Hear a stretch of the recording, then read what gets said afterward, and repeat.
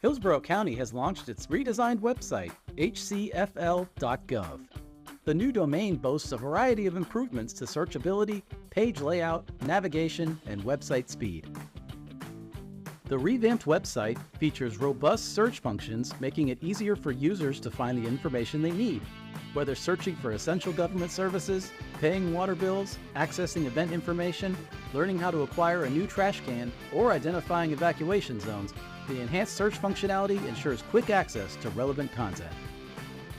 HCFL.gov's new design features a clean, modern, and intuitive layout. The streamlined design enhances user-friendliness for easy navigation and access to important resources. Navigating the website is now more straightforward than ever. Users can seamlessly move between different sections, departments, and services while interacting with information and resources. Ready to see what all the fuss is about? Head to hcfl.gov and discover your best source for all things Hillsborough County.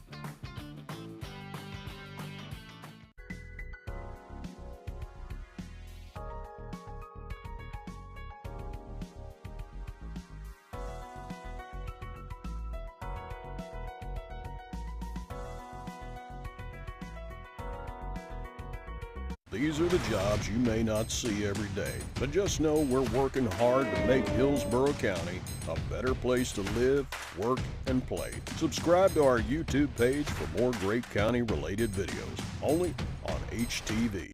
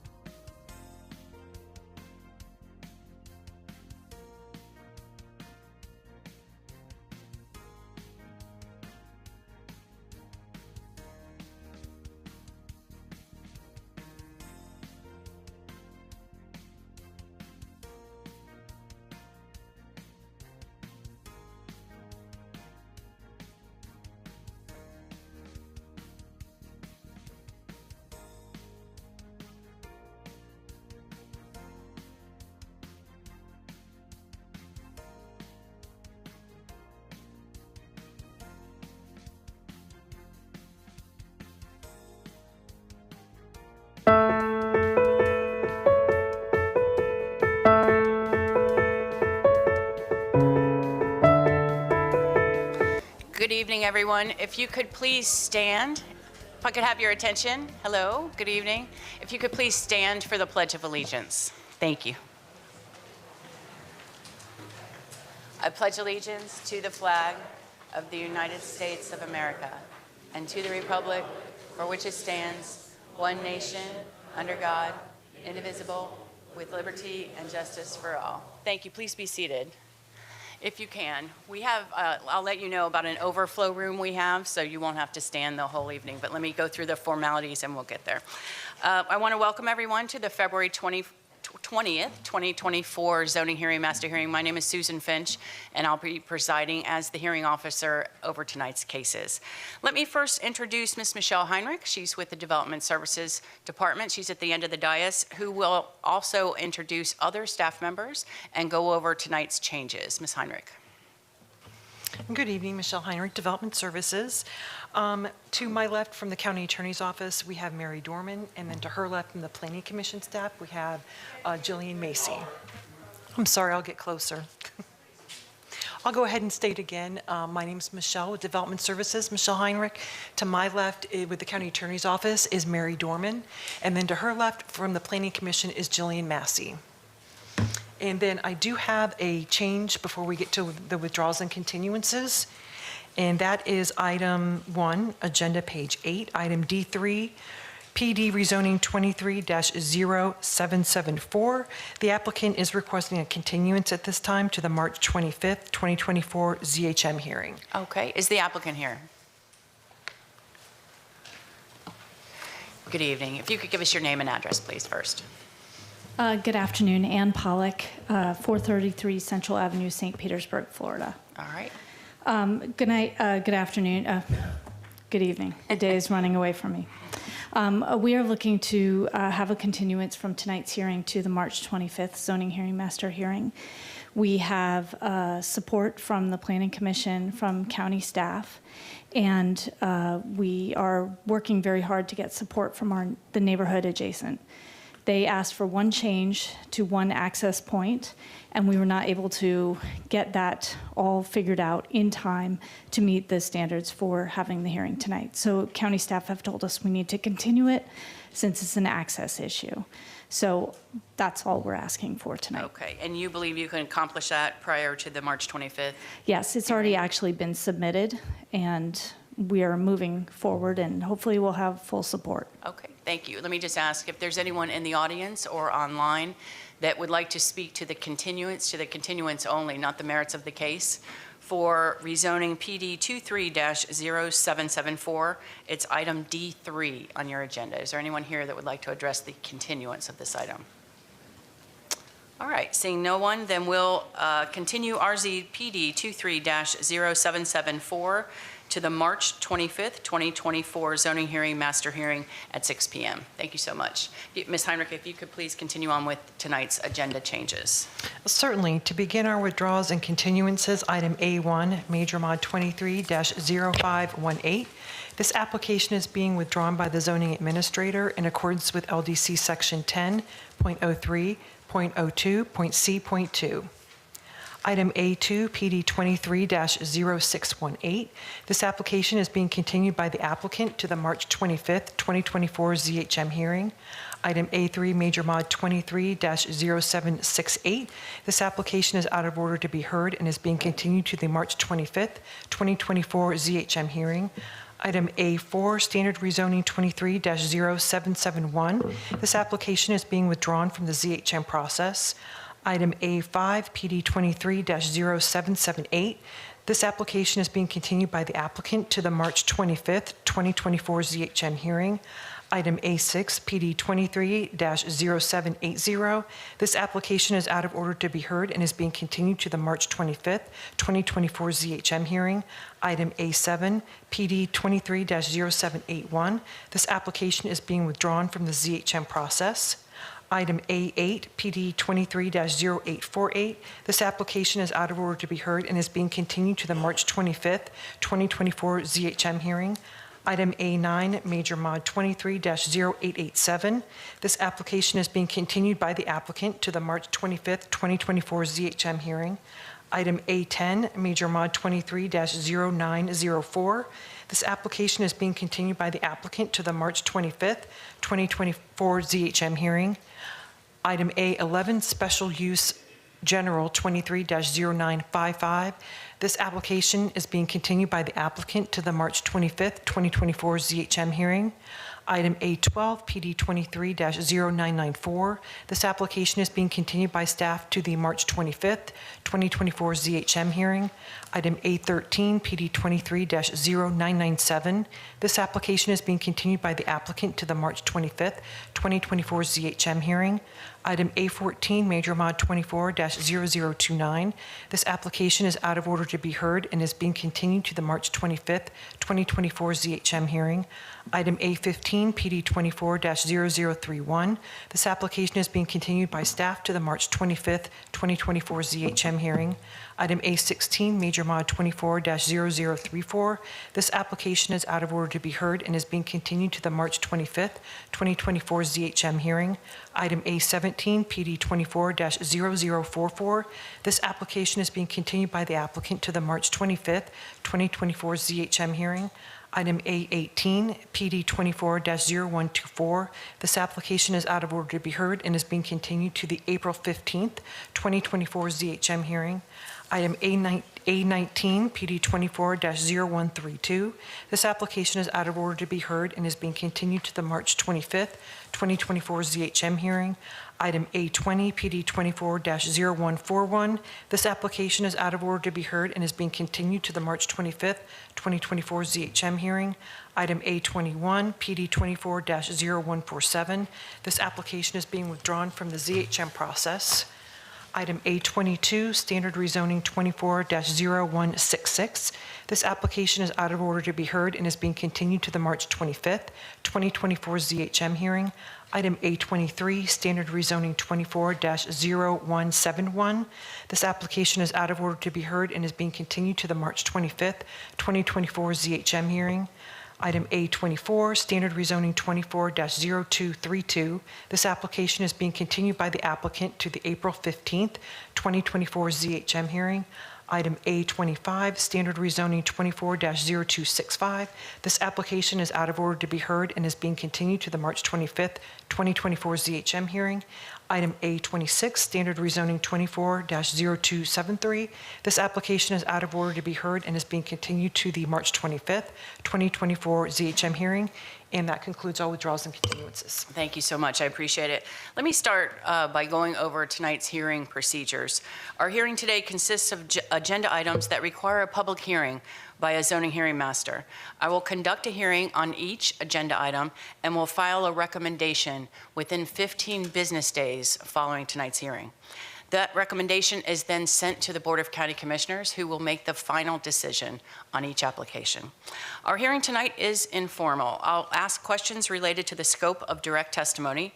I may call and question witnesses as I deem appropriate, and I will decide all questions of procedure.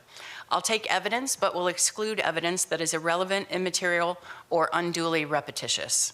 Evidence may be presented in written form, and all testimony must be under oath.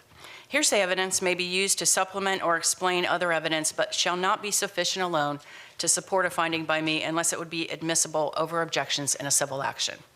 Our order of presentation for tonight's hearing is as follows. Ms. Heinrich of the Development Services Department will make a brief introduction of each agenda item. We'll then go to the applicant. The applicant goes first, and they have 15 minutes to make their presentation, including all of their experts or witnesses they would like to present their case. We'll then turn back to the Development Services staff planner that was assigned the case. They will have 5 minutes to go over the county's staff report and findings. Next up would be the Planning Commission. The Planning Commission also has 5 minutes to go over the application's consistency with the county's comprehensive plan. We'll then go to proponents, anyone who would like to speak in favor of an agenda item. Total proponent presentation time is 15 minutes. The same is true when next we go to opponents, anyone who would like to speak against an application. Everybody total 15 minutes. We'll circle back to Development Services to see if they have any amendments or comments regarding the testimony regarding each application. And then finally, the last word is had by the applicant. The applicant has 5 minutes for rebuttal to go over anything they would like before we close. Now, we have a number of agenda items today, and a number of those agenda items have a significant amount of people that would like to speak, both in support or against. And that is terrific because we want people to participate in the process. But we have to get through this agenda. The county policy is that I cannot open a case past midnight. It happened last year. We got all the way to the end, and the last person who waited here all night was not heard because it was past midnight. So I know that person who has that last case would like you to keep your comments short and to the point. So I'm going to hold you pretty close to that 15 minutes, both for and against. What I will do is, if there are people that would like to speak, I will have a show of hands. We have both people in the room, and we also have people participating virtually. So we'll get a total count, and we will divide that 15 minutes as equally as possible. If you want to appoint a spokesperson to take the majority of that time, and then the other folks want to come up and just one by one give your name and address for the record to preserve your ability to be a party of record, terrific. That's a good way to do it. When you're done, you'll see Allison. She's with the clerk's office at the end of the dais if you're in the room, and you'll sign in. She has a log sheet, and so you'll sign in with your name and address, so we have that to make sure that we have you recorded as being on the record. So if you are in the room or online, if you would start by giving us your name and address for the record. And then, as I said, when you're done, if you're in the room, if you could see Allison to sign in. All right, let me now turn to Ms. Dorman with the County Attorney's Office, and she will provide you the legal requirements which govern your participation at the Board of County Commissioners meeting. Ms. Dorman. Mary Dorman from the County Attorney's Office. Tonight's public hearing is the first step of a two-step rezoning process. This hearing is the time for rezoning applicants and interested parties to present testimony and evidence. Any evidence presented tonight will become part of the complete factual record of each application, and no additional evidence can be introduced after the closing of each application. The second step of the rezoning process is a public meeting before the Board of County Commissioners, where the board will make a decision on each application heard tonight.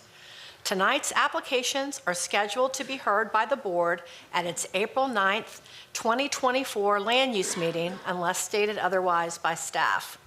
When considering applications, the board will review the complete record of tonight's hearing and the recommendation made by the land use hearing officer for each application. The land use hearing officer will file a recommendation for each application heard tonight on March 12th, 2024. The Board of County Commissioners has established a policy that directs which rezoning and major modification applications are to be placed on the consent agenda of the board's land use meeting. Applications that propose to add density outside the urban service area, applications that are on roadways with a failing level of service, and applications that have had evidence or testimony provided to the record by non-applicant parties of record either prior to or at the public hearing tonight are not qualified for placement on the consent agenda. Applications which do not have consistent recommendations of approval or denial are also not qualified to be placed on the consent agenda. The board will allow public testimony by parties of record at its meeting to consider the land use hearing officer's recommendation for any item on the regular agenda. Any public testimony shall be limited to the record of the proceedings before the land use hearing officer unless additional evidence has been found admissible in accordance with section 10.03.04D of the Land Development Code. A party of record is an individual who fits into at least one of the following four categories. First, an individual who's present tonight and presents testimony or documentary evidence. Second, an individual certified by the U.S. Postal Service as having been mailed notice of tonight's hearing. Third, An individual who submitted documentary evidence to the master file at least 2 business days prior to tonight's hearing, or fourth, an individual who submitted documentary evidence by proxy at tonight's hearing. Again, the content of oral argument before the board shall be limited to the content of the testimony and other evidence submitted verbally or in writing to the land use hearing officer tonight. It is the role of the county attorney's office to ensure that only individuals who have met these requirements are allowed to speak before the board, and to ensure that no new evidence or testimony is introduced or allowed at the board's public meeting. For these reasons, please make sure that all information you wish the board to consider at its public meeting is entered into tonight's record. Thank you, Ms. Dorman. I appreciate it. As I mentioned, all testimony must be under oath. So if you plan to speak tonight, if you could please stand and raise your right hand, and I'll swear you in.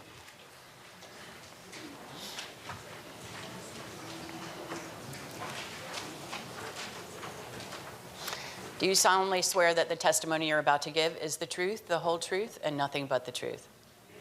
Thank you so much. Please be seated. Now, as I mentioned, we have a large group tonight, and so the county has provided an overflow room on the first floor. If you go down there, Ms. Timoteo can take you if you'd like to go now. There's a TV in there so you can monitor the hearing. If you're later in the agenda, it's going to be a while, so you have time to head on down there and free up some seats and let the folks have a seat that are earlier in the agenda. That would be terrific. All right, so if you see Rosa, she can raise her hand. If you want to follow her downstairs to the overflow room, and then you can monitor when your case is close. All right. I don't see hordes of people going. So, all right. I'm fine with if you want to stand in the back. The fire marshal may have a problem with it, but we'll play that as it goes. So, Ms. Heinrich, let's call the first case. Our first application is item B1, PD 23-0109. This is a rezoning request to plan development from AR to PD, and this is a remand that was requested by the applicant back to the hearing officer. All right, is the applicant here? Yes, I'm here. All right, the applicant is virtual. Give us your name and address for the record, please.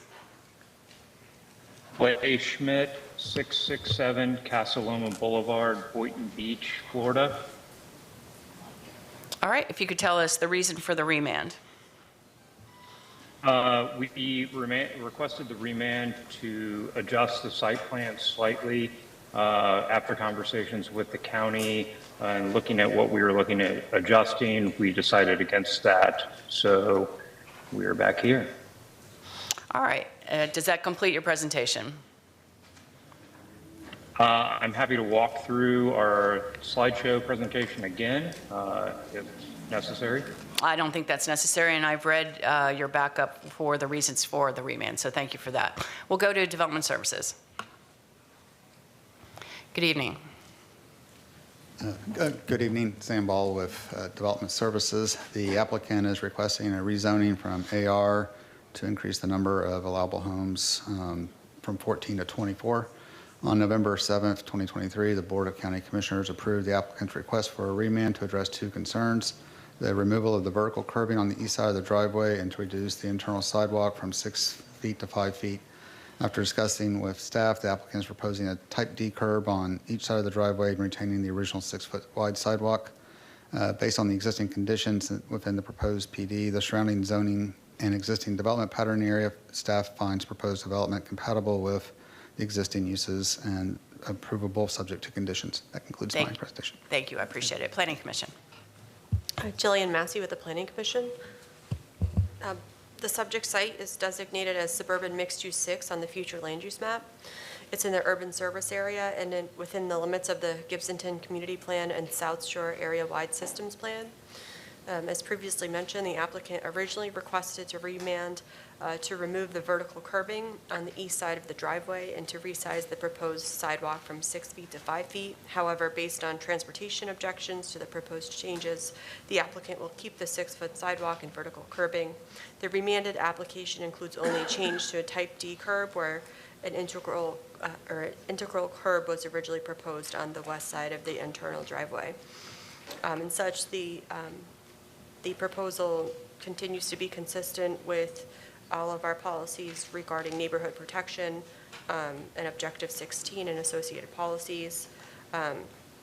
It's consistent with our coastal high hazard area policies 10.21, where a condition of approval states that no new mobile homes will be developed within that portion, and that is important for our consistency finding.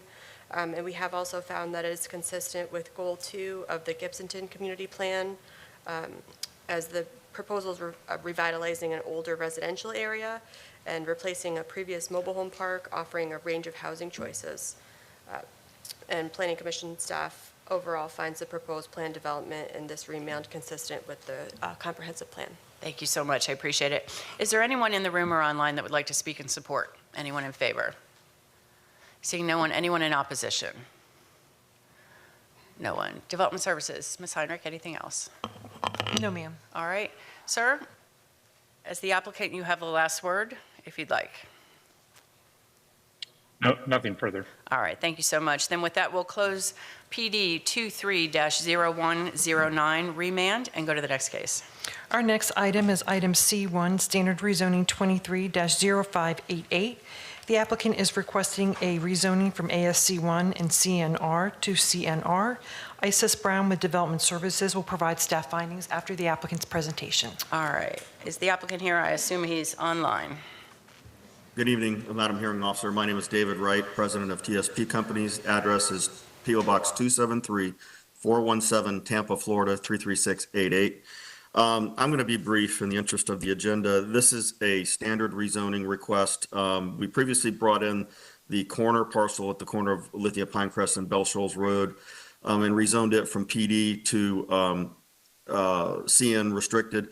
The property owner has purchased the property to the south, and we're seeking to do the same with that, basically move the restriction from the south property line of the existing CN zone property to the south property line of the proposed CN zone property. We did work with Planning Commission staff and Transportation staff to craft a restriction that would allow for a 20-foot type B buffer adjacent to the existing single family, which could be removed in the event that that property to the south eventually rezones to commercial. So that's really the only complication in this, but I'm here to answer any questions. Thank you. Oh, there we go. I do have one question regarding the access. There's a condition 4 that talks about shared access.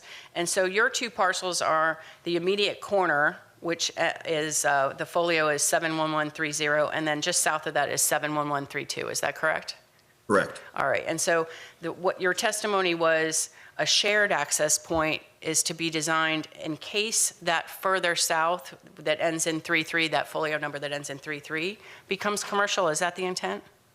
Yes, and also to provide cross access through the parcels. And it seems that condition limits the project access to one access point. Is it not possible to gain access from Lithia Pinecrest? I believe the access is preferred off of Bell Shoals. The distance separation from the intersection to where a proposed access point would be is very short, and I don't think it meets separation requirements. Okay, so it is acceptable to you for one access, and that presumably is to Bell Shoals, right? Yes, that's correct. All right, thank you. That was my only question. I appreciate it. Development Services. Good evening. Good evening. Isis Brown, Hillsborough County Development Services. Standard case 23-0588. Request to rezone two parcels totaling approximately 1.02 acres from CNR and agricultural single family ASC1 to commercial neighborhood restricted. The site is located in an area comprising of commercial, agricultural, and single-family residential uses.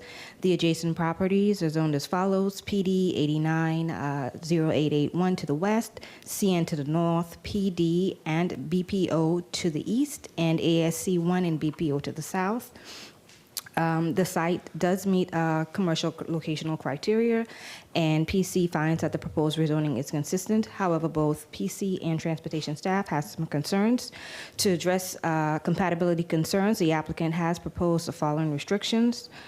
One, restrict the suburban scale neighborhood commercial uses to the following listed less intense uses: electrical repair, small floral shops, locksmiths, mail and package services, mail order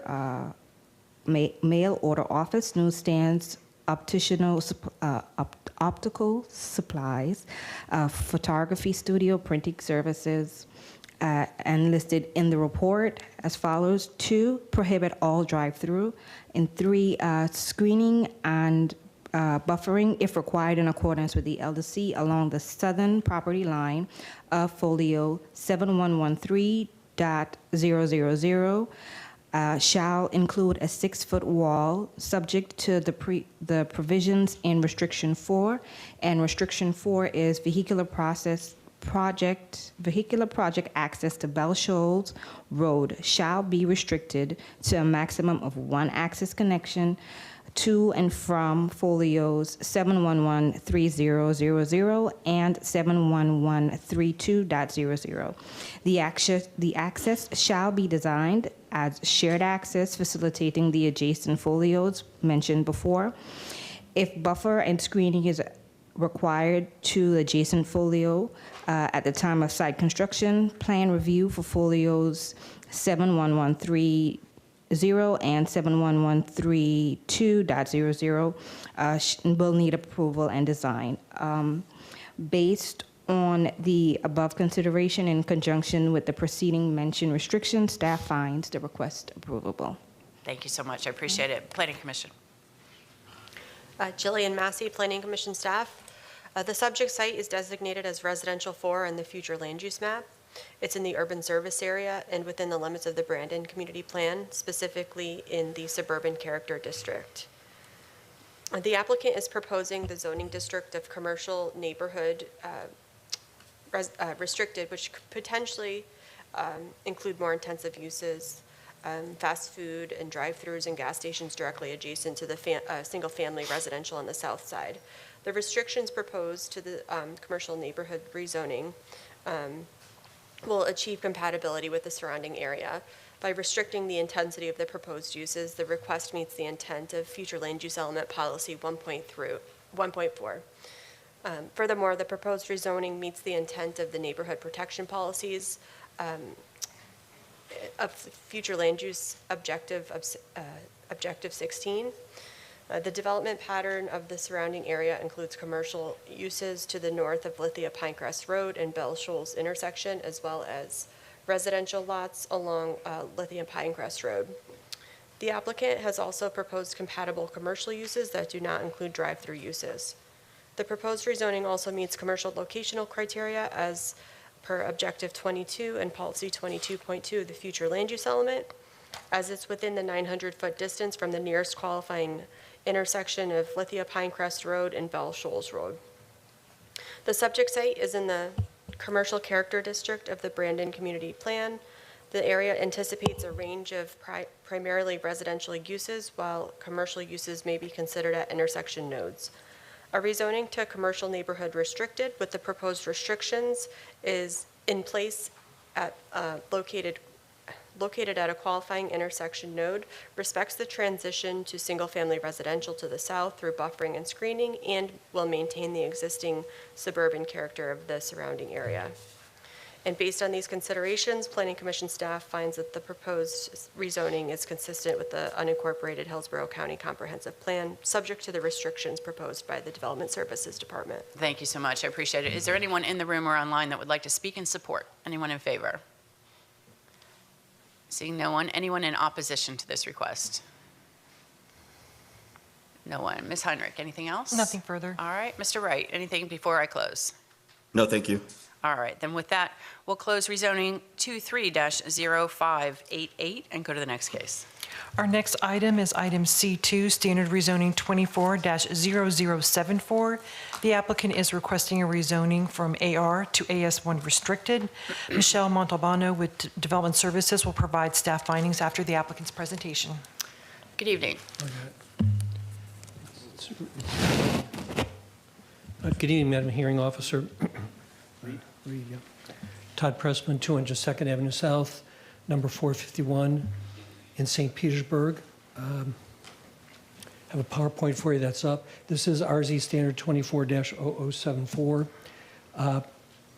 Development Services, Planning Commission, Transportation support this request. So I'm going to run through it quickly. The issue is AR-AS1 with restriction for 2 neighborhood parcels. R1 is a future land use category at 18.33 acres. We're located in the far southeast corner of the county. This is as the property appraiser has it at Lithia Pinecrest Road. This is the 2 parcels together as the property appraiser has it. There is restriction for a maximum of 10 residential units with 2 access points from Porter Road. 18 units are permissible, but we're restricting it to that level. The specific condition is as stated here and is in the transportation report. Would you like me to read through that, or is that enough for you? I've read it. Thank you. Well, you're a faster reader than I. Development Services notes rezoning district or the zoning district will keep subject site consistent with the adjacent zoning districts, surrounding uses, rural character of the area. Planning Commission is pretty much the same. They say the surrounding land use patterns, mostly single family, proposed residential use will complement the surrounding areas, meets goals, objectives. That is it. I checked the file a couple of days ago. There was no letters in opposition, so we appreciate your consideration. I just have 2 quick questions. First, the condition on the access, I saw the existing western access point remains, but I note from the aerial that there is an access point to the east. Does that meet that condition, or does that access point have to move? If it doesn't, it will have to move. Okay. And then second, the existing dwelling units on site, are they to remain in their current location? My understanding is yes. All right, that was it. Thank you so much. If you could please sign in with the clerk's office. Thank you. Development Services. Good evening. Good evening. This is Michelle Montalbano of Development Services. The applicant is requesting to rezone 2 neighboring parcels occupying approximately 18 acres from the AR zoning district to the AS1 zoning district with restrictions. The AR zoning district requires a minimum lot size of 5 acres, while the AS1 district allows a minimum of 1 acre. The applicant is seeking to further subdivide the properties to allow for single-family conventional and mobile home dwellings. In response to transportation concerns, the applicant is proposing to restrict development to a maximum of 10 residential dwelling units. Access will also be limited to 2 access connections off of Porter Road, as further described in the staff report. The subject site is located in Lithia, an area with a strong rural character. The surrounding uses are limited to agricultural or residential. Directly abutting the site from the north, south, east, and west are AR-zoned properties occupied by single-family dwellings or agricultural uses. To the south is 1 parcel zoned AS1, which is currently vacant. Due to these considerations and the proposed restrictions, staff finds the AS1 restricted zoning district approvable and compatible with the adjacent zoning districts, the surrounding uses, and the rural character of the area. Thank you so much. I appreciate it. Planning Commission. Jillian Massey, Planning Commission staff. The subject property is designated as Residential 1 on the future land use map. It's in the rural area, and it's not located within the limits of a community plan. The intention of the rezoning is to rezone the subject site to meet the underlying allowable density in the Residential 1 category and match the existing zoning pattern and uses in the immediate vicinity. The proposal meets the intent of future land use element Objective 16 and its accompanying policies that require new development, infill, and redevelopment to be compatible with the surrounding area in character, lot size, and density. Objective 12-1 of the community design component in the future land use element requires new developments to recognize the existing community and be designed to relate to and be compatible with the predominant character of the surrounding area. In this case, the surrounding land use pattern is mostly single family, and the proposed residential use will complement the surrounding area. And based on these considerations, Planning Commission staff finds the proposed rezoning consistent with the unincorporated Hillsborough County Comprehensive Plan. Thank you so much. Is there anyone in the room or online that would like to speak in support? Anyone in favor? Seeing no one, anyone in opposition? All right, no one? Ms. Heinrich? Nothing further. Mr. Pressman, anything else? You're good. All right, thank you. With that, we'll close rezoning 24-0074 and go to the next case. Our next application is item C3, standard rezoning 24-0116. The applicant is requesting to rezone property zoned ASC1 to RSC4. Carol Ann Peddle with Development Services will provide staff findings. All right, is the applicant here?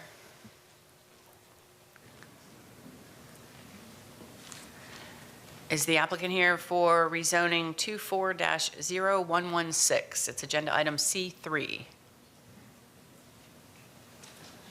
All right. Shall we, let's hold that and we'll continue it to the end of the agenda and see if they come back. All right, so let's call the next case. Our next item is item C4, standard rezoning 24-0195. The applicant is requesting to rezone property RSC4 to RMC9. Carol Ann Peddle with Development Services will present staff findings. All right, is the applicant here? Thank you. Good evening. Thank you. Good evening. Hearing officer for the record, Todd Pressman, 202nd Avenue South, number 451 in St. Petersburg. This is RZ standard 240195, RSC4 to RMC9 of 1.66 acres. A companion future land use amendment was approved already in October of 2023. Planning Commission staff found it consistent. That was HCCPA 2313. BOCC unanimously approved it. There was no opposition from Res 4 to Res 9. So I'll go through this quickly. This is review and consideration for the zoning consistency of that approved future land use category. Planning Commission staff recommends consistent, compatible DSD and transportation as well. Located in Sefner, this is the property appraiser, as the property appraiser has it. It is a mixed area zoning with mixed in terms of different densities in the area, as you can see in the zoning map. Single family was a flex to 5.2 units surrounding, pretty much surrounding it. Future land use amendment is Res 9, all on one side, Res 4. And again, that was a flex that was done on the property around it. I won't go into too much detail with it. There's a lot of goals and objectives that support it, including having a range of housing options that are affordable, ensure equal access, provide missing middle housing, which this would be. As a townhome project, expected rents would be about $1,400 a month to $1,900 a month. Targets into workforce housing. Critical elements about linking housing and transportation. Mango Road is a capacity of C. There are a couple of very close by HART pickups, which are well within pedestrian range. So meets those requirements, not those requirements, those policies as well. I did check the record again. I didn't see any opposition, and we had reached out to the community next door during the comp plan process and spoke with them as well. All right, thank you for that. No questions at this time. Thank you. You could please sign in with the clerk's office. Thank you. Development Services. Good evening. Good evening. Carol Ann Peddle, Development Services, standard rezoning 240195. The applicant is requesting to rezone the property from RSC4 to RMC9. The subject property has a future land use designation of R9, and the surrounding properties have a mixture of R4 and R9 future land use designations. The subject parcel is located in an area which is comprised of single-family residential uses with RSC4, RDC12, and PD zoning districts. Based on the above considerations, staff finds the proposed RMC9 zoning district is compatible with the existing zoning districts and development pattern in the area. Therefore, staff finds the request approvable. Thank you so much. I appreciate it. Planning Commission. Jillian Massey, Planning Commission staff. The subject property is designated as Residential 9 on the future land use map. It's located in the urban service area and within the limits of the Sefner Mango Community Plan. Currently, the site is vacant. The applicant is seeking a rezoning from RSC4 to RMC9 to coincide with the future land use category of Residential 9, which was adopted on October 26, 2023, and became effective on November 26, 2023, under unincorporated Hillsborough County Comprehensive Plan Map Amendment 23-13. The proposal is consistent with the allowable maximum density and allowable uses under its future land use category of Residential 9. as well as Objective 8 and Policy 8.1 of the future land use element. The proposal meets the intent of future land use element Objective 16 and its associated policies that require new development to be compatible with the surrounding neighborhood. The surrounding land use pattern is mostly single and two-family residential, and the proposed residential use will complement the surrounding area. As mentioned, the subject site's within the limits of the Sefner-Mako Community Plan. It meets the intent of Goal 2 and its strategies, which seek to enhance community character and ensure quality residential and non-residential development. The proposed rezoning would facilitate this goal due to the subject site being in an area where the development pattern currently consists of residential uses. And based on these considerations, Planning Commission staff finds the proposed rezoning consistent with the unincorporated Hillsborough County Comprehensive Plan. Thank you so much. Is there anyone in the room or online that would like to speak in support? No one? Anyone in opposition? No. Ms. Heinrich, anything else? No, ma'am. Mr. Pressman? You're good. All right. So with that, we'll close rezoning 24-0195 and go to the next case. Our next application is item D1, PD rezoning 23-0472.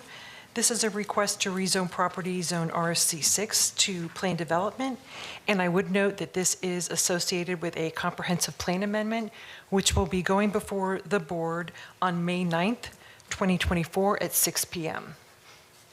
And Sam Ball with Development Services is here to present staff findings. And I will note, hopefully you received a revised staff report with some changes to, I believe it's conditions 3 and 4, if you're able to locate that. Just wanting to make sure you have that. I do have the revised staff report. Let me just check on the, yes, I do see the revisions to 3 and 4. Okay, and just to let you know that these conditions were crafted with input and advice from EPC and Environmental Services. And I would also note, as you'll see in condition, 3, where it directs the procedure that will be used to mitigate for the landfill. EPC and, Environmental Services and Development Services understand that there's various methods, but however, Environmental Services, due to their expertise and experience, has recommended that particular method, which is reflected in the conditions. And do they have a representative available tonight? They do, ma'am. There is someone online? Yes, Perfect. Mr. Greenwell. Perfect. All right. Thank you so much. As you recall, Mr. Pressman, this was a continuance. And my recollection and review of the record is that it was to provide you an opportunity to work with Mr. Greenwell and Environmental Services on the landfill issue. So we're not going to take the whole hearing from start to finish again, because all of the testimony and evidence that was presented at the last one is still a part of the record. So from that perspective, if you could give us your presentation. So short and sweet, PowerPoint has been submitted as part of the record. I'm not going to go through it, but we did receive the conditions. We appreciate the staff's working together, and the applicant accepts those conditions, which have been entered into the record. All right. I did have one question, if you can answer it, and that is if the entire 9.81 acre parcel is within the boundary of that historic solid waste disposal area. Is the whole project in it? There is a graphic. Let me see if that's a part of, yeah. I'll show it on the overhead. Okay, thank you. It is part of the staff report. Thank you. So, thank you. So this is the project area, and this is indications of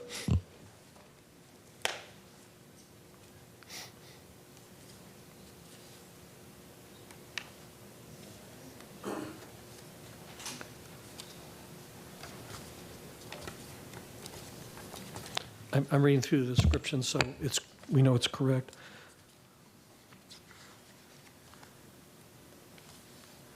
I do have that graphic in the revised staff report that you were about to show.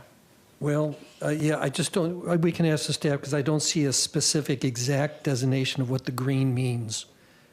So maybe that's, if with Liberty, maybe that's a question of the staff members. I'm sure they can answer that, because I don't see it stated specifically on this graphic. Right, that's not in the legend. I see that. Correct. Okay. All right. Is there anything else you wanted to add?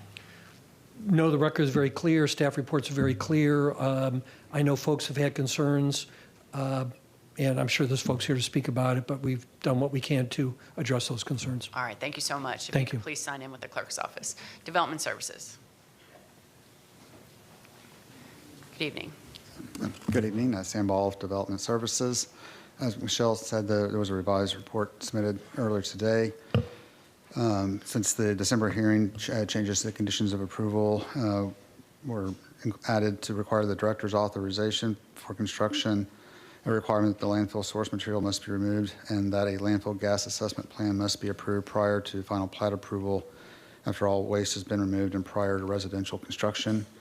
Based on the zoning land use development pattern of the properties in the area and the developer's requirement to remove the landfill prior to development, staff finds the request will have minimal impact on the properties in the vicinity and finds the request compatible to surrounding development and recommending approval subject to conditions.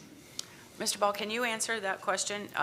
There's just, in your introduction summary, it says that the continuance was granted to address the concerns of the property being located in the historic solid waste disposal area. And I just had a question whether the entire property is located in that area.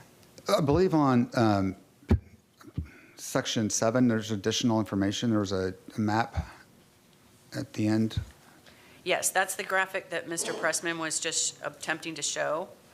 And I don't see, I mean, I see the project boundary.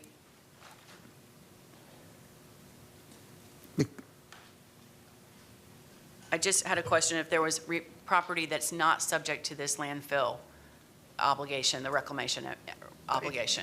I'm not aware of that. I do know that there are rectangles that identify where on that one map that show where the landfill, like dump areas, I believe were. Right. As far as like the boundaries of where the landfill area is, I'm not clear on that. All right, thank you so much. I appreciate it. Planning Commission. Jillian Massey, Planning Commission staff. The subject property is currently designated as public/quasi-public and residential 4 on the future land use map.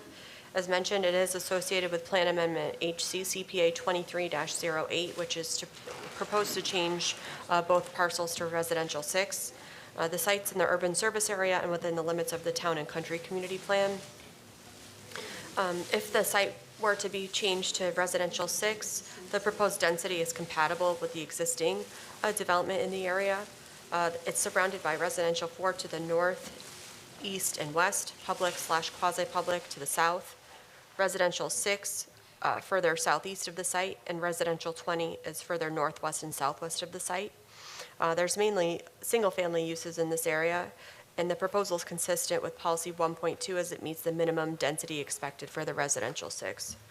As mentioned, most of the site is the former Berry Road landfill, which is historically used for solid waste disposal. Future land use element objective 10 in policies 10.1 and 10.2 discuss how physical conditions of the land, including but not limited to topographical and soil conditions, must be suitable for development and not to create any adverse impacts to health, safety, and welfare of the public. For the proposal to meet the intent of these policies, the applicant must agree to appropriately remediate the site prior to the development in accordance with all applicable regulations. Furthermore, the proposal meets the intent of future land use element objective 16 and the accompanying policies that require new development to be compatible to the surrounding neighborhood. The proposed rezoning meets the intent of the Town and Country Community Plan. Although it does discourage cul-de-sacs, the proposed planned development is adjacent to Soccer Avenue, which is a private driveway for the public park and therefore not able to be connected. However, the request includes pedestrian access from the cul-de-sac to Soccer Avenue, which promotes the community plan goal of shared access and connections. And based on these considerations, Planning Commission staff finds the proposed plan development consistent with the unincorporated county comprehensive plan, subject to the approval of HCCPA 23-08 by the Board of County Commissioners and the conditions proposed by the Development Services Department. Thank you so much. Now we're going to get to the section where we call for people to speak in support and opposition. Let me also remind you, because if you testified at the December hearing, your comments are in the record. If they have not changed, there is no reason for you to put additional testimony on the record that you are still part of the process. So if you would like to add something new because of the new conditions that address the landfill and so forth, that's certainly appropriate because that was not a part of the staff report in December. So with that, let me call for anyone who wants to speak in support that is in the room or online. Is there anyone to speak in favor? Yes, ma'am. Are you in? Okay. False alarm. Okay. Is there anyone that would like to speak in support? All right. And no one online? Okay, seeing no one. Now, opposition, it's your turn. How many people do we have that would like to speak? We also have about 20 people in the overflow room. Okay.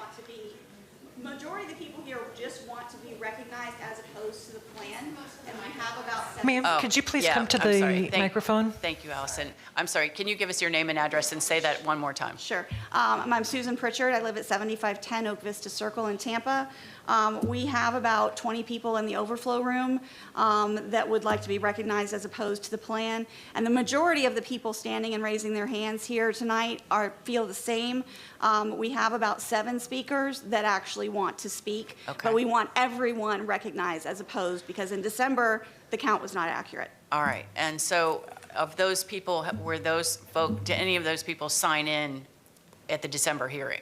I believe some of them did, but I'm not positive. If whoever was here and signed in with the clerk's office in the December hearing does not need to participate or sign in tonight. They are already part of the record. Okay. So anyone that's new, that was not a part of that hearing, that did not sign in or speak, or both, then they can speak. So you have 7, right? We have 7 that want to speak. 7 that would like to speak. Ms. Dorman, while that's going on, would it be appropriate for them, for the remainder, not the 7, but the remainder, to sign in with the clerk's office to recognize that they were here?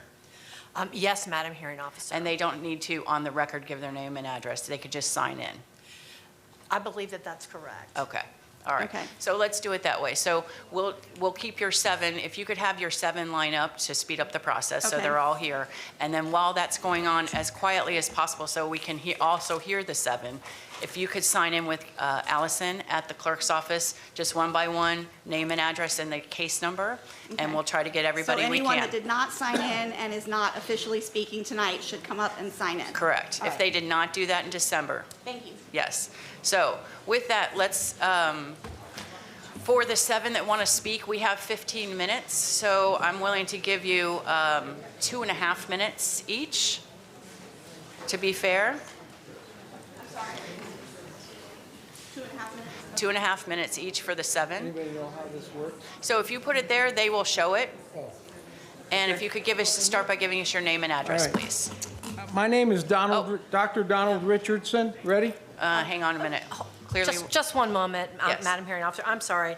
If your question was directed towards parties of record, like how to be a party of record, Yes. Section 10.03.06 states that they need to be present and either present oral testimony or documentary evidence.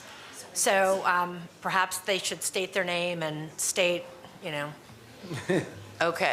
I understand of the time restraints and. All right, so let's do this. Let's stay with the 7 at 2.5 minutes, and then as quickly as possible, one by one, you're just going to have to come up and give your name. Keep signing in to move this along, but after the 7 are done, everybody else has just got to keep coming up and signing in to make sure we get everybody recorded. So go ahead, excuse us. Good evening.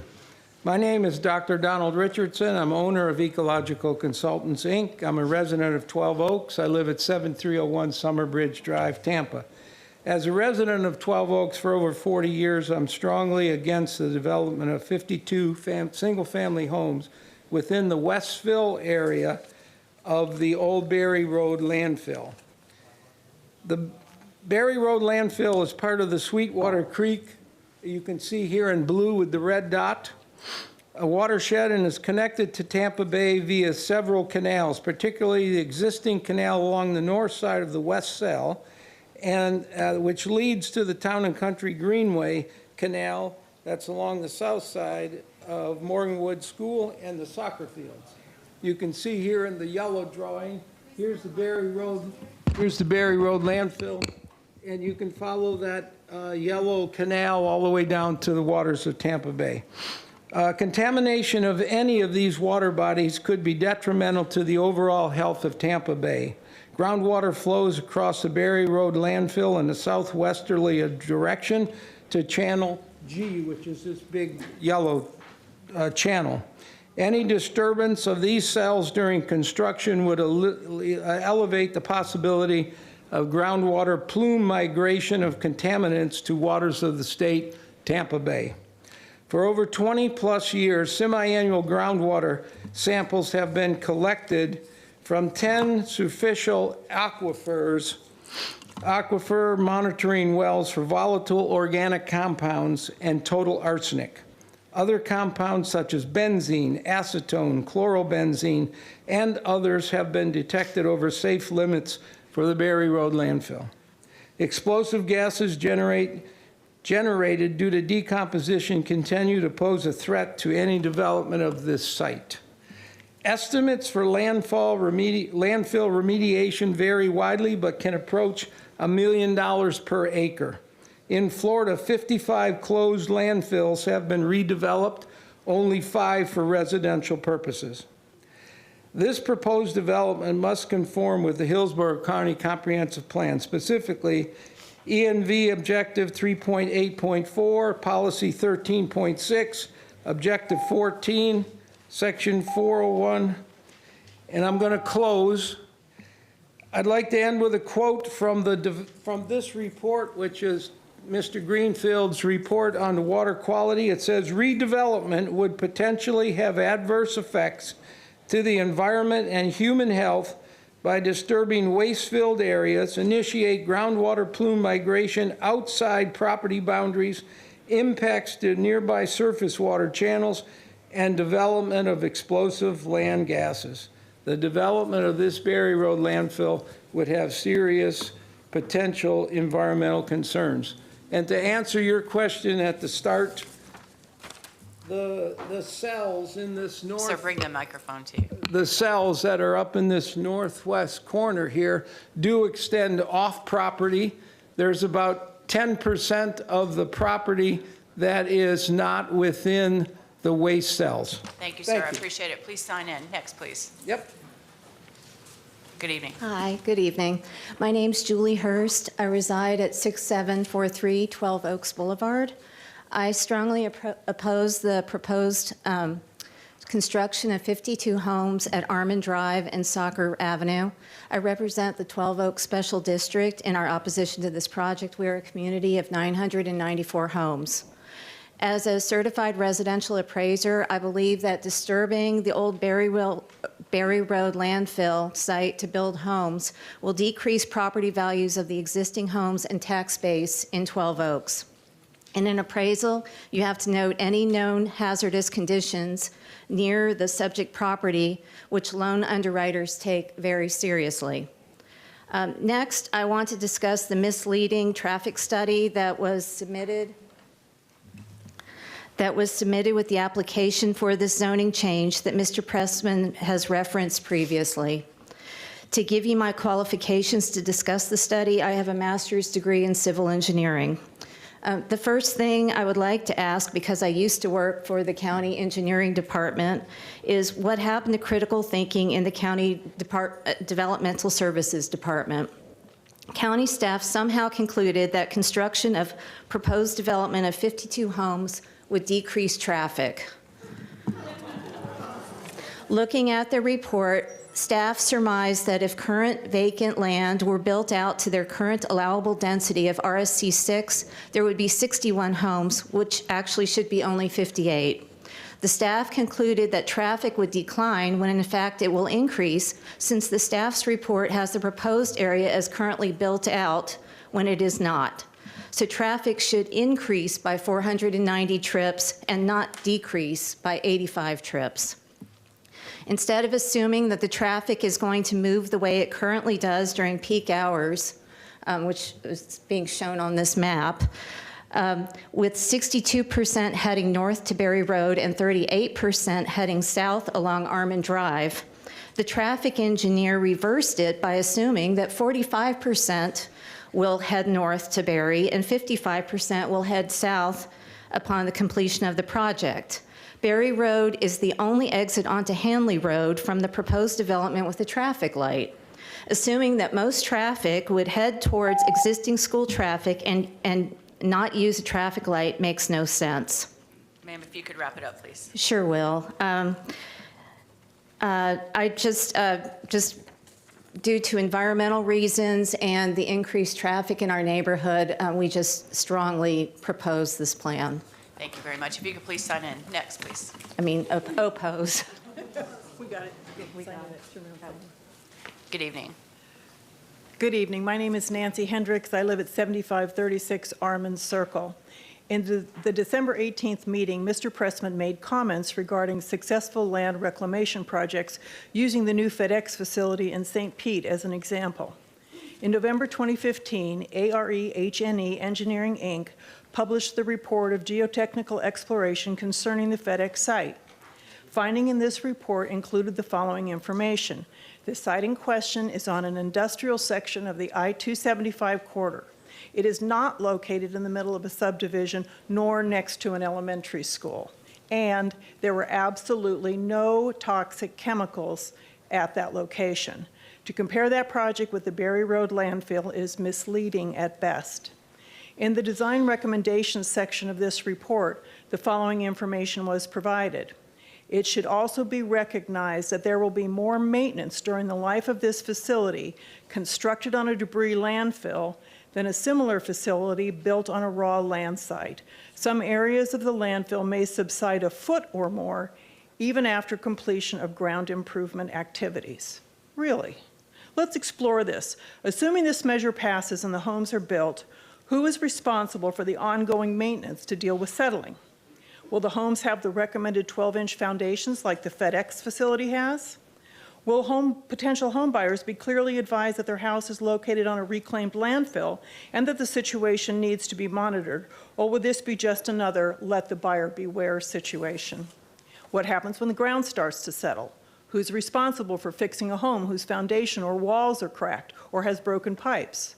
Assuming the new landowner can find homeowner's insurance for a house built on a former landfill, will that insurance company honor such a claim for settling, or will it fall into a sinkhole exclusion? What if the settling property crosses property lines and one home is impacted more than the other? How do these homeowners with different insurance companies deal with splitting the cost? The settling issue is complicated with many unknowns. It cannot be dismissed or ignored any more than the toxicity of this site can. So we add the issue of homes possibly sinking up to a foot in the first 10 years in addition to all the other issues discussed. If you have a big, terrible idea and you scale it back, you still have a terrible idea, just with less real estate. Scaling it back changed none of the fundamental problems. How many of you would buy one of these houses? Would you advise your children to buy there? Thank you for your consideration. Thank you for coming down. If you could please sign in. Next, please. Good evening. Good evening. My name is Amy Kyle. I reside at 6725 12 Oaks Boulevard. I have an article here that was from the 1994 newspaper article, and I'm just going to summarize it a little bit. I'm also a director on the 12 Oaks Civic Association. I want to bring up some history about this site. From 1964 until 1970, this site was a portion of the Berry Road landfill and received large amounts of industrial waste, resulting in continuing issues with the groundwater in the area. The landfill was closed when Town and Country Park developers began building what is now 12 Oaks. The Schimbergs chose to build the 12 Oaks Swim and Tennis Club on this land. The popular and public story is that the club closed due to declining membership, causing financial issues. While that may have been a large part of the closure, those residents that have lived in 12 Oaks know that the other major causes were the numerous structural issues that arose in the foundations of these buildings, the tennis courts, and even cracks in the structure of the pool that were too expensive to fix. Although these reasons were apparently not made public, the older residents of 12 Oaks were and are aware of them. We would contend that these structural issues were a direct result of being built over the top of a landfill. The property then changed hands numerous times, and in the mid-1990s was under serious consideration of being bought by the Park and Rec Center. This proposition was rejected by the county. To quote Peter Fowler, who was the resource manager for the County Parks and Recreations Department at the time, he said, "We've built parks on landfills before, and it just does not work." In 1992, a study showed contamination to the aquifer, and studies indicated methane and other contaminants on the site, contaminants that are still present today. Ron Holzer, the Town and Country Civic Association president at the time, said, "We need someplace, but the environmental problems just won't let us do it there." Ultimately, the county chose not to take the risk to build on this property, and we believe the county should look to the past in this case and not repeat the same mistakes in the future. Thank you for your time. Thank you for coming down. Please sign in. Yes, ma'am. Good evening. Good evening. My name is Heather Hale. I live at 6916 Seton Lane in 12 Oaks, 33634. I agree with all the previous commentary, but I'm actually here to address something very, very specific about the area, and that is the gopher tortoises that have been seen back there. Most people know that they are protected by Chapter 68A-27 with provisions very specific to development and land areas in 68A-27.003. There have been tortoises spotted there, and specifically, I have personally worked with an FWC officer to release one in that general area. So there have been tortoises there known for a fact. We contacted our local biologist with the FWC, and there has been absolutely nothing submitted on what will be done about that as far as the survey, potential relocation, and everything else. My concern is other land companies, and you may have seen them in the news, they bury them alive because they would rather just take the fines than actually pay to relocate them because it is more expensive to relocate. My concern is that this company plans to do the same and had no intention of doing this work since I've seen nothing about their plan for it. Thank you. Thank you very much. If you could please sign in. Next, please. So we have two more, is that correct? Good evening, ma'am. Hello, my name is Martha Holmes, and I live at 7003 Forest View Court in 12 Oaks. Residents of 12 Oaks have extreme concern for possible contamination of the Sweetwater Creek watershed, the Tampa Bay estuary, and all routes in between, as well as strong concerns for protected species such as gopher tortoises, a threatened and protected species which have been seen in the area. To our knowledge, no studies have been done to ascertain the animal population of this land, but these should be required before any approval is granted. In addition, the Hillsborough County Comprehensive Plan charges you with certain directives, including to prohibit future development and related activities that destroy or endanger fish, wildlife, or game populations or affect their ability to thrive. The county shall protect significant wildlife habitat and shall prevent any further net loss of essential wildlife habitat in Hillsborough County. New residential development and redevelopment shall provide open space that achieves one or more of the following purposes pursuant to requirements of the Land Development Code. Protects natural resources, including wetlands, wildlife habitat, aquifer recharge, floodplains, and other resources.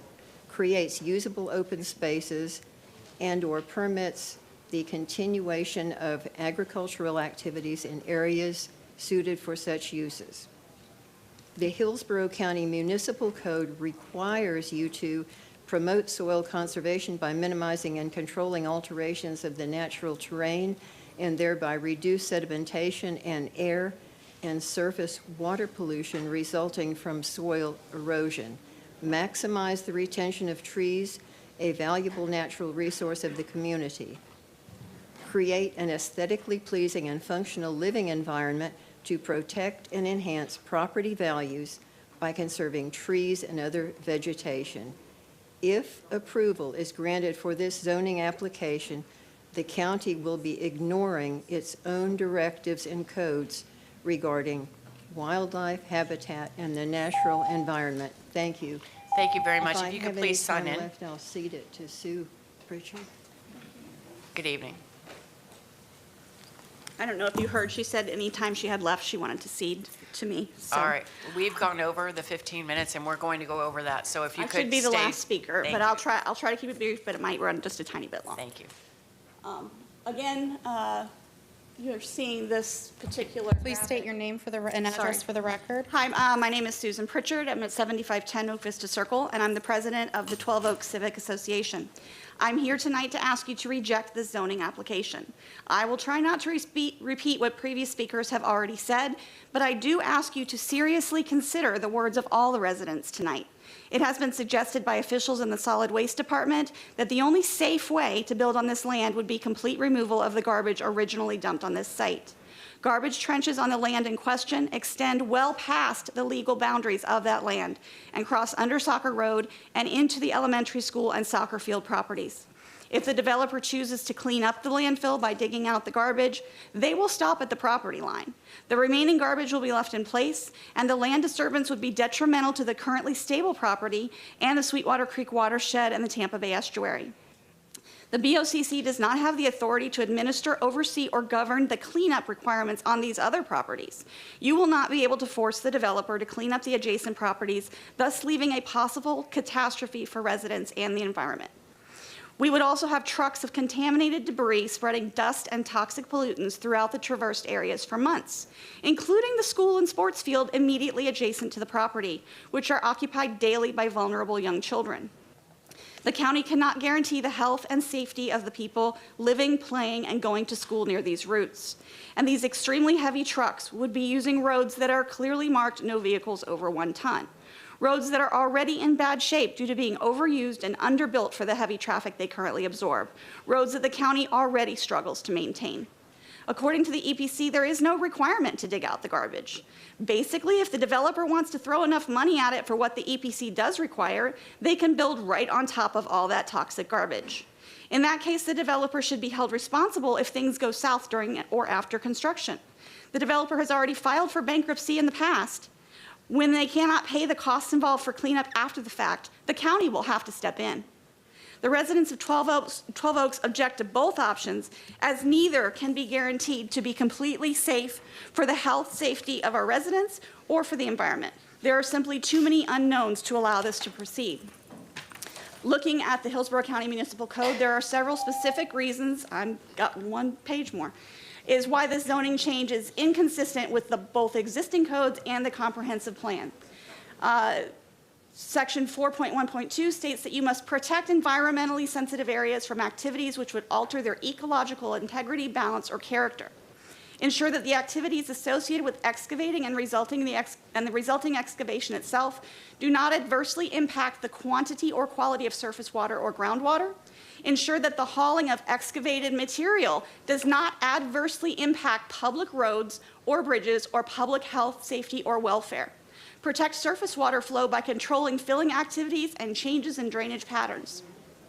The Hillsborough County Comprehensive Plan also states the county shall conserve, appropriately use, and protect the quality and quantity of current and projected water sources, as well as protect from activities and land uses known to adversely affect the quality and quantity of identified water sources.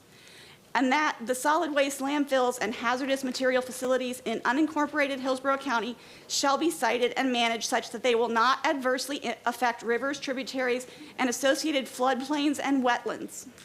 The residents of this area are depending on you to follow these regulations and any others that apply to this situation. In closing, I would like to enter this petition, which has been signed by well over 600 people, with more people signing every day, into the official record. Mr. Pressman has in the past tried to make the case that not enough people are worried about this land being developed. He is clearly wrong. Thank you. Thank you. If you please sign in. All right, so now what we're going to do, if you could please hold your applause. You could please hold your applause. So what we're going to do is quickly, if everyone could just one by one come by. If you've already signed in, don't need to sign in again. Give us your name and address for the record and state that you're in opposition. And we'll try to get through this as quickly as possible. Laura Daigle, 7527 Armand Circle. I'm against. Thank you. Tom O'Leary, 7407 Meadow Drive. I'm in opposition. Thank you so much. Linda O'Leary, 7407 Meadow Drive. Opposed. Thank you for coming down. Arnold Walker, 6817 12 Oaks Boulevard, and I'm in definite opposition. Thank you, sir. Brett Hart, 6743 12 Oaks Boulevard, and I'm opposed. Thank you, sir. Sherry Vaughn, 6901 Seton Lane, and I'm opposed. Mercida Ramos, 7815 Greenshire Drive, and I'm in my opposition. Thank you very much. Next, please. Laura Wider, 6908 Berry Road, Tampa, Florida, 33634. I oppose it. Thank you very much for coming down. Next, please. If we could, if everybody that have already signed in, come give us your name and address. Colleen Barron, 7025 Oakview Circle, Tampa, Florida, 33634, and I'm opposed to this. Thank you very much. Ms. Finch, they did have some people sign in downstairs, and they brought them up if they can just state their name and address for the Perfect. record Yes, as if well. you've already signed in, no reason to sign in again. Go ahead. Renee Taylor, 7013 Summerbridge Drive, 33634. I'm opposed. Thank you for coming down. Good evening. Scott Schubin, 7013 Summerbridge Drive, also opposed. Thank you. 7501 Meadow Drive, Howard Broyles is my name. Opposed. Thank you very much, Thank sir. you. Lori Broyles, 7501 Meadow Drive, opposed. Thank you. Stanley Holmes, 7003 Forest View Court, opposed. Thank you, sir. Edward White, 7401 Spring Court, Tampa, 12 Oaks. Thank you, sir. Dennis Gomez, 7436 Oak Vista Circle. Thank you. I oppose. Thank you for coming down. Scott Galusha, 6916 Seton Lane, oppose. Thank you, sir. Yes. Deborah Fricky, 7033 Oakview Circle, opposed. Thank you. On my phone. William Fricky, 7033 Oakview Circle. I am opposed. Thank you so much. Anthony Gomez, 7436 Oak Vista Circle. I oppose. Thank you so much. Kathy Gomez, 7436 Oak Vista Circle, and I oppose. Andre Fontana, 7511 Rustic Drive. I'm opposed. Beth Fontana, 7515 Rustic Drive, and I oppose. Thank you so much for coming down. Jennifer Fontana, 7511 Rustic Drive, Tampa, Florida, 33634, and I oppose. Linda Mann, 6909 Williams Drive, Tampa, and I'm opposed. Thank you, ma'am. Good evening. Harvey W. Hawkins III, 6904 Summerbridge Drive, Tampa, and I am opposed. Thank you. Sir, appreciate it. Good evening. Pat McKean, 7016 Oakview Circle. I'm opposed. Manuel Santiago, 6905 Summerbridge Drive, opposed. Thank you, sir. Karen Murphy, 7001 Edenbrook Court, Tampa, and I'm opposed. Thank you very much. Martha Wallace, 8302 Regina Place, and I'm opposed. James Murphy, 7001 Edenbrook Court. I'm opposed. Pablo Velido, 7503 Mayfair Court, and I oppose. Ellen Arsov, 7223 San Luis Court, is within 300 feet of the development, and I oppose. I don't live there. My mailing address has been put over there. All right. Thank you so much. Appreciate it. Good evening. Marcia Craig, 7510 Willow Court, Tampa, Florida, 33634, and I oppose. Thank you for coming down. Christine Roeder, 6808 Mitchell Circle, Tampa, Florida, 33634. I oppose. Thank you so much.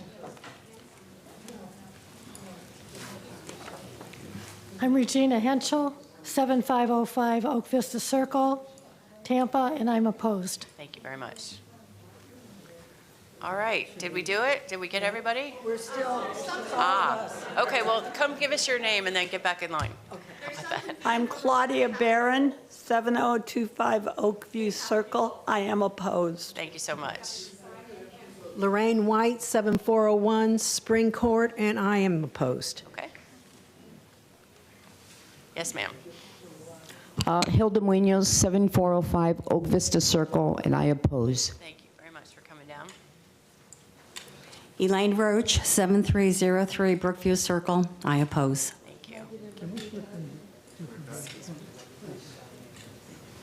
Nancy Clunan, 7611 Overbrook Drive, Tampa, Florida, 33634. I oppose. Thank you so much.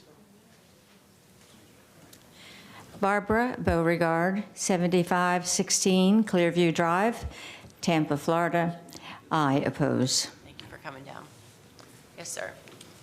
Todd Kyle, 6725 12 Oaks Boulevard, in opposition. Thank you. Sonia Lopez, 7310 Berry Road, and I oppose. Thank you very much. Carmen Delgado, 7310 Berry Road. I oppose. Thank you for coming down.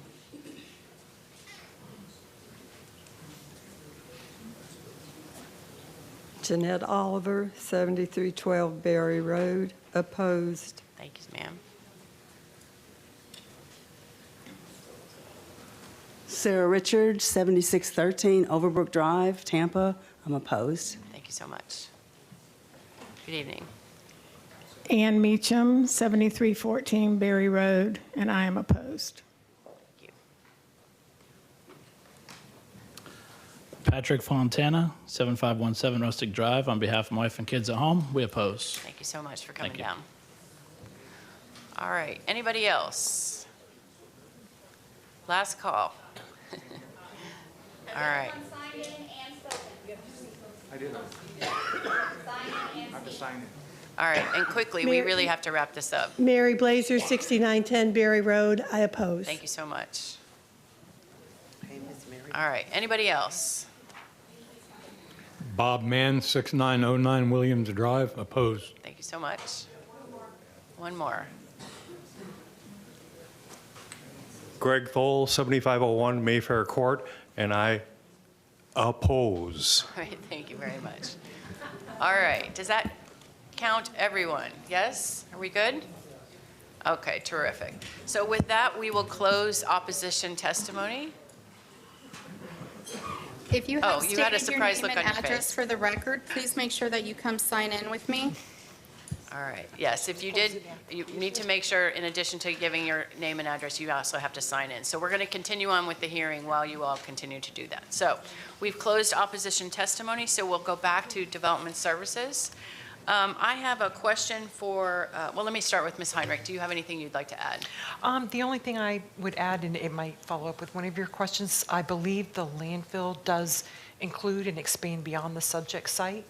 Mr. Greenwell is online. He could verify that for us or Yes. correct us. Yes, that's where I was going to go next, so thank you very much. I appreciate it. All right, Mr. Greenwell, I have a question or questions for you. Yes. Can you hear me? Good evening. Yes, ma'am. I can hear you. All right. Can you give us your name, just for the record, and your title and department? My name's Jeff Greenwell. I'm a section manager in the Environmental Services Division. I'm a professional engineer in civil engineering.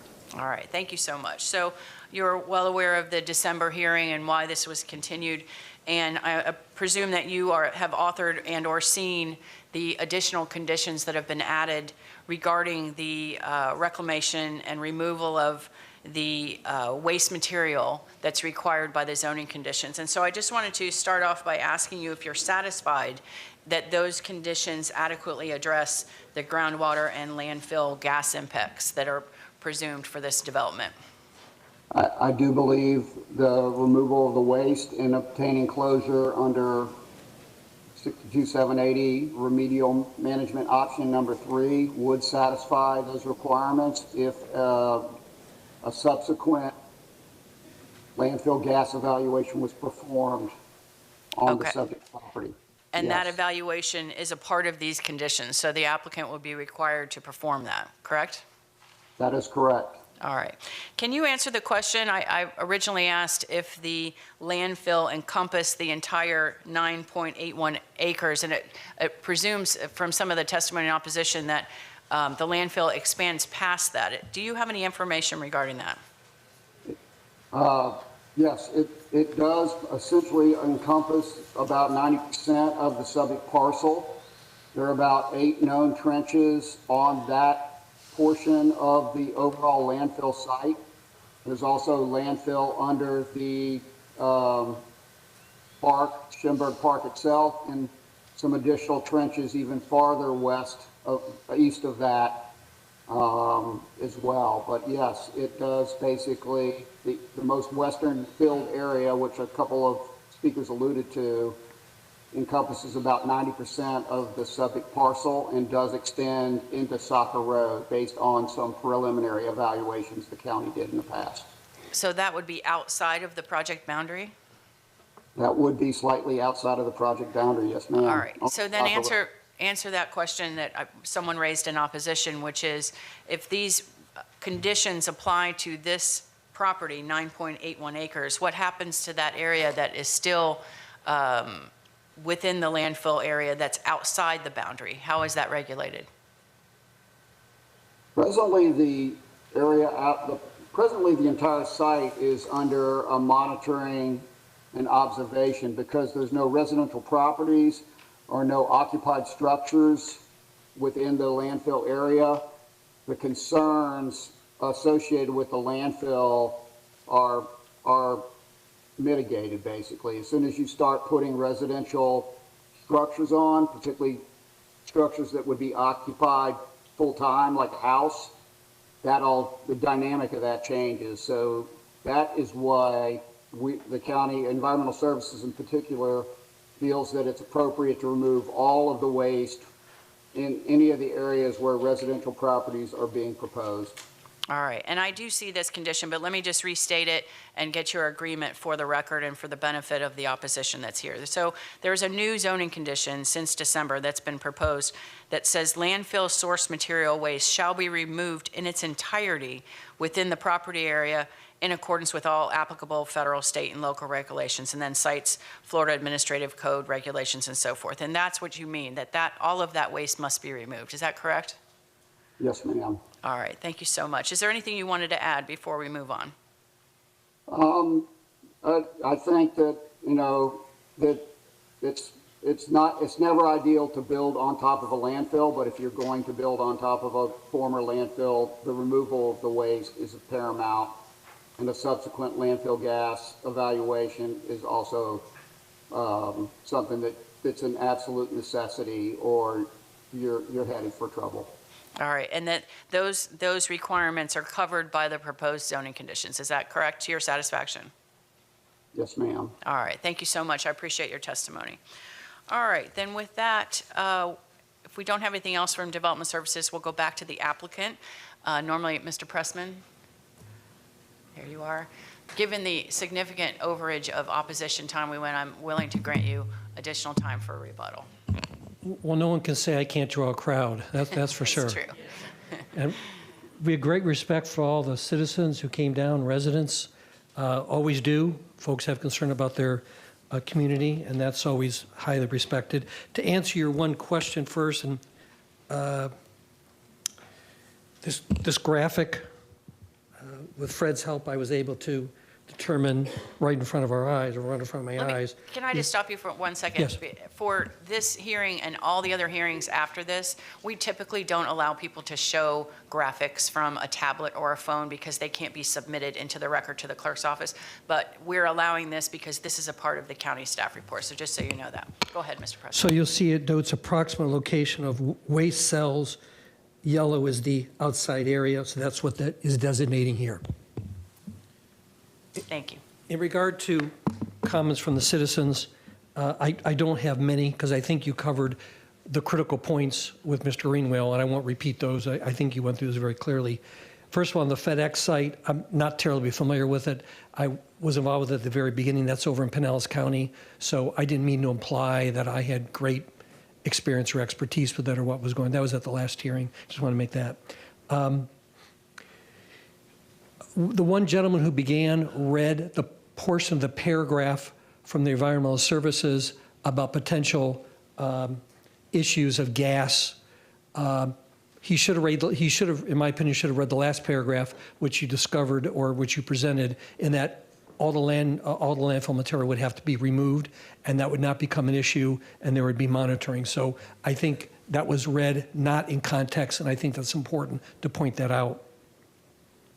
I think, folks, I will say with respect, from comments I heard, folks have to decide one or two things. Do they want to continue living next to a landfill that can leak or have gas or have problems? I don't have an expertise with it. Or do you want it removed? You have to decide one or the other. I'm not sure exactly what these folks would like, because I heard a lot of different things. This project will remove landfill. That area will no longer be a danger, according to Mr. Greenwell. That area will no longer be an issue.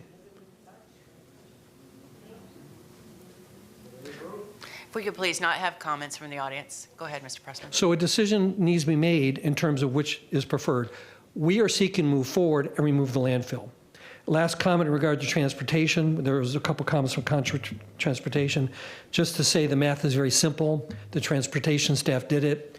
Current zoning would allow 61 units.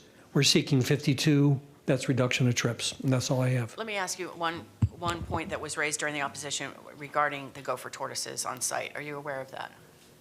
I'm not aware of it. I haven't seen that in any of the reports that I recall. All right.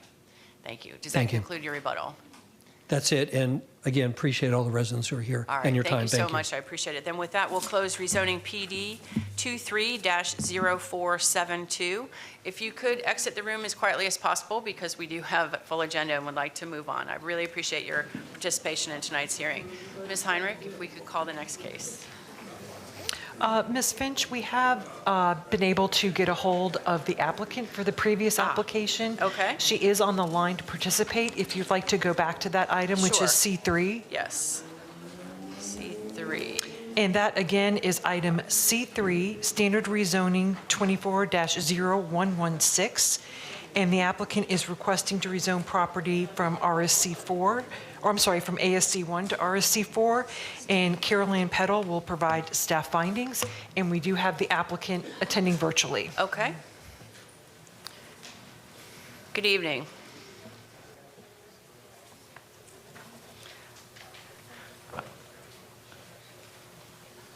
Can you hear us? Are you the applicant?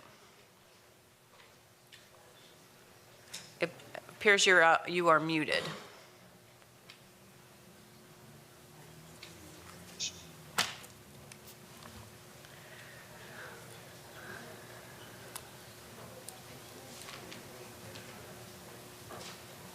I'm going to have to work with her. She is unmuted.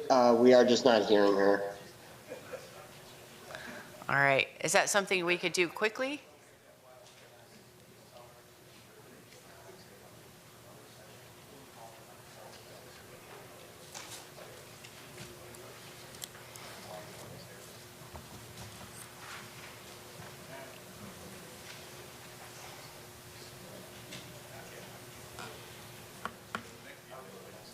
Okay. All right, so we're going to continue rezoning 24-0116 until such time we can hear the applicant. So Ms. Heinrich, let's go with the next case. Our next item is item D2, PD rezoning 23-0540. The applicant is requesting a plan development rezoning. The existing zoning is RSB and ASC1. Tim Lampkin with Development Services will provide staff findings after the applicant's presentation. All right. Is the applicant here? Good evening. Francisco Otero Casio, 13014 North Del Mabry Highway.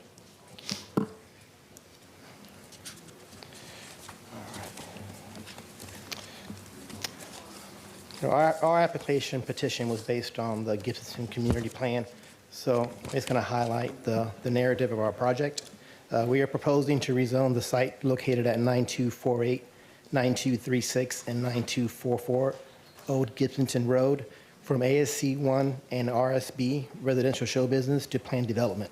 The project will consist of 101 residential units development with public access to the Alafaya River. The site consists of 16.96 total acres. The subject property is located within the suburban mixed-use 6 future land use category. The northern portion of our site is abutting the Alafaya River, and part of it is in the coastal high hazard area. Our site also lies within the Gibsonton Community Plan.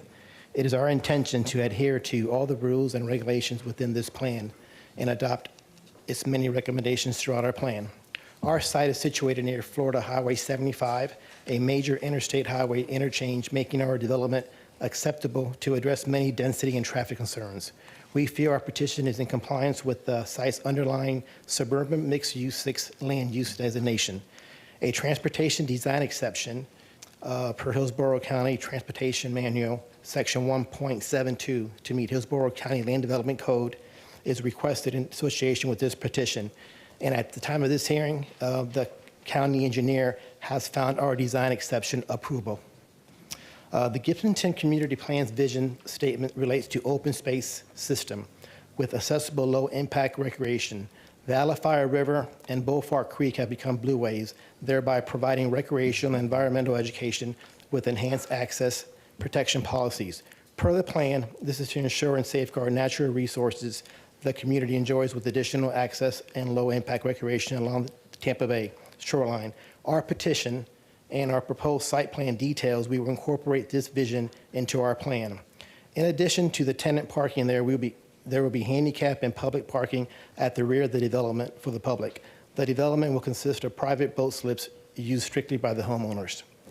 Section 4, the Gibson Community Plan titled Economy, subsection Strategies, Riverfront Revitalization and Mixed-Use Area Strategy states, designate appropriate properties along the Alafaya River as riverfront revitalization and mixed-use areas to attract waterfront-related uses and to incorporate new or revitalized housing and parks. Our petition and development are proposing to provide this housing.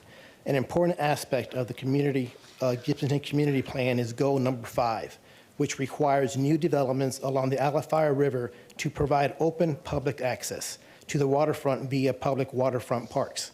As stated, the community plan area lies in the southwest portion of the unincorporated Hillsborough County and within the South Shore area-wide system plan. The Gibsonton area is estimated approximately 9,154 acres.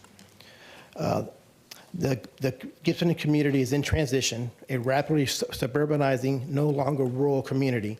We feel our petition and proposed project will fill a much-needed need in housing choices in a rapidly growing area of Hillsborough County. Infrastructure within the community, sewer plus water lines have been extended along Gibsonton Drive and reduced the reliance of septic tanks and private wells, improved stormwater management and detailed improvements in street lighting and traffic signals to increase safety to key locations and intersections that are implemented as part of the Gibsonton Community Plan. Our property abuts Old Gibsonton, and all these infrastructure investments and improvements have set the stage for this projects like this. We are here proposing public plus public sectors coming together for the good of the Gibsonton community and Hillsborough County. Within the Gibsonton Community Plan, in relation to land use, the Riverfront Revitalization area is developing at the southeast quadrant of US 41 and Gibsonton Drive, fronting the Alafaya River. This will be an area of mixed housing. It further states that this proposal is implemented concurrent with development of alternative workforce housing, which is now inclusive of single-family homes and rental units aimed at a full range of housing types and pricing with pedestrian-friendly features. Our petition to rezone and propose development meets and fulfills this vision expressed in the Gibsonton Community Plan, and that we are providing a housing lifestyle choice and adequate housing to the workforce in the area of this Gibsonton. The cost of home ownership in Florida is pricing many people in the workforce out of participating in home ownership.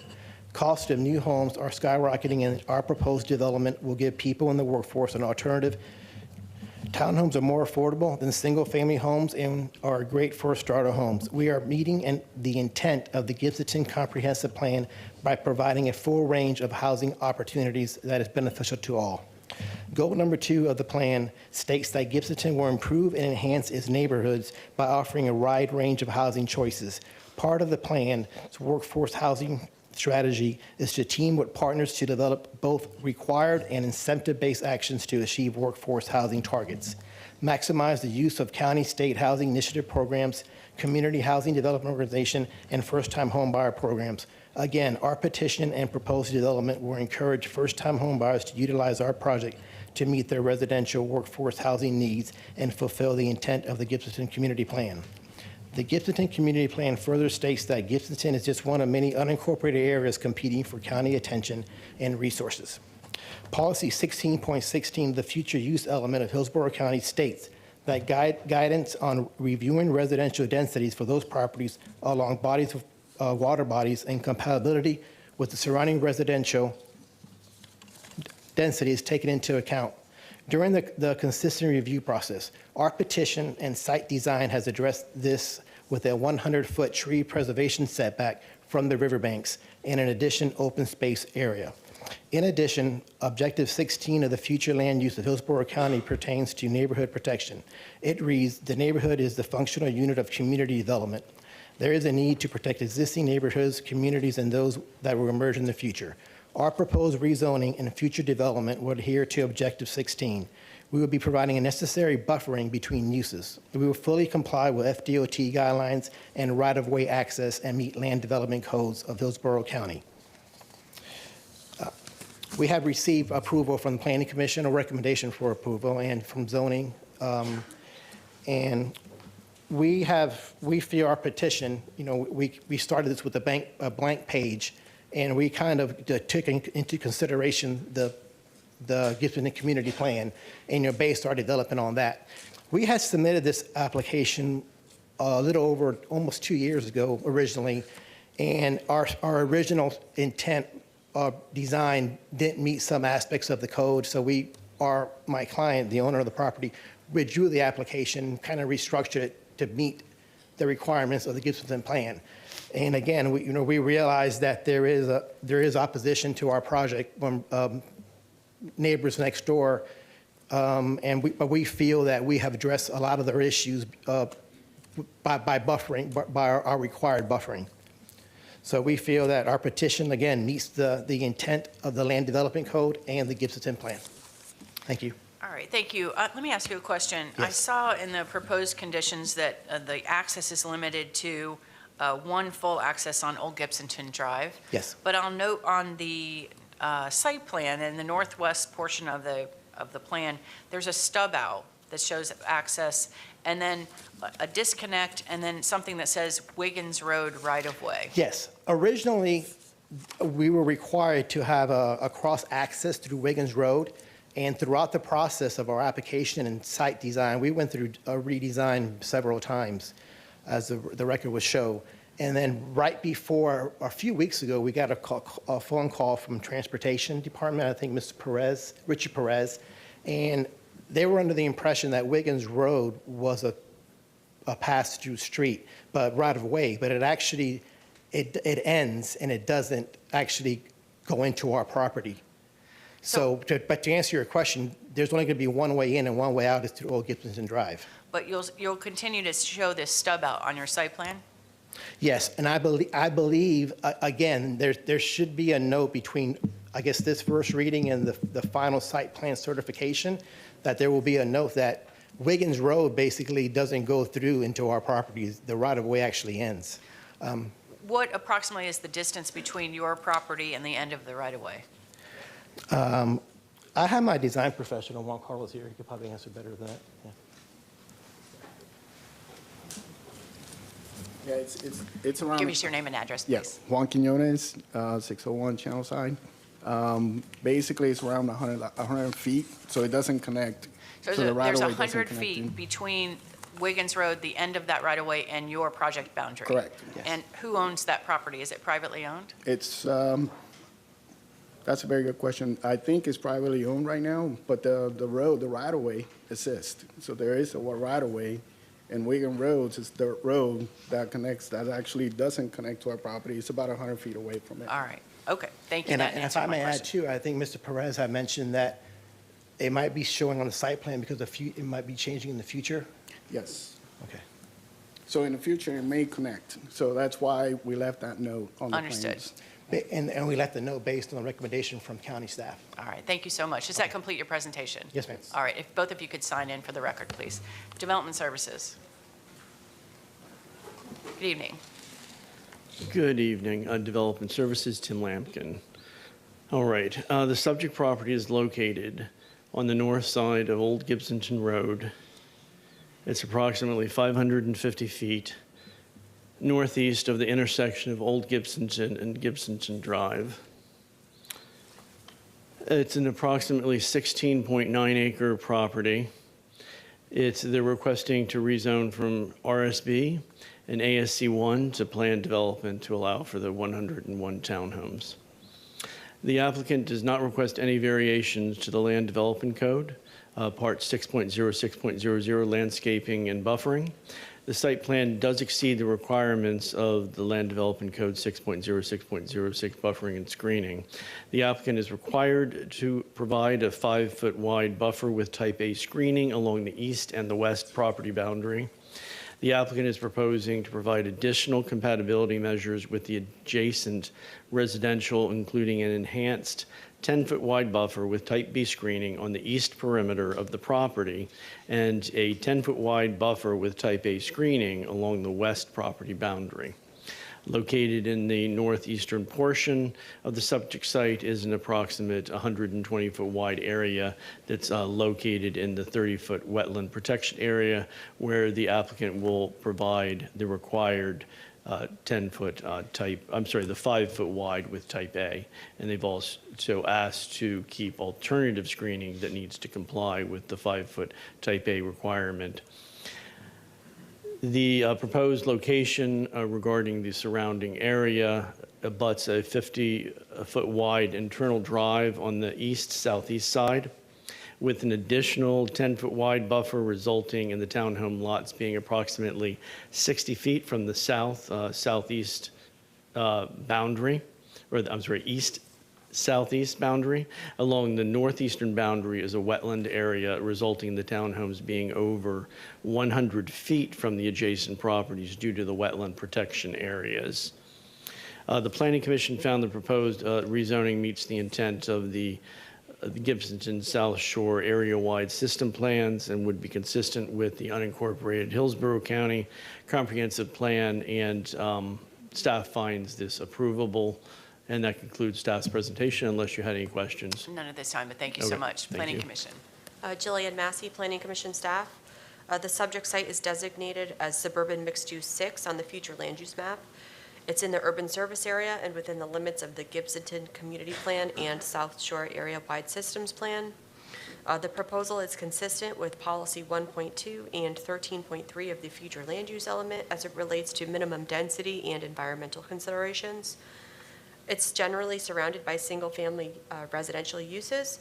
It meets the intent of the compatibility policies in Objective 16, as the proposed townhomes complement the existing range of residential development in the area. The proposed plan development meets the intent of the Gibsonton Community Plan and South Shore Area-Wide Systems Plan. The proposal supports Goal 2 of the Gibsonton Plan by providing townhome units amongst an area with mainly single-family detached dwellings. This will contribute towards providing a range of housing choices. Furthermore, the proposal supports Goal 2 by providing sidewalks on the roadways fronting the new development. The proposal also supports Goal 4B and Goal 5 by developing an amenity area with public access to the Alafaya River. The South Shore Area-Wide Systems Plan discusses integrating environmental resources such as the Alafaya within development plans, as well as encouraging development with public access to the shoreline. The proposal meets the intent of the environmental objective in the South Shore Area-Wide Systems Plan. And based on these considerations, Planning Commission staff finds the proposed plan development consistent with the unincorporated Hillsborough County Comprehensive Plan, subject to the conditions proposed by the Development Services Department. Thank you so much. I appreciate it. Is there anyone in the room or online that would like to speak in support? Anyone in favor? Seeing no one. Anyone in opposition to this request? All right. How many people would like to speak? Raise your hand if you'd like to speak. So I see 2. Is there anyone online? One person online? Okay, so is that 3 total that would like to speak? Is that correct? All right, so we'll do 5 minutes apiece. We'll start, unless you have a preference, we'll start with the people in the room. If you could go ahead and come forward. Allison will do 5 minutes. Good evening. Hello, my name is Robert Hawley. I live in 9908 Alafaya River Lane in Gibson, Florida, 33534. I've gone over your, what? I didn't say anything. I've gone over your policies, and I'm totally mystified where 101 dwellings in an area where most houses are on 1/3 of an acre is in any way compatible. How is that possibly compatible? Most of the lots on Old Gibson Drive are on acres of property. Most of them are valued quite high. Our community is probably the highest density with 1/3 of an acre lots, and they want to build next door 101, and they say that is somehow compatible. I can't fathom the whole thing. And they say like uses. It's not like use. A bunch of these small homes, and they will be small because the buildings are not very big, compared to everything else on Old Gibsonton Drive, it's not anything like it. I mean, it's not anything like it. I mean, and the way of life is not anything like it. I mean, creation of complementary uses, I mean, I don't see how their development complements anything on Old Gibson Drive. Mitigation of adverse impacts, yeah, they could move somewhere else or have less density. Less density would make us very more agreeable to something like this.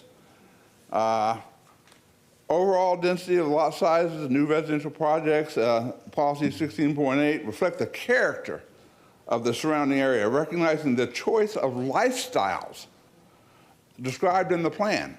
Our lifestyles are not the lifestyles of people living in 1,300 and 1,500 square foot condominiums or whatever they're building. There's no comparison. There's no likeness. There's no nothing. And 10 feet between us and them is going to give enough separation. My driveway is 35 feet long. I mean, 10 feet. It's all ridiculous that they would even consider that compatible with this whole neighborhood. And then you go to talk about the river. It talks about the river here, that parcels and lots fronting on lakes, streams, rivers, and lakes compatible and incompatible development shall be determined by at least 51% of the land area adjacent to a lake having a development, or in case of streams or rivers, a 51% development pattern described shall extend 1/2 of a mile. They're not within 1/2 of a mile of any condominiums. They're not within 1/2 of a mile of any large high-density developments. It's against this policy also. And no one seems to hear it. The subject parcel is also, they talk about restricting density on the river. There's no restriction of density on this project. That is really all of my protests against this, and they're all policies, Hillsborough County policies, that I feel are just being violated, just being walked over, turned a blind eye, ducked down below the level. I don't understand it. Thank you. Thank you for coming down. If you could please sign in with the clerk's office. Thank you so much. Next, please. We have one person in the room that wanted to testify.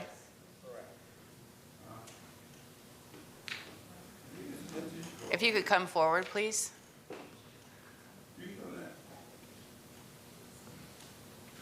Give us your name and address for the record.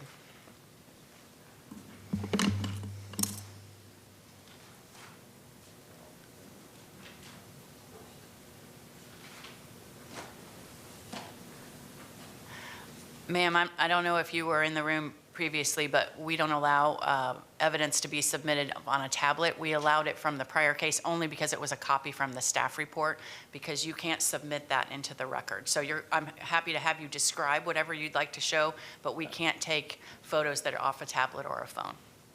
If you could give us your name and address, please.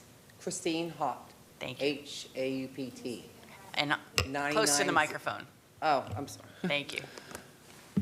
9901 Alafire River Lane, Gibsonton, Florida, 33534. Thank you.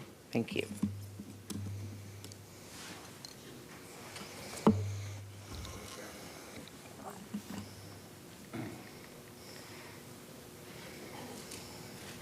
And just so you know, the clock has started, but...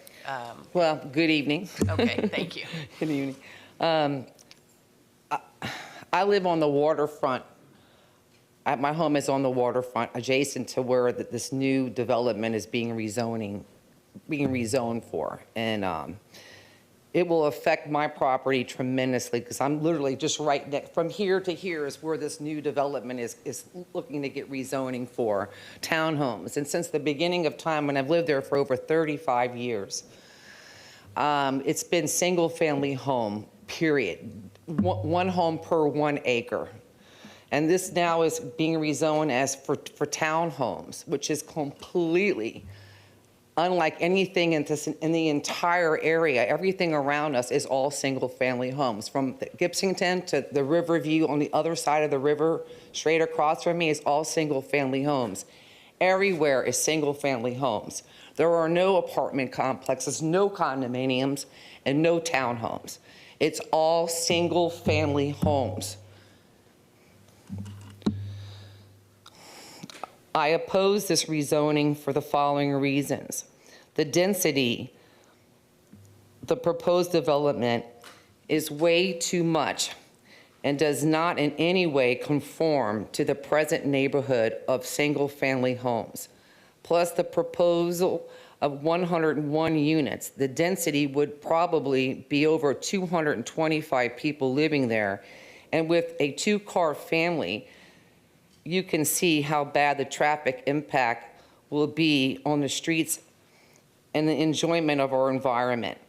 The impact on our schools, we're now at 20 students per 1 teacher. It is horrific, and we're all below. I know this is not a school board meeting, but we are all below where we should be. These students are not getting, because there's not enough teachers, and that's a huge impact. In middle school, junior school, and in high school, all 3. Emergency services, they're already overwhelmed as it is. Statistics reveal potential delays in response time, 7 high emergency resources said that. And also, the Alafaya River needs to be protected. And we all have a responsibility to do everything that we can in our power to preserve our natural environable Alafaya River, our ecosystem. It's so delicate. We've had so many problems with the phosphates problems, and we're just now getting that river to where we can actually see the bottom. It's been over 20 years it's taken us to get to where we are now. My home does environmental impact studies with all the agencies that have access to my home at all given times. I'm very, very close to that because I have a lot of experience with them and this problem that we've had to deal with all these years.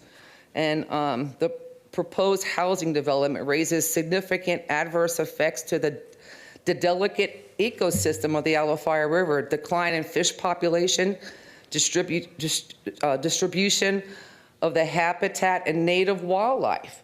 We have foxes, raccoons, otters. Can you not believe how special this place is? This is a river. This is not a retention pond, a lake, a stream. This is a huge body of water that comes in from Tampa Bay. It's half brackish and half spring water. We meet with Zephyr Hills water, spring water, and us. We meet together. This is of the manatees, the dolphins. This is just huge. And you're talking about putting hundreds of townhomes next door in a single family subdivision. It makes absolutely 0 sense. 0. You've got about 30 seconds left. No problem.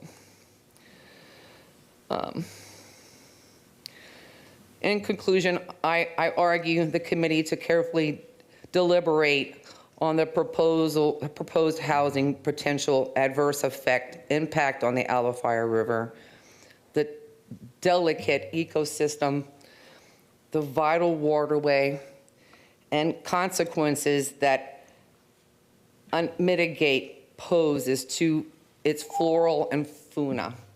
Thank you very much. And Thank good you so evening. much. If you could please sign in with the clerk's office. I right will. here. Thank you so much. All right, we have one participant online.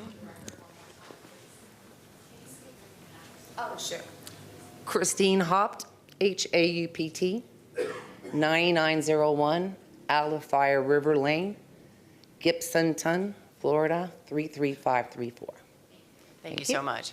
All right, we have one person online that wanted to speak in opposition.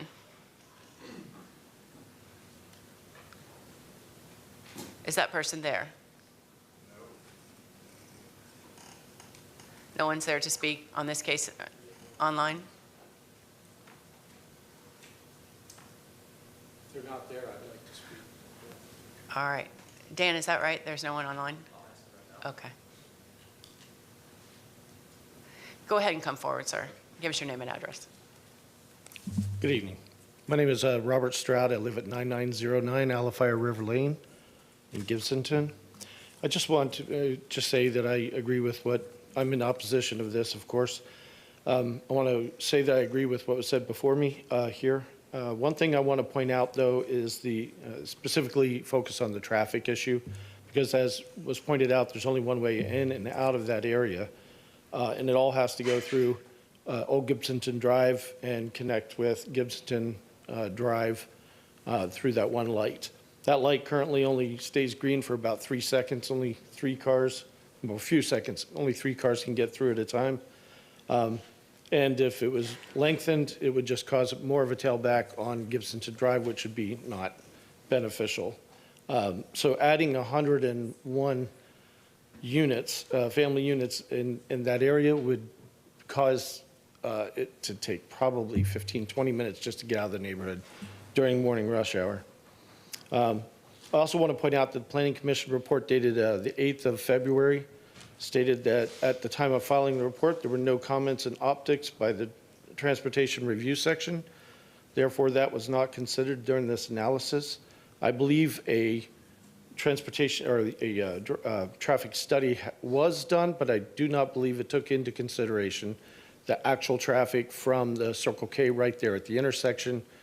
So I think that that was only considering the traffic that was past that intersection. All of that has to be taken into consideration. Also, there are segments of land right there that are already zoned for commercial use, which could and probably will be developed in the future. When that happens, because of the interstate exit right there, the only way into those parcels of land and those future businesses will be through Old Gibsonton Drive. So we'd have that traffic as well. So in addition to the quality of life degradation I think we would experience, as mentioned before, with the loss of privacy with 2-story buildings right very close to us, even with buffering, I think we would lose privacy. I think we lose the tranquility that we're all used to there and that we bought those homes for. And I think that the property value would also go down. In addition to all that, we have the safety concerns about the traffic. Oh, and also we are all sewer there, septic tanks and no sewer lines are currently there. And we also have no street lights in our section there too. Thank you for the note. So we are not opposed to developing that land. We just are opposed to changing the zoning. We all bought our houses knowing that that was zoned for single-family homes on 1 acre of land. To change it at this point is not the right thing to do for the existing residents. If zoning laws aren't there to protect small communities like ours, what are they there for? Thank you. Thank you, sir. I appreciate it. If you could please sign in. Did we confirm no one's online? Claudia, are you online? I am online. Can you hear me? Hello? Hello? Yes, we can hear you. Hello? Can you give us your name and address, please? My name is Claudia Haupt. Can you hear me? Yes, but we can't see you. We need video. Well, I don't know. I'm doing my best. I don't know. Can I continue online like this? No. No, ma'am. It's the county policy that we have to, if you're going to testify virtually, we have to have see you on camera in addition to hearing you. I don't know what happened. I was on, and for some reason, I'm having just a lot of problems with it tonight. I was on Zoom, but I don't know why you can't see me. Ma'am, did you submit a letter in opposition into the record?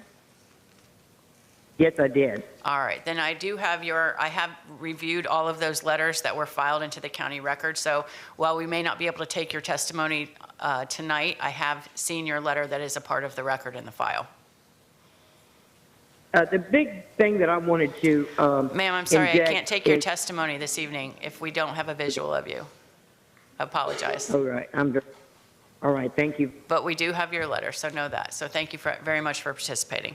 All right, then with that, we'll close opposition testimony and go back to development services. Ms. Heinrich, anything else? No, ma'am.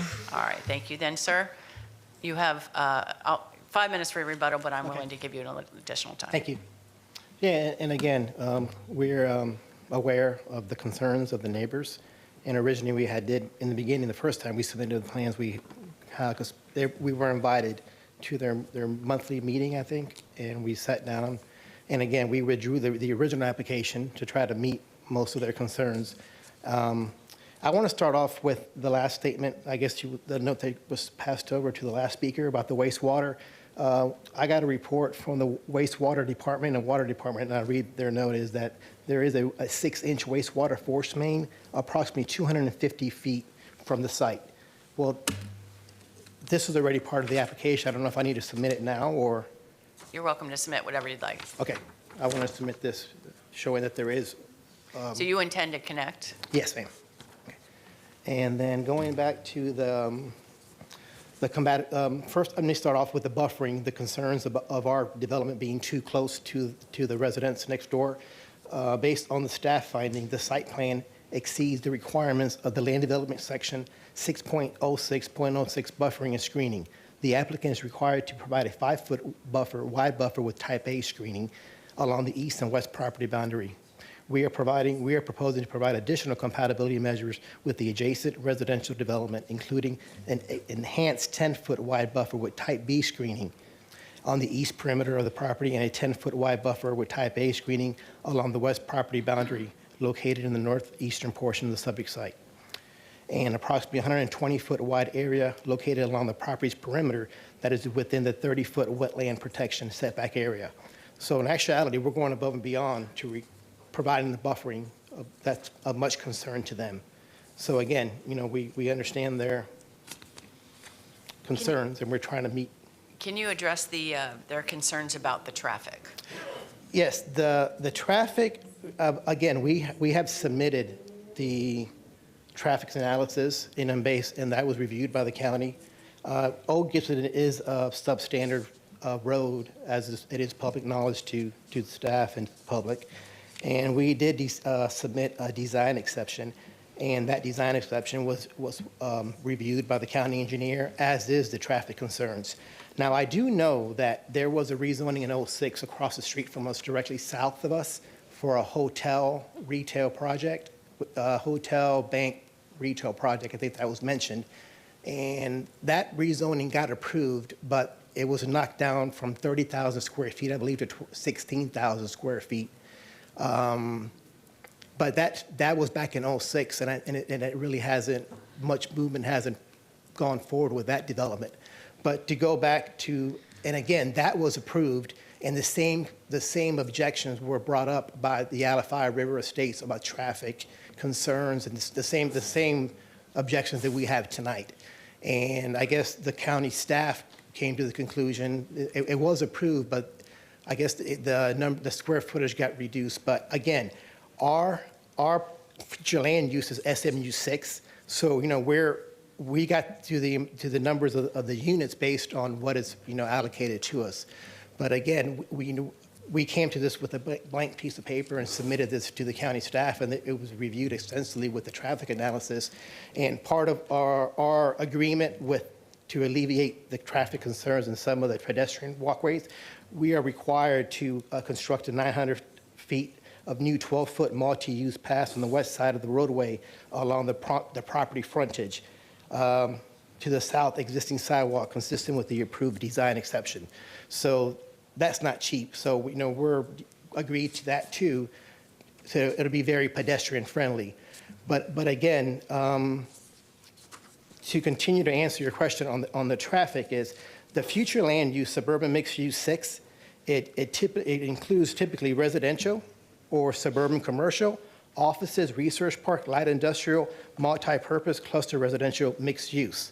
Again, we're proposing something that basically fits within the guidelines, but again, it will increase the traffic, but it will be sustainable, obviously, in our opinion. And again, based on the staff recommendation, they seem to be in agreement with that too.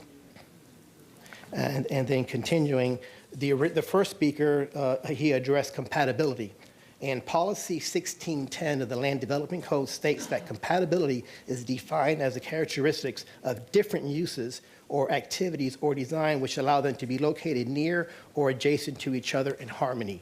So compatibility doesn't mean everything's alike. I got one more thing to add. Yeah, Thank you. that's fine. And then policy 1.4 of the future land use element states that compatibility is defined as a characteristic of different uses or activities or design which allow them to be located near or adjacent to each other in harmony.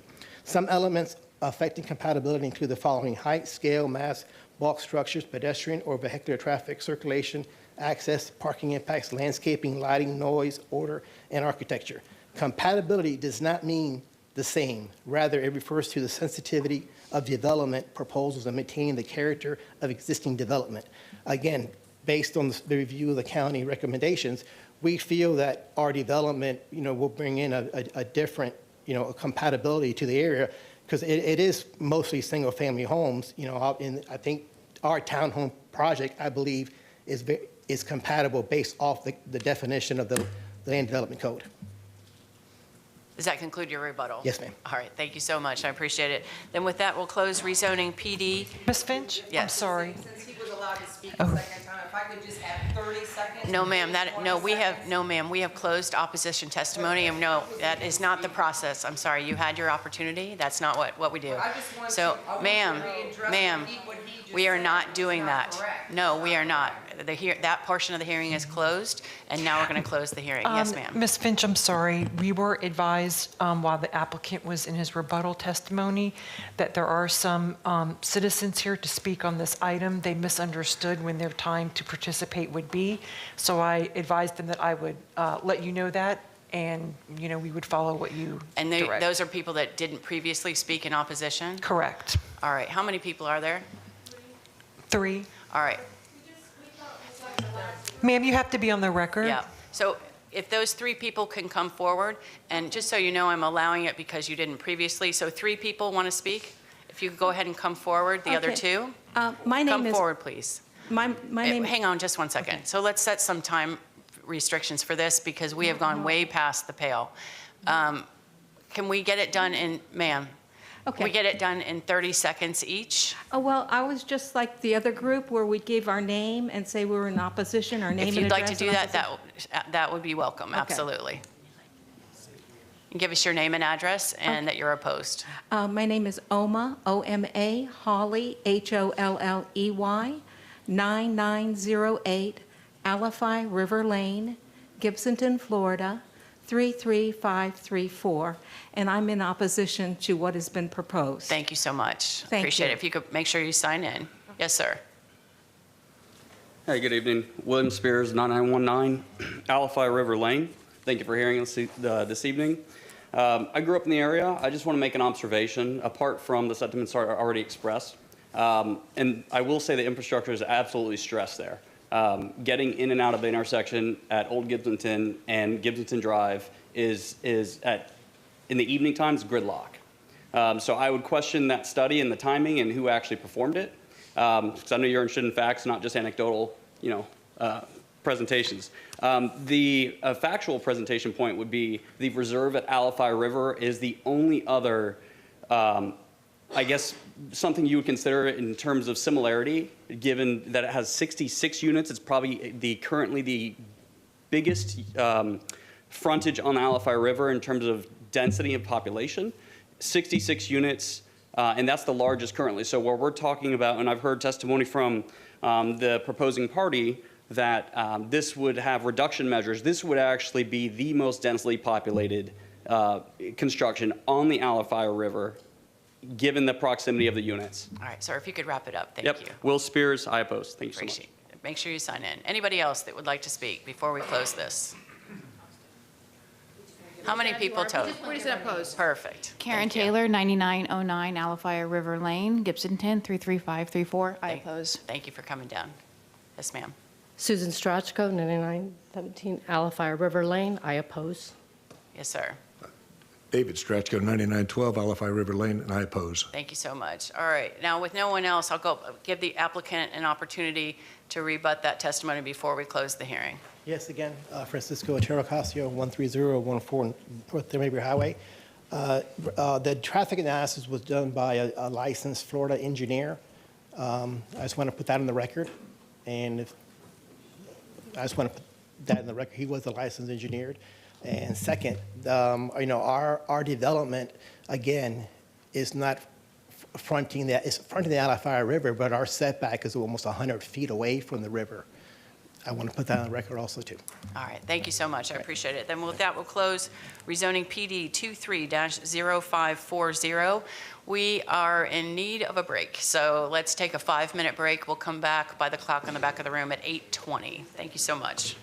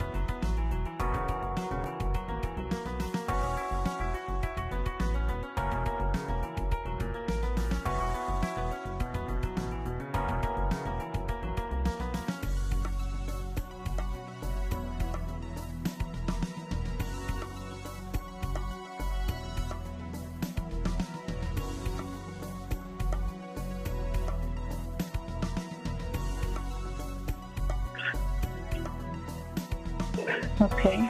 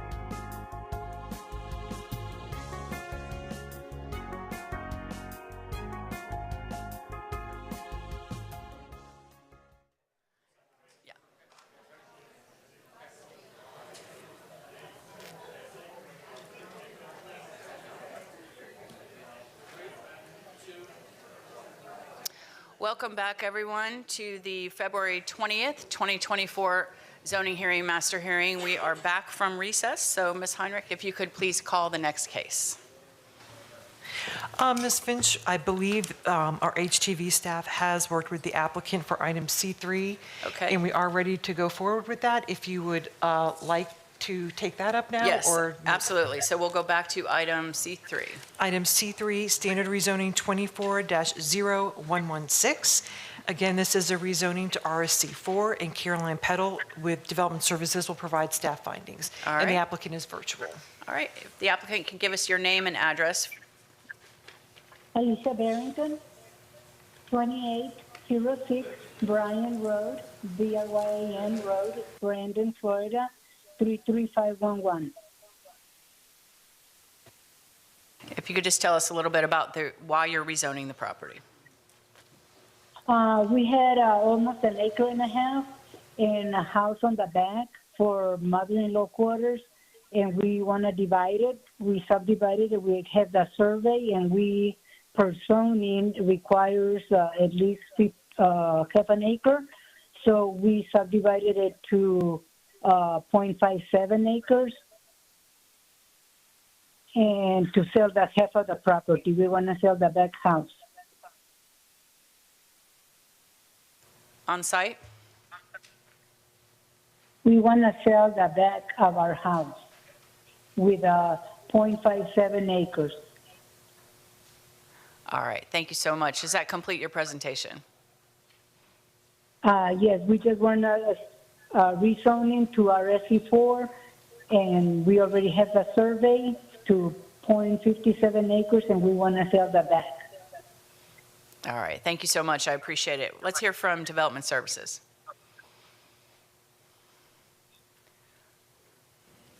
Good evening. Good evening. Caroline Peddle, Development Services, standard rezoning 240116. The applicant is requesting to rezone the property from ASC1 to RSC4. The subject property and surrounding properties have a future land use designation of R4. The subject parcel is located in an area which is comprised of single-family residential uses with ASC1, RSC2, RSC3, RSC4, and RSC6 zoning districts. Based on the above considerations, staff finds the proposed RSC4 zoning district is compatible with the existing zoning districts and development pattern in the area. Therefore, staff finds the request approvable. Thank you so much. Appreciate Thank it. Planning Commission. Jillian Massey, Planning Commission staff. The subject property is designated as residential 4 in the future land use map. It's in the urban service area and within the limits of the Brandon Community Plan, specifically the Garden Estates District. Excuse me. The proposal meets the intent of Objective 1 and Policy 1.4 of the future land use element by providing a residential use within the urban service area. The proposal meets the compatibility requirements of Policy 1.4 as the character of the area contains a similar range of residential uses. The subject site is approximately 1.24 acres in size and currently contains a single-family residence. The proposal is consistent with the allowable maximum density and allowable uses under its future land use category. The proposal meets the intent of future land use element Objective 16 and associated policies that require new development to be compatible with the surrounding neighborhood. Objective 12-1 of the community design component of the future land use element require new developments to recognize the existing community and to be designed to relate and to be compatible with the predominant character of the surrounding area.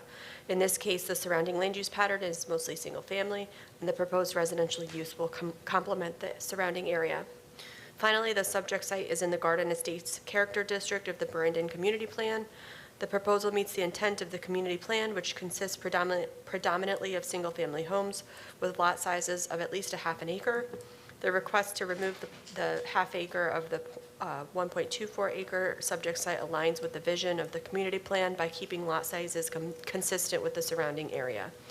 And based on these considerations, Planning Commission staff finds the rezoning consistent with the comprehensive plan. Thank you so much. I appreciate it. Is there anyone in the room or online that would like to speak in support? Anyone in favor? No one? Anyone in opposition to this request? All right. Seeing no one, Ms. Heinrich, anything else? No, ma'am. All right. Ms. Barrington, you have the last word if you'd like it. Anything for rebuttal from you? No, it has been approved, right? No, ma'am. This is, no, that's not how this works.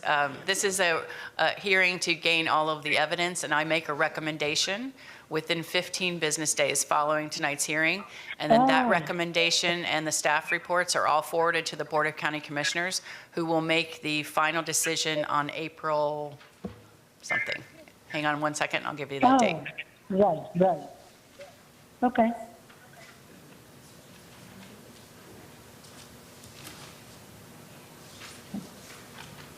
March 12th. March 12th is the Board of County Commissioners meeting.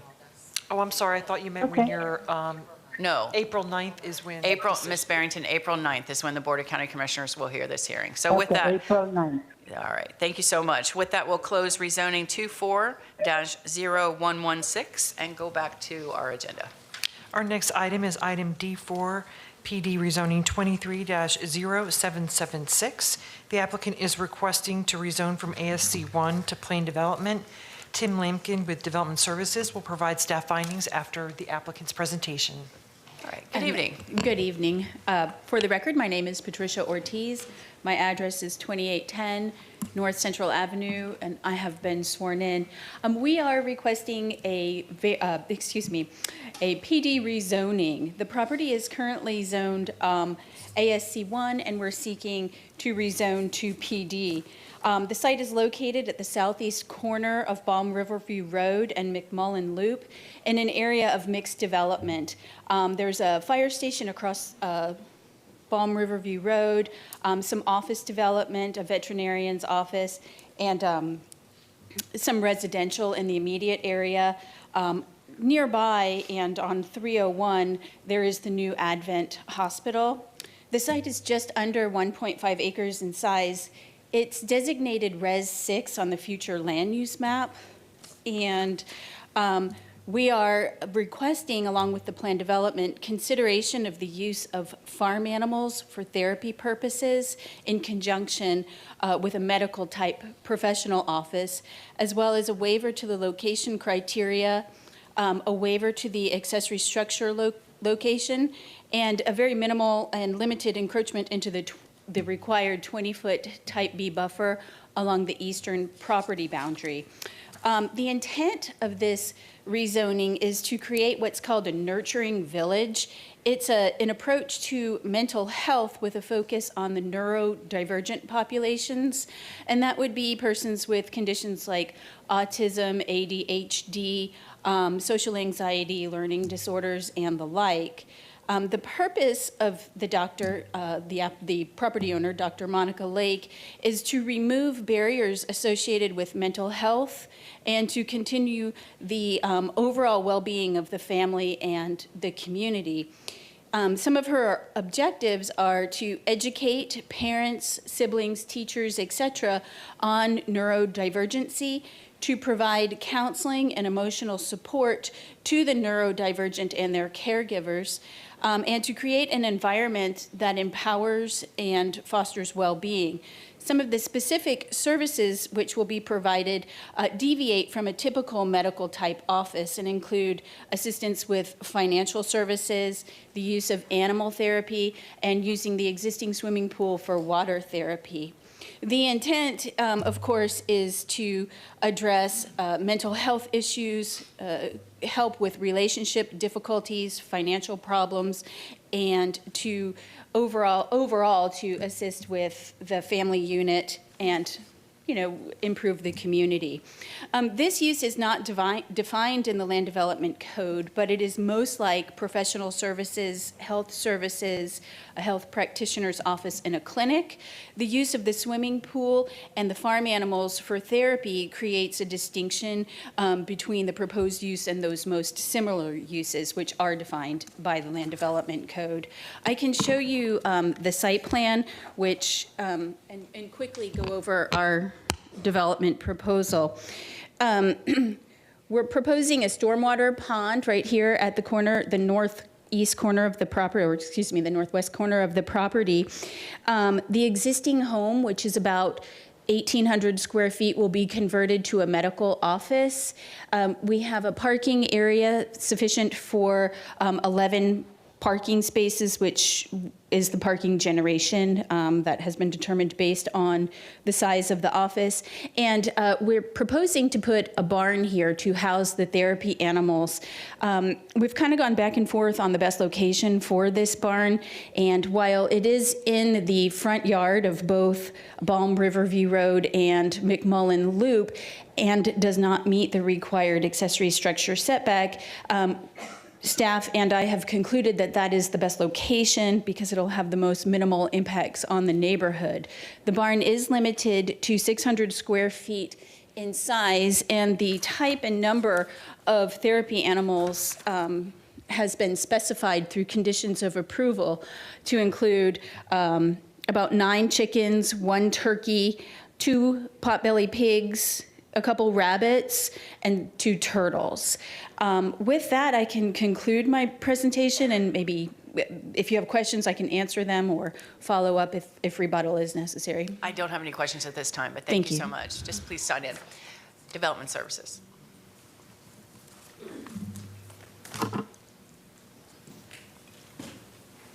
Good evening. Tim Lampkin, Development Services. The applicant is proposing to develop an approximately 1.5 acre property. It's located at the intersection of McMullen Loop and Balm Riverview Road. And the request is to rezone from ASC 1 to planned development to allow for the development, as the applicant stated, a medical type professional office. The applicant also proposes to have a smaller farm, animals housed in an adjacent barn for therapy purposes, and to keep the existing pool located to the east for therapeutic purposes. As stated in the applicant's narrative, the intent is to develop a mental health facility with a focus on neurodivergent populations, but not necessarily exclusively neurodivergent. As part of the facility, the barn is proposed to incorporate small farm animals. This size property would be allowed to have up to 4.47 animal units, and they're under a third of that. The applicant also proposes additional services. As they stated, it falls under professional services, health services, clinics, and health practitioner's office. Pursuant to, as the applicant stated, Section 6.11.04, accessory structures required to be in the rear or side yards or twice the depth or 50 feet, whichever is less. The applicant's just requesting a waiver of section 6.11.04 to allow the barn in the front yard. The applicant is also proposing a variation of land development section 6.06.06 to allow a variation for an existing pool that's going to be in the landscape buffer. The applicant is meeting all the other required buffers, including the 20-foot landscape buffering with type B screening. Where the pool is, the applicant is proposing to put in a 6-foot high opaque fence.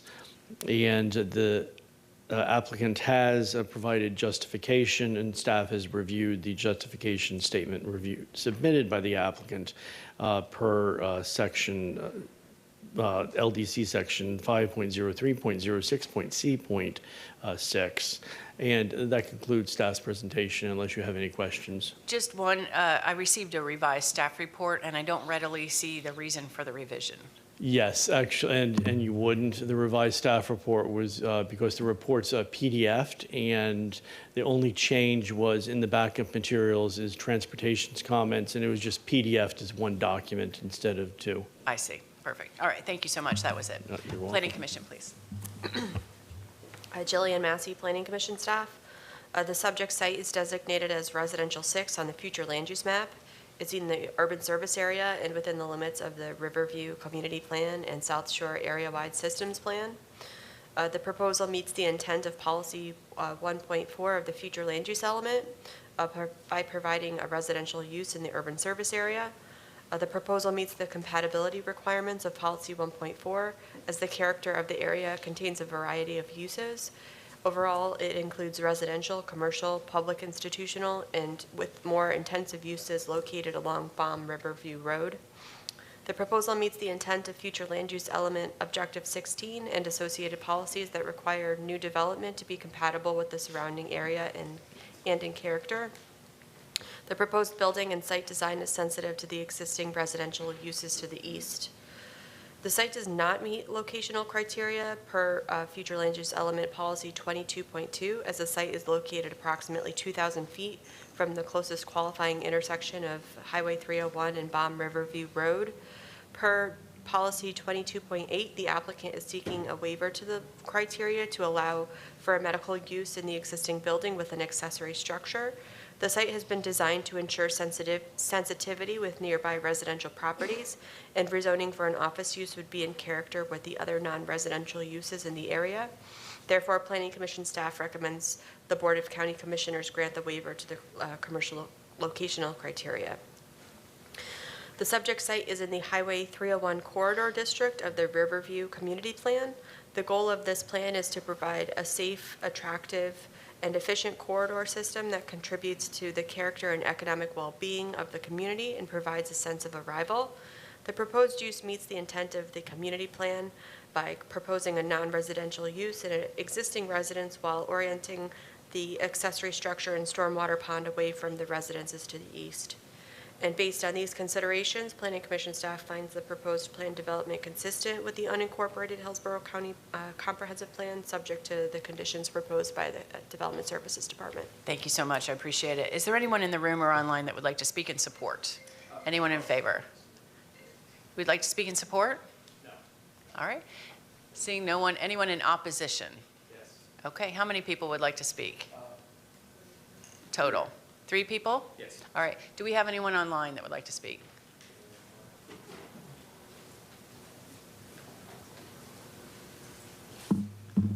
Does anybody like to speak to this item online?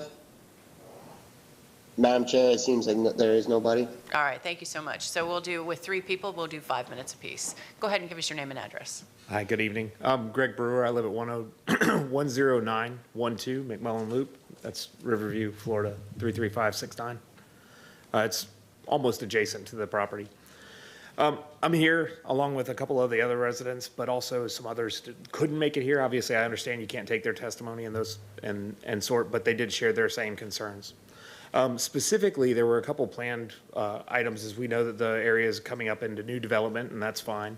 But we do have some specific criteria that we would like to have addressed as far as what's permitted or what's accepted, and then negotiated at that point. And I spoke with Tim earlier about a month ago, and he shared that the applicant would potentially be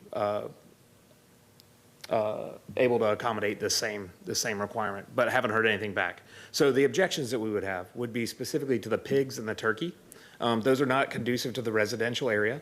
It's not conducive to the local environment or the ambiance that's within the overall larger residential area that's there. In addition, there's an access point currently at McMullen Loop. The address for the property is McMullen Loop. It's 10901, I believe. We would like to make sure that is closed off. I believe it shows it in the site plan. I don't have a copy of that, but I do know that it exists as of currently today, and don't want that to be continued beyond there.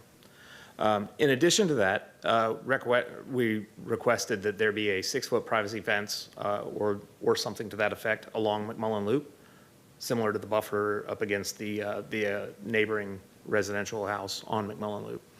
Also, the pole barn, which was already addressed. So the pole barn isn't illegal. It's not in legal standing with the current land development plans. It sits within the front yard on both McMullen Loop and also Balm Riverview Road. Those are in direct violation in and of itself, but also is not conducive to the local environment and not in the similar fashion of the appearance or structure of anything else in that area. Again, local residential area, there's chickens and things like that. That's perfectly fine. We can see that going through. The structure, we request that the structure for the pole barn be denied or moved to the further southern area that's on that property. It has a naturally wooded area that would be conducive to that, and then not also in the front area. I think that pretty much covers up everything that I wanted to say. Appreciate it. Thank you much for your time. I'll be followed by Denise. All right. Thanks for coming down. If you could please sign in. Next, please. Good evening. Denise Brewer, 10912 McMullen Loop.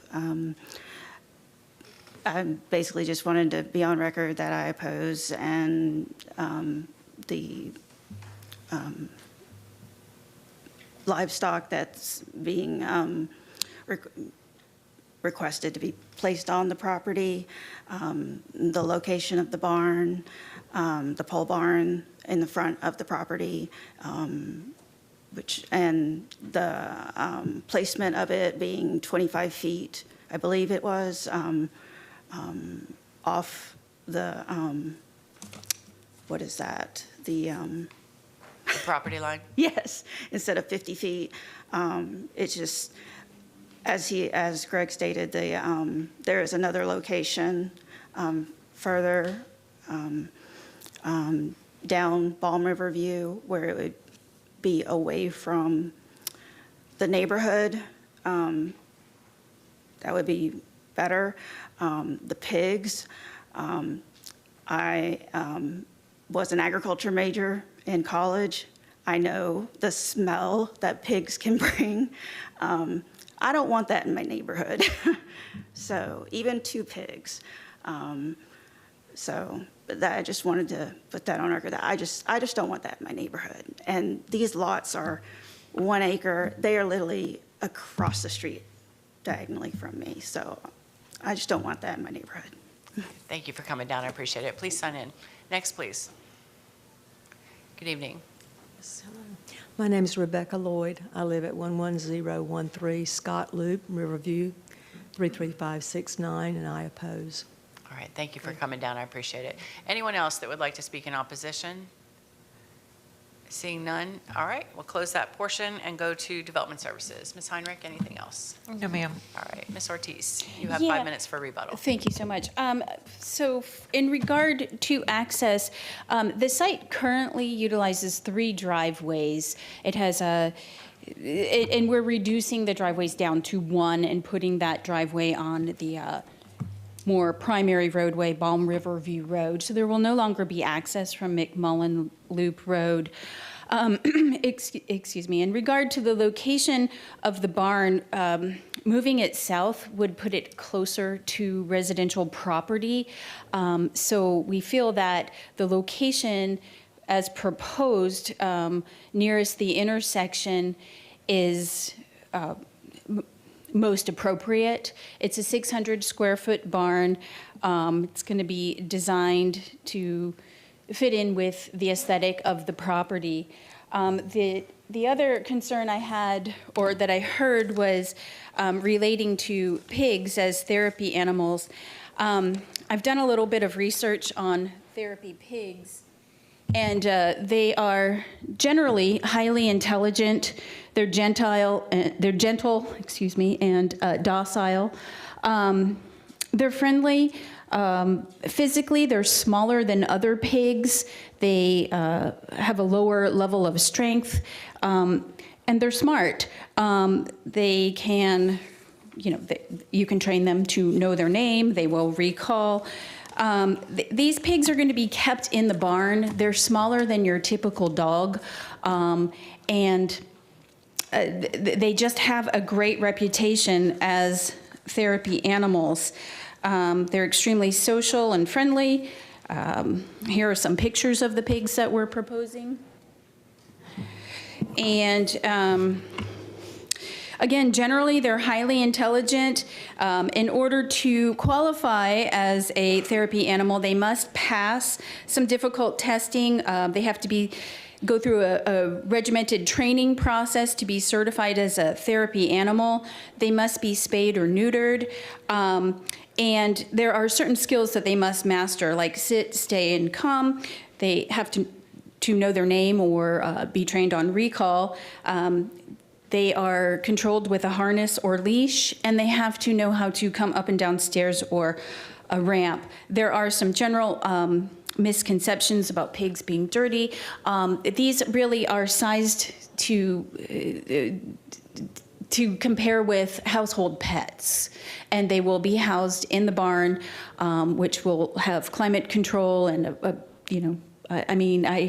there will only be 2 of them. So we've accepted conditions to limit the number. Well, let me ask you that. So I'm reading the condition, it says, "Small farm animals shall be housed within the barn," and it was referred to by the opposition as a pole barn. Are you saying that it's enclosed? Yeah, it's an enclosed barn. It has an area in the barn for the housing of the animals. So they're going to have to be kept in the barn, and in order to do that, they would have like climate control. Like it gets hot, so they will come in and out of the office for the therapeutic sessions, but they will primarily be housed in the barn. So it's not a typical pole barn that you would see in an agricultural No. use. It's an enclosed structure?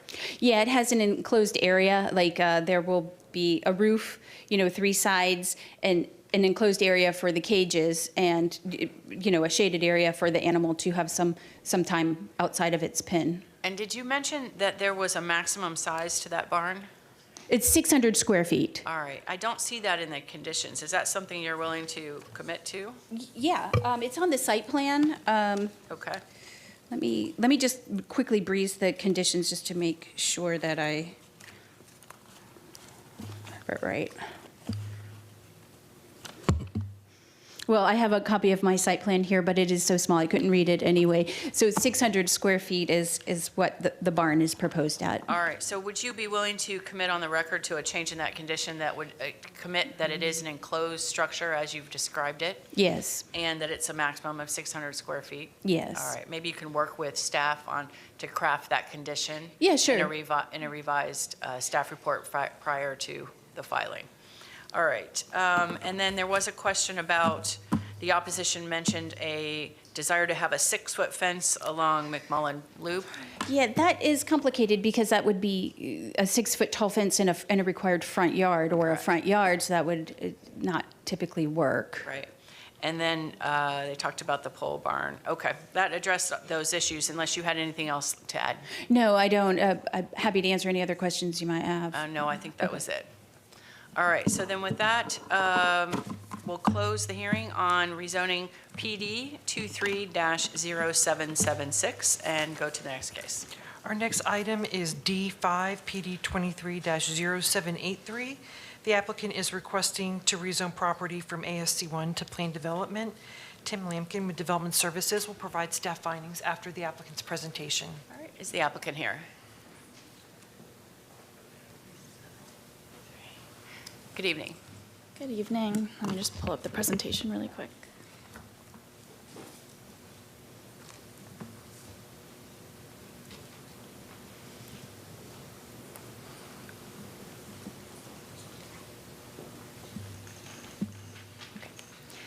My name is Bryce Pinson with Half Associates, here representing the applicant, 1000 North Ashley Drive, Tampa, Florida.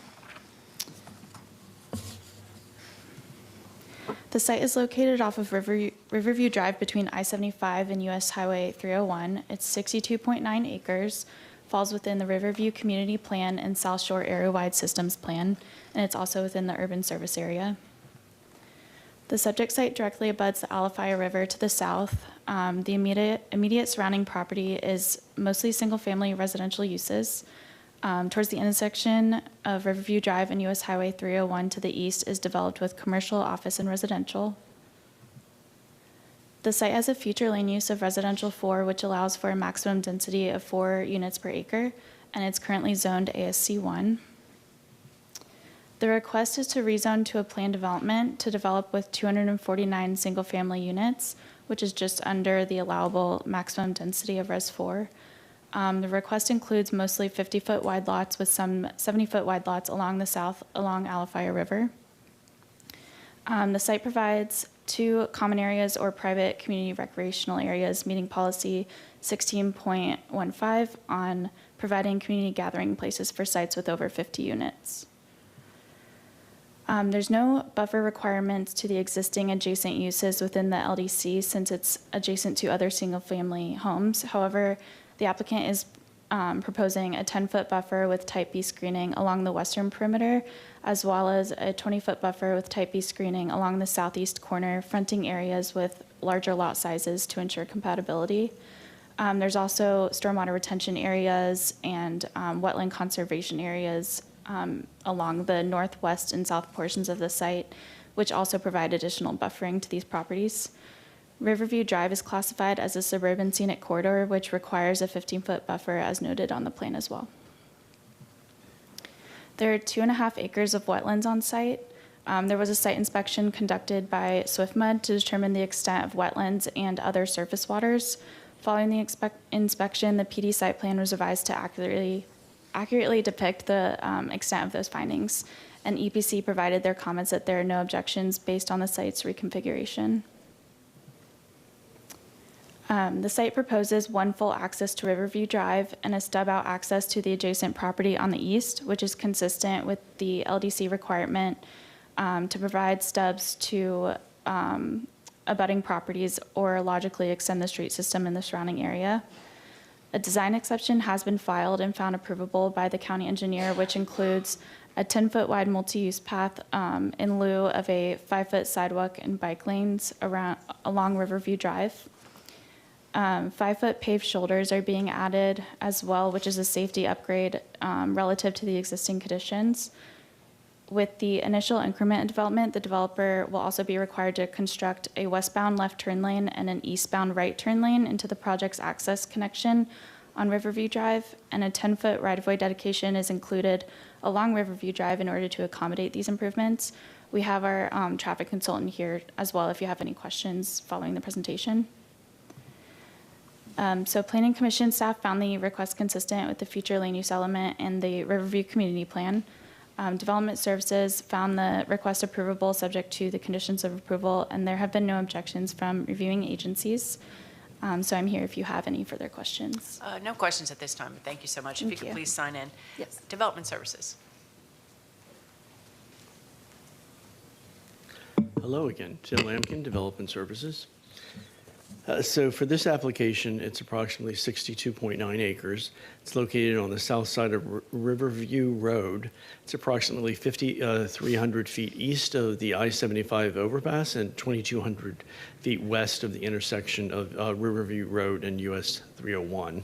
And the request is to rezone it to planned development to allow for the development of 249 single-family homes.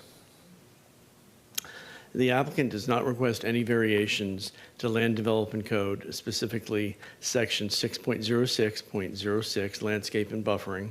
The applicant is not required to provide any buffering along the perimeter of the subject site, as the proposed development and adjacent development fall under what's considered a Category 1 classification.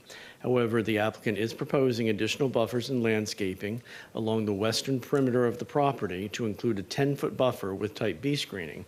Additionally, the applicant proposes a 20-foot buffer with Type B screening adjacent to folio 65691.000, which is located in the southeasterly corner of the subject property.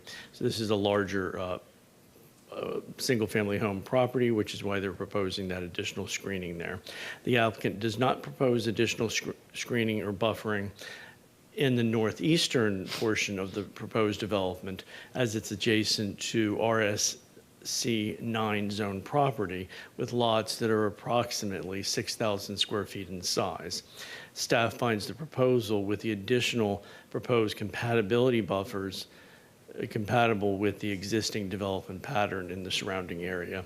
The site will comply with and conform to all other applicable policies and regulations, including but not limited to the Land Development Code, subject to the proposed conditions of approval. The Planning Commission has also found the rezoning consistent with the unincorporated Hillsborough County Comprehensive Plan, and based on all that, staff finds it approvable. Can you just let me know the reason for the revision in the staff report? Yes. So on the revision was under the prior to certification. And the prior to certification, the right-of-way, I don't want to get it, don't want to invert what it was, if you could bear with me. Thank you. Okay, so per the conditions 6E and 6F, The design exception specifies a 10-foot right-of-way dedication along Riverview Drive, and so the site plan needs to be revised to reflect that. Right now, it says 5-foot right-of-way. I see. And so that's the only change? That is the only change. All right, thank you. That was my only question. Appreciate you. it. Planning Commission. Jillian Massey, Planning Commission staff. The subject site is designated as residential 4 on the future land use map. It's in the urban service area and within the Riverview community plan limits, as well as the South Shore area-wide systems plan. The proposal is consistent with policy 1.2 and 13.3 of the future land use element as it relates to minimum density and environmental considerations. There are approximately 2.5 acres of wetlands on the site. The EPC has not objected. Therefore, Planning Commission staff finds it consistent with the associated policies in the future land use element related to environmental considerations. The site's generally surrounded by single-family residential and public institutional uses. The proposal meets the intent of the compatibility policies and Objective 16 as the proposed single-family detached dwellings complement the existing residential development in the area.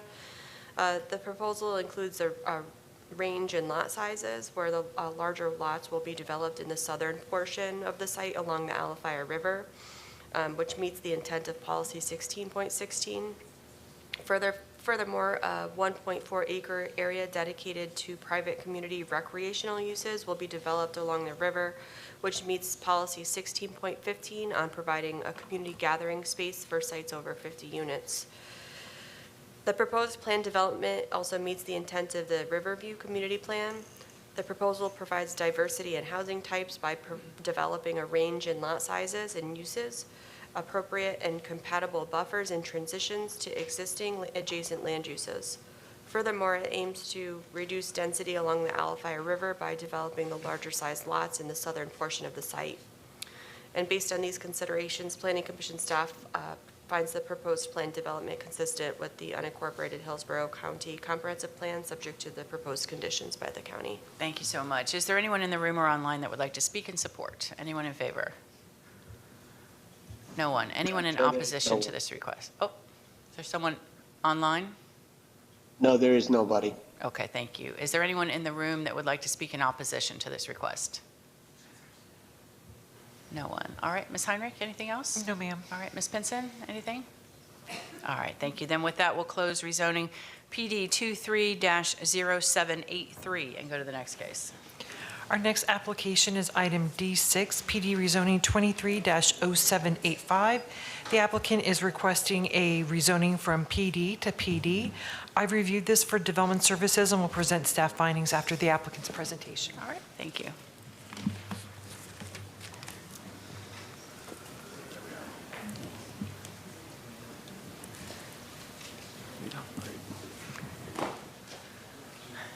Good evening.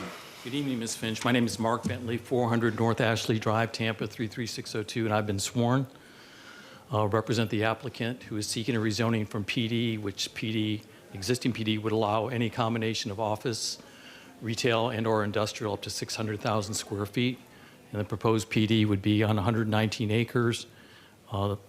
Majority of the property is allocated toward a lake, which is a former borrow pit.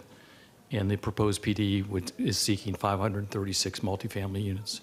To move things along, I'm going to get right into it with our Director of Planning for our law firm, Ryan Manassi, and he's going to give you a presentation and go over the site plan, some of the land use issues. Thank you. Thank you. Appreciate it. Please sign in. Ryan. Good evening. Good evening. Ryan Manassi with Johnson Pope, 400 North Ashley Drive, Suite 3100. Let me go to the next slide. Just to give you some history about the property, in 2023, HC CPA 2210 was approved to change from SMU 6 to the Res 9 category.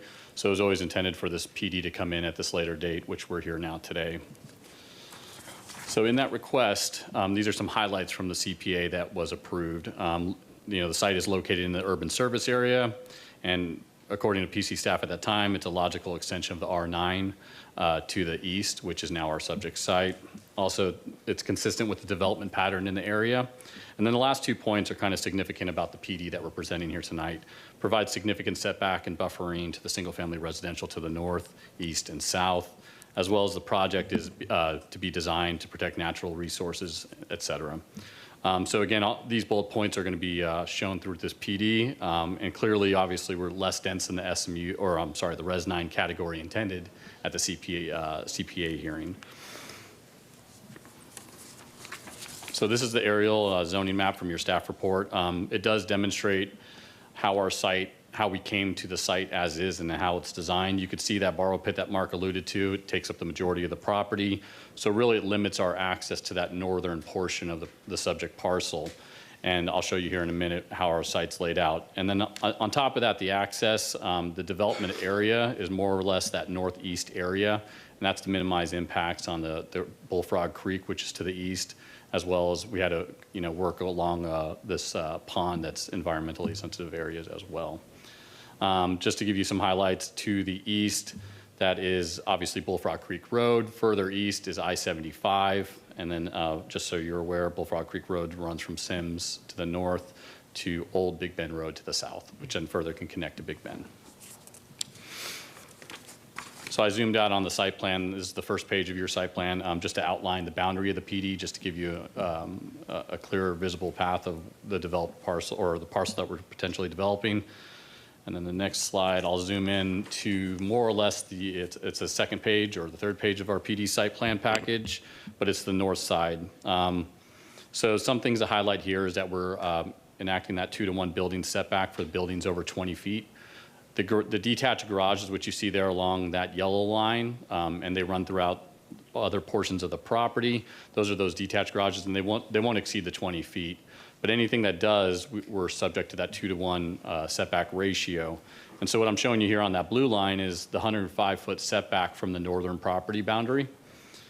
And then it'll be more clear when I show you a couple other slides, but we're around 2,000 feet from the end of the floodplain compensation area, which is on the south side of this development, building 14 there, which is almost to the middle of your screen. And then also it's around 500 feet from the western property boundary across I-75 to the Golden Aster Nature Preserve, which is our western neighbor after I-75. And then again, there's a large conservation and wetland area, which is dense trees and shrubs, and that's present to our east boundary. And it's almost 600 feet in the lower measurable areas, and to more than 600 feet. And that's to the residential further east. East would be towards the bottom of the screen as you're looking at it. So this just shows you the south side, more or less, of the parcel, still kind of focusing on our cluster development. That's to the right-hand side. I just want to indicate that to the property boundary in that building 14, or I'm sorry, building 17, it's almost about 3,555 feet to the southern property boundary. So really enhanced setbacks here. Obviously, the site characteristics play a part in that, but just to really show you the cluster development that we provided here in this area to have these 536 dwelling units. Now, the next slide, our project is consistent with our project is consistent and compatible with similar developments in the area. I've listed some here, and they're outlined there with the yellow star being our subject site. And it's zoomed out, but those green pins are other similar developments. And more or less, this is kind of focusing on the height. The height is similar range for our development and these other proposed developments, or these developments that have been developed. And it ranges from 65 feet to 35 feet. And I'll turn in this presentation as well as those backup PDs and major modifications for your review as well. But this demonstrates that the compatibility of our proposed development with the similar projects in the area. Now, this is our pedestrian connection slide. I mean, for a total of about 5,575 square feet are going to be built for this project. On site, it's around 4,000 square feet. I'm sorry, not square feet, lineal feet. But that'd be adjacent to the parcel next to the pond, more or less. But something to highlight here are those two other red dashed lines. Those are sidewalks that are going to be constructed to connect to the park to the south, which is along Old Big Bend Road and Bullfrog Creek. So really making that connection to some of these services that will be afforded to these, not just our development, but the developments to the south as well. Now, there's several goals, objectives, and policies that we're consistent with. I promise you I won't read them all, but they are in the packet. Specifically just pointing out a couple, the land use element and the neighborhood community development. policies. Also, the site plan design demonstrates clustering, which enhances the preservation of open space and environmental sensitive areas. The second page is just another page full of policies that were consistent with the comprehensive plan. Now, these are the photos I took on site. This would be on our project's right-of-way looking south, and that's on the left-hand side. That's Bullfrog Creek Road. You can see the pond there in the distance, and then to the right, you're going to have looking north along Bullfrog Creek. This is looking towards the subject site from the right-of-way. Again, you'll see the pond that's in existence, and then the unique shape of our area that's left for upland, as well, just showing you how the current status is with that pond. Now, these photos are looking west, and that's I-75, obviously reminiscent of the highway sign there, but that's across Bullfrog Creek Road. And on the right-hand side, more of the similar, but that's to kind of show you that mature vegetation that's already in place next to the highway as well. So the existing PD, it's a 1985 PD as identified in your staff report, and it allowed for a mix of uses, but it did allow up to a 600,000 square foot mixed industrial warehouse use. And again, we'd only be limiting this to 536 dwelling units, so it's just the residential dwelling units. This development will complement the existing surrounding residential development patterns and allows for a diverse housing stock, which is that multifamily residential, which is needed close to these employment centers as well. We've been found consistent with the Planning Commission staff and deemed approvable subject to the conditions, which we agree to by Development Services. And now I'd just like to have our traffic consultant, Steve Henry, briefly discuss some transportation topics. Thank you. Good evening. Good evening. Steve Henry, Links & Associates, 5023 West Laurel, Tampa 33607. We did conduct the traffic analysis for the project. A couple things. One is, as noted in your staff report, the actual proposed development that we've got tonight actually generates less traffic than the current approved PD would generate.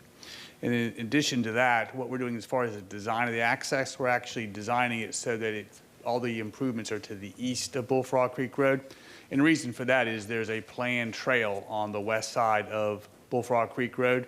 So we're trying to make sure that our design of the access does not inhibit the ability for the county to build that trail in the future.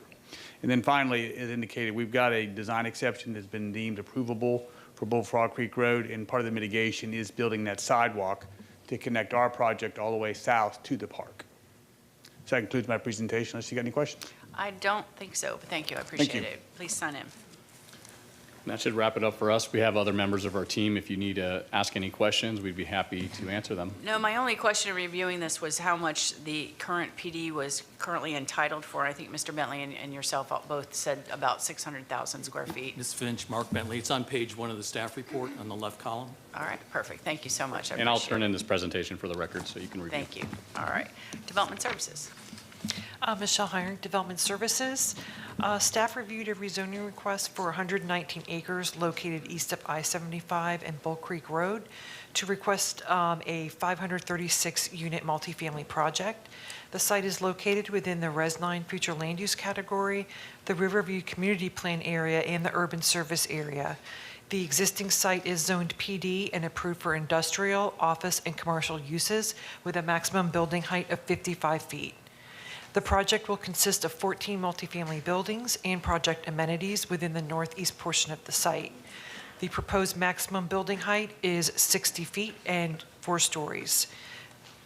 Staff found the proposal to be compatible with the surrounding area due to significant separations from development to the south and east, compliance with the required buffering and screening, and compliance with the 2-to-1 setback for buildings over 20 feet in height. Staff received no objections from reviewing agencies and a finding of consistency from the Planning Commission. Therefore, staff recommends approval, subject to proposed conditions. Thank you so much. Planning Commission. Jillian Massey, Planning Commission staff. The subject property is designated as Residential 9 on the future land use map. It's in the urban service area and within the limits of the Riverview Community Plan and South Shore Area-Wide Systems Plan.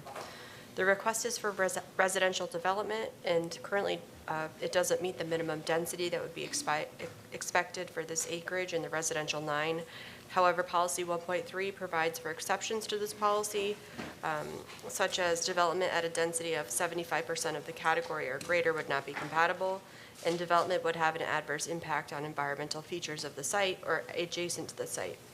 The property qualifies for both criteria as an exception to minimum density. As the site is more than 25% wet, only uplands can be used to calculate the potential density. The proposed planned development is compatible as the area is primarily developed with single-family residential. The proposal is consistent with the neighborhood protection policies under future land use element objective 16, specifically policy 16.2, which calls for gradual transitions of intensities between land uses. The proposed development is consistent with this policy direction as there's a large lake covering over half the property along the frontage of Bullfrog Creek Road. The lake helps to cluster the development to the northeastern corner of the parcel. The site's located in the Riverview Community Plan, specifically within the residential district. The proposed development does support the vision of the community plan.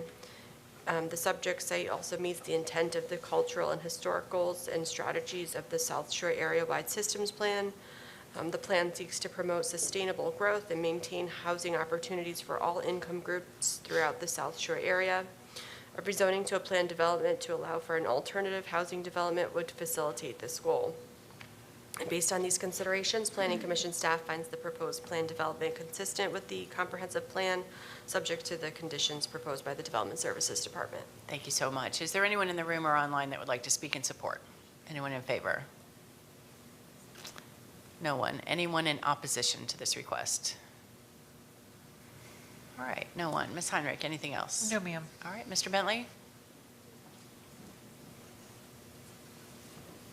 Well, I'll move things along, but seemed like it was kind of subtle. But what the Planning Commission was suggesting, it's in their staff report, is under Policy 1.3, 803 units would actually be acceptable at this location versus the 536 we're proposing. So unless you have any questions, that'll do it.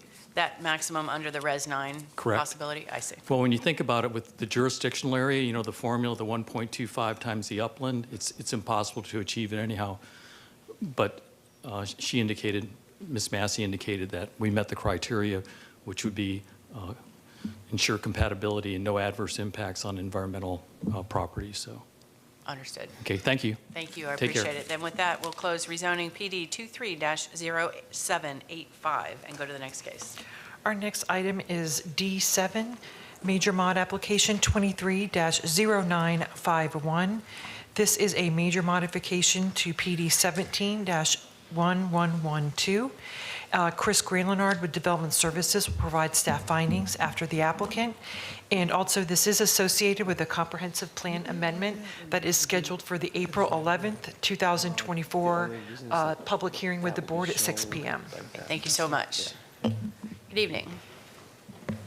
Good evening, Hearing Officer Todd Pressman, 200 2nd Avenue South, number 451 in St. Petersburg. I'm here today with MM 23-0951.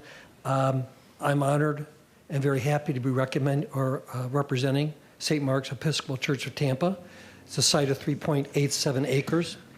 The PowerPoint is up for you. We're located in the northwest area of the county. Site is shown by the property appraiser, by Veterans Expressway and Gun Highway. A little close with the property appraiser. There's actually two parcels inside the rezoning area. So the rezoning site is indicated here. On the south is existing church building and property. So to the north is the rezoning site composed of two parcels that is vacant, church owns to the south. St. Mark's Episcopal Church has had a presence in the area for quite a while. They were established in 1983 with 350 members. Their mission statement is hearts and minds are renewed through a personal relationship with Jesus. We've held two neighborhood meetings to date to meet with neighbors and explain to them a little bit of an unusual request that does need an explanation.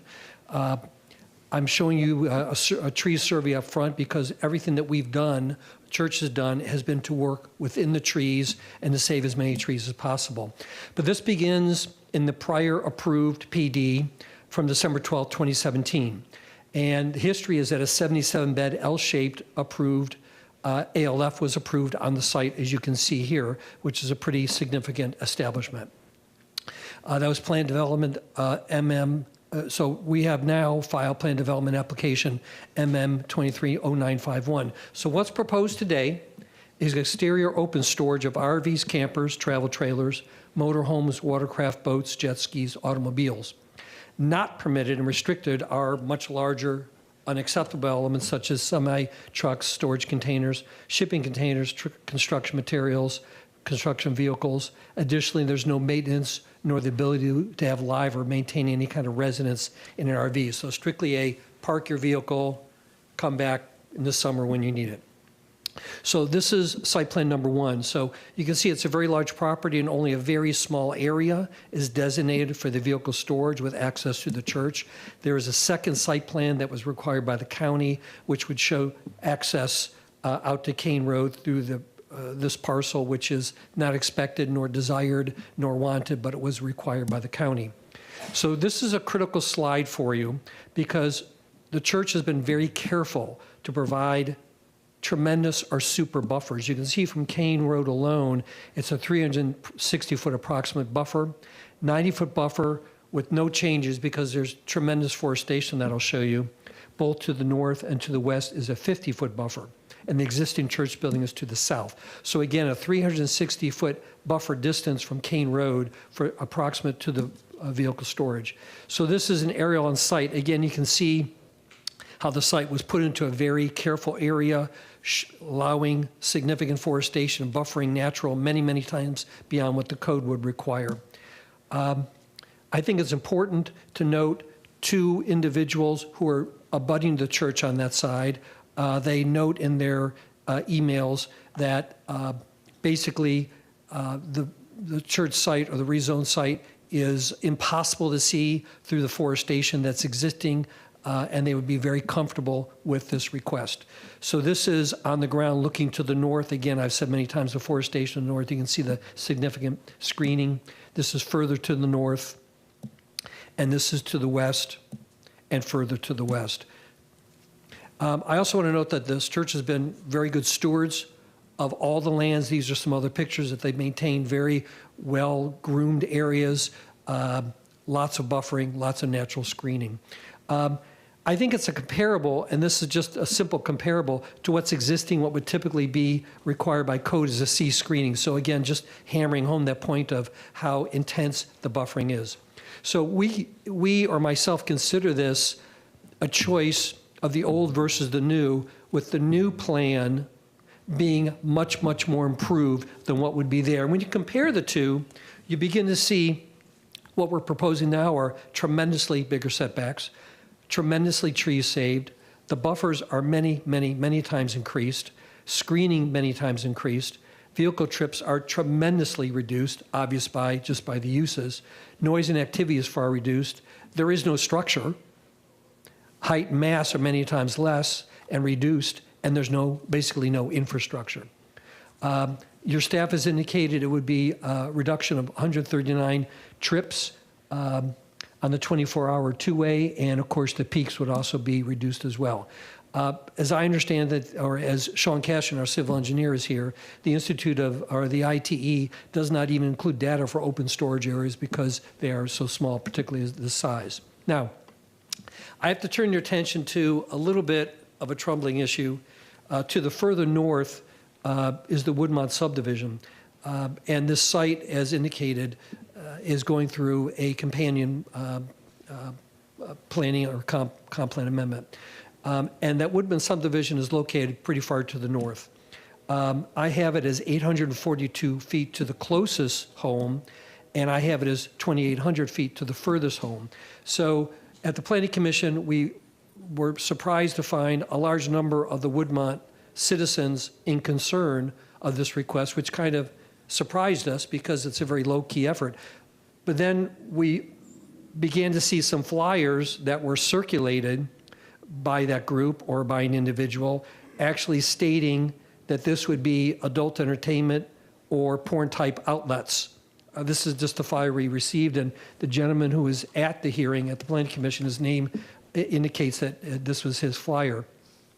So while this is a little bit troubling, we think it's very important for you to know and for us to understand why there was, at least as far as we can understand, why there was a lot of opposition from just the Woodmont subdivision.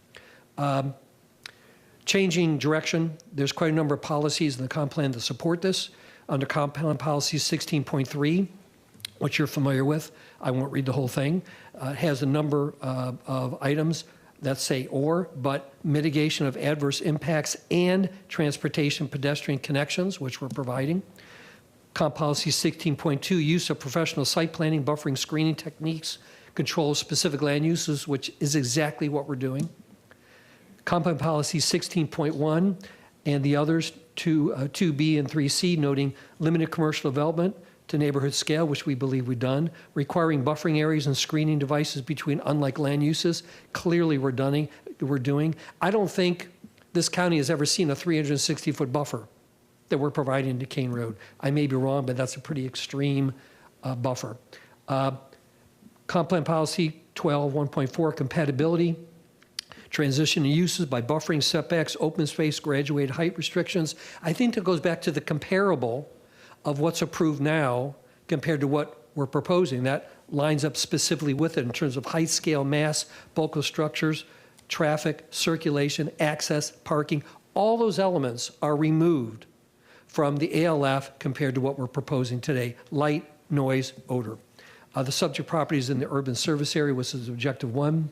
And under the Carrollwood Northdale Community Plan, it notes for use compatibility design techniques to ensure the appearance, architectural style, mass, scale of development is integrated with the existing suburban nature. Clearly, we have done that and put that into the PD plan. Further, the community plan seeks to prioritize pedestrian circulation, facilities over vehicular improvements. Light industrial uses tend to be more vehicular focused. In this case, it would not be.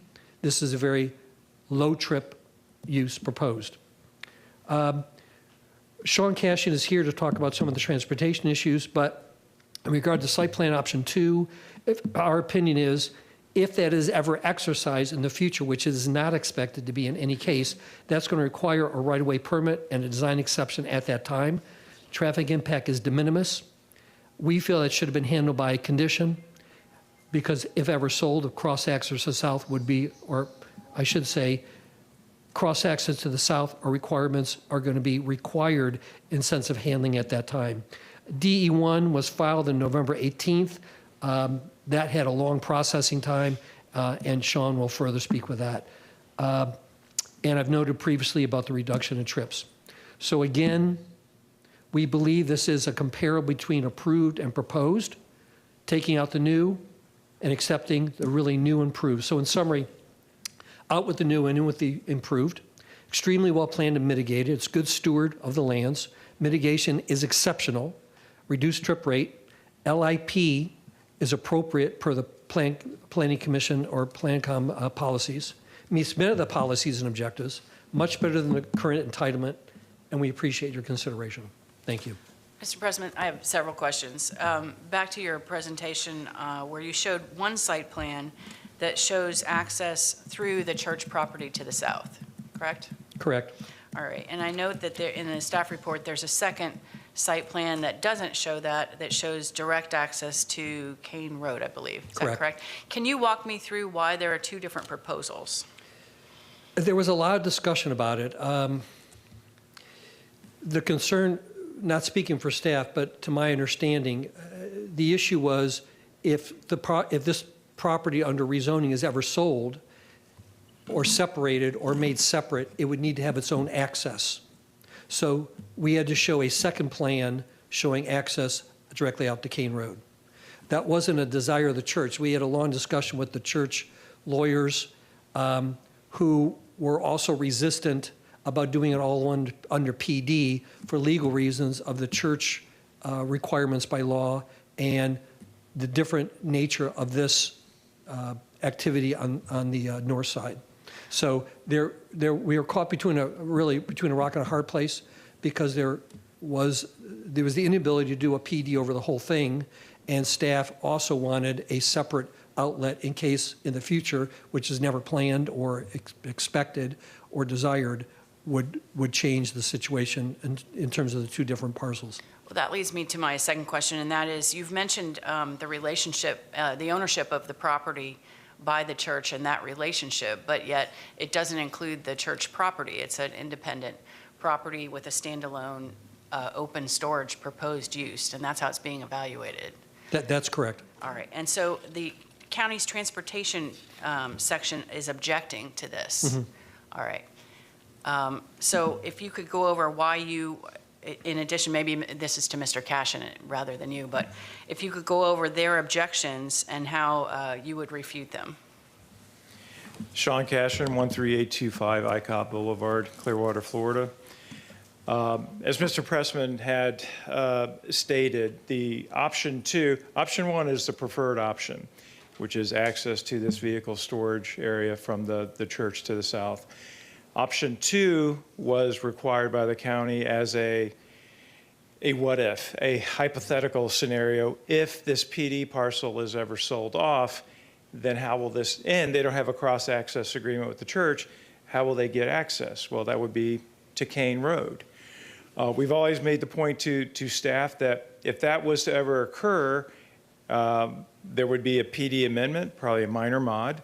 There would be a design exception, a site plan, and a right-of-way permit that would be required for the PD parcel if additional access to Kane Road was desired. So this what-if hypothetical scenario was required by staff to be included as part of the package. Our design exception had referred to what we are proposing, which is access to the church from the south. We do not want access to Kane Road. So that design exception was submitted November 17th to the county. They reviewed it. We received comments back on February 7th. They told us that, well, we had missed the deadline at that point, but they said that it had to include option 2, which again, we're not proposing, not contemplating, do not want. But again, it was more of a explanatory type of site plan, if you will, to show the what-if scenario if that property was ever sold off. But would you agree that the proposal, your option 1, ties it to the property to the south? Correct. And yet does not include the property to the south? Correct. The church owns both properties. They own the PD north parcel, if you will, and the main church property to the south. But the PD only covers the north 3.85 acres. All right, understood. Thank you so much. All right, thank you. Appreciate it. Mr. Pressman, does that conclude your presentation? Yes, okay. Yes, 34 seconds left. Mr. Cashin, Okay. the clerk would like you to sign in. Yep. Thank you. All right, thank you so much. I appreciate it. Development Services. Good evening. Good evening. Chris Growlenard, Development Services. Here to present application major modification 23-951. The approximate 3.847 acre property is zone PD 17-1112. It was approved in 2017 to allow for a 77-bed type C community residential home.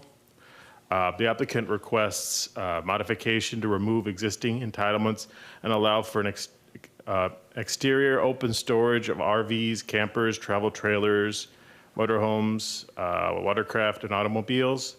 There are 2 options proposed that was mentioned earlier, used for separate options proposed for access. The property contains 2 parcels. Is generally located 750 feet north of the intersection of Gunna Highway and Kane Road and west side of Kane Road. They're both vacant. The site is located at the urban service area within the limits of the Greater Carroll Road Northdale Plan. The area consists of residential and institutional uses. There is a church immediately to the south, which is the owner. The general proximity of the site is AS1 zoning to the north, south, and east, and the PD is located to the west. The subject property is designated residential 4 on the future land use map. Comprehensive Plan Amendment CPA 23-16 is pending adoption, which is proposing to change the future land use from residential 4 to light industrial. The Planning Commission found the proposed use inconsistent with the comp plan due to it not being cohesive and easily integrated with the surrounding single-family residential uses. This Planning Commission also finds the use does not meet the intent of the community plan. The proposed modification would allow open storage adjacent to residential to the northwest and the east across Kane Road. To the south, it would be adjacent to the church. This would introduce a high-intensity commercial use in proximity to residential properties. In addition, the applicant is requesting variations to the site design to allow for a 6-foot fence and natural growth screening instead of the required masonry wall and type C screening. This would not provide the adequate screening from residential uses due to noise and disruptions. The applicant has offered restrictions to mitigate these compatibility concerns, such as adding operating hours and low projection, non-glare type lighting. Staff found that the restrictions were inadequate to mitigate the compatibility concerns of residents. The modification from a 77-bed type C community residential home use to an open storage use would not be consistent with the existing residential zoning pattern of the area. Based on the Res 4 future land use classification and the proposed light industrial, that amendment, staff found the request not supportable. Also, I'd like to add that the Transportation Division also found it not supportable, and James Ratliff is available online to answer your questions on that. If you have any questions for me, I'd be glad to answer them. None at this time, but thank you so much. Thank you. Planning Commission. Jillian Massey, Planning Commission staff. The subject site is currently designated as residential 4 in the future land use map. It is associated with a plan amendment HCCPA 23-16 to change the designation to light industrial planned. The site's in the urban service area and within the limits of the greater Carrollwood-Northdale community plan. The site's surrounded by single-family residential uses to the north, northeast, and west, and a religious establishment immediately to the south. The general vicinity is mainly comprised of residential densities that range from 4 to 6 dwelling units per gross acre and allowable neighborhood intensities averaging 0.25 floor area ratio. Therefore, the light industrial nature of the open storage use does not meet the intent of Policy 1.4 in the future land use element relating to compatibility. The proposed development is more intense in nature and will not allow the area to remain low to medium density in character. Therefore, the proposal is also inconsistent with Objective 8 and Policy 8.1. The proposal does not meet the intent of the future land use element Objective 16 and associated policies relating to neighborhood protection. The proposed storage area is proposed to be surrounded by 6-foot fencing. However, the proposed setbacks and buffers alone do not allow for a gradual transition in intensity between land uses. There are significantly less intense uses, specifically the single-family neighborhoods that surround the site that need to be protected per the policy direction in the future land use element. Furthermore, the development of higher intensity non-residential land uses that are adjacent to established neighborhoods shall be restricted to collectors and arterials into locations external to established and developing neighborhoods per policy 16.5. Because the proposed use is intensive and adjacent to established residential neighborhoods, the request is inconsistent with this policy direction. The proposed major modification is within the limits of the greater Carrollwood-Northdale community plan. The plan seeks to ensure that new development uses compatibility design techniques to ensure the appearance, mass, and scale of the development is integrated with the existing suburban nature of each neighborhood. The proposed open storage use would make it extremely challenging to integrate into the suburban character of the neighborhood.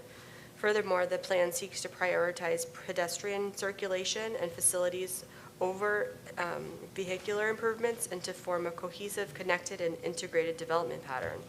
The proposed open storage of vehicles would be more vehicular focused rather than prioritizing pedestrians and would not be cohesive and easily integrated with the surrounding single-family residential uses. Therefore, it does not meet the intent of the community plan. And based on these considerations, Planning Commission staff finds the proposed major modification inconsistent with the comprehensive plan. Ms. Massey, can you just, for the record, tell me the status of their comprehensive plan amendment request to light industrial plan? The status is that it's gone before the Planning Commission, in which they recommended that it not be supported. So they forwarded their recommendations to the board. And as of now, it is scheduled to be heard concurrently with this case in April, but it may actually be May. I'm trying to confirm that date, but All right, but it the will be Planning heard. Commission recommended to not support the Planning amendment. Commission staff found it not consistent, and the Planning Commission agreed with our suggestion, and they forwarded that to the board as well. All right, thank you for that clarification. I appreciate it. All right, we'll go to asking for anyone who would like to speak in support. Is there anyone in the room? How many people would like to speak? Give me a show of hands just so I have a number. So we have 4, right? 4 in the room. Is there anyone online that would like to speak? There's 5 of us. Oh, there's 5. Thank you. Anybody online? Okay, we have 15 There's minutes. 2 online. Oh, is everyone in support online? Nope, they're in opposition. Opposition. All right, and so the 5 of you in the room are speaking in support. Is that correct? Yes. All right, so 15 minutes, that's 3 minutes apiece, if that's acceptable to you. You could either take more time and then lessen it from the folks at the end if you'd like. Okay. Hi, I'm Robert Douglas, 19431 Everton Place. That's in Land O'Lakes. And I am the priest of St. Mark's, and obviously speaking in favor of our proposal this evening.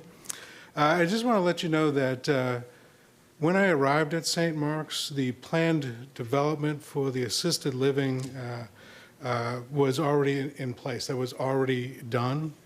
And when I arrived at St. Mark's to become their priest there, I had some concerns about that particular proposal. First, the big thing is it would take 40% of our land. We would have to sell that off, right? So we would take 4 acres away.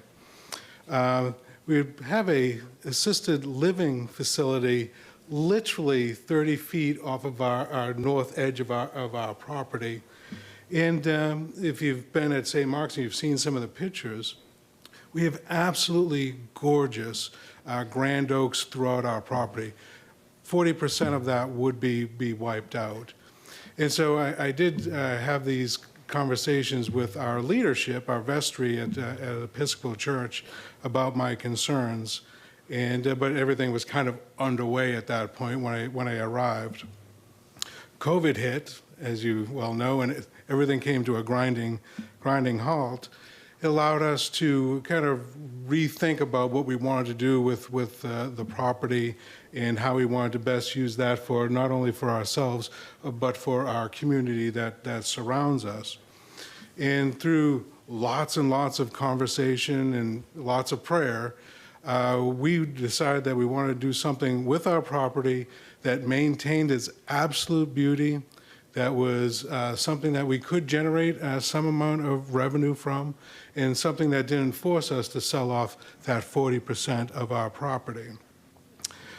So we decided that we would, retain the land, and we come up with the thought process of how best to serve our community was with taking a small portion of that north 4 acres and using it for storage of open storage of vehicles. And because of that, we don't have to build any structures. We were very careful in the planning to not destroy any of those trees, especially those grand oaks. And the reason that we want to do this, of course, we want a financial stream for the church. It's our 4 acres, and we can use those 4 acres if necessary. But of course, we have our church was built in 2005. We have a slightly aging infrastructure now, so a little bit of a revenue stream would help us to maintain, roofs and air conditioners and all those things on our building. We want to keep the property natural and beautiful, and you've seen through all of the pieces of our presentation how we've strived to do that. And the other thing that allows us to do is if we have a little bit of a revenue stream coming through there, is that allows us to keep our long-term commitment to our community, to be vital long time out. We take some of those. Sir, I think I'm being tapped out. It's about 11 minutes left. The clerk just gave a 15-minute time and was just letting us go, so that's fine. You got 11 minutes, so you're good. 11 minutes left. Good evening. Take 3. Okay, good. All right. Good evening. My name is Christopher Bryant, 1257 Brucky Place, and I'm a member of St. Mark's. Over the past 4 months, I've had the opportunity to speak with 150 neighbors in open town hall forum style meetings and by going door to door. While the future land use of light industrial may sound frightening at first and cause some consternation, once we've had the chance to sit down and speak with the neighbors, they've proven remarkably supportive for what is essentially 40 parking spaces on 4 acres of land. That support is reflected with signatures from over 60 stakeholders that are going to be submitted as evidence this evening. Last weekend, Father Bob and I were speaking to one of the adjacent neighbors. They kindly invited us into their house. We were looking out their patio, and we were explaining that their view would remain unchanged since we have a 50-foot buffer along that line, and none of St. Mark's greenery is going to be cut down, impacting their backyard. That family was understanding, and their support is included in tonight's evidence. Today's application is in a much more modest vein than the previous assisted living facility in response to the community's input, the congregation's needs, and provides the church a modest means of upkeep. In today's world where nonprofits are hammered with inflation, higher electricity bills, and with soaring insurance rates, this allows us a modest stipend to keep our grounds looking good. Additionally, it allows us to continue to support the community. We have 5 nonprofits meeting weekly at the church. This vehicle storage would allow numerous scout troops a safe and free place to store their kayaks, their camping supplies, which is an environment that they don't have right now. Additionally, in speaking with the neighbors, we agree that the trees along Kane Road are beautiful, and why we've agreed to keeping a 360-foot buffer along the road. We also agree that to limit any hours of the vehicle storage to reduce disturbances at night and use low glare lighting to reduce sight lines. In all my conversations with neighbors, I've stated that the PD exists to preserve as much land as possible and planning to do so in a way that allows St. Mark's to continue to exist. Please, Madam Chair, support this application so that St. Mark's can continue to exist, can continue to be a good neighbor to all those who call Citrus Park, wrong county, home. Thank you. Let me ask you a question before you leave. Allison, if you could stop the time for just a moment. I note in the record that there were 3 letters in opposition from purported neighbors, and I wondered if the signatures that you're about to submit into the record note the location of those property owners that are in support. Mr. Pressman included the 2 that are immediately adjacent. The rest of the stakeholders have their addresses included with the documentation this evening, but I don't have it on a map. All right, thank you so much. I appreciate it. Thank you, Madam Chair. All right, we can start the clock again, Allison. Who wants to speak next? Yes, sir. Good evening. Good evening. Scott Silverman, 4415 Ridgeline Circle, Tampa, Florida, 33624. I'm treasurer at St. Mark's. The planned vehicle storage is compatible with the neighborhood and can exist in harmony with the area. First point, visually, the trees are maintained, buffers and screening are provided, and therefore the vehicles would not be visible, creating an eyesore. I mean, I get it. People don't want that eyesore. We've planned for that. There's not an eyesore. Second, the vehicles are not running, not creating noise at storage, not creating pollution. There's no maintenance being done, so it's not creating any odor. So none of those issues would apply with the planned vehicle storage. Third point, storage again. So vehicles are not coming in and out. It's a parking lot, so it's not creating traffic, and that's not an issue. And I do understand that the road has been held to be sufficiently wide for what we're proposing. So in all, the new plan, it's much more less of an intrusion than a 77-bed ALF that would have traffic, would have ambulances perhaps coming in and out, and would actually be a building structure there.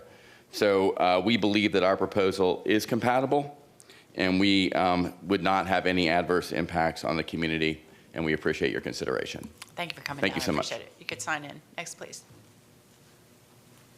Good evening. Good evening. My name's Ed Spinks. I'm at 2801 West Bush Boulevard in Tampa.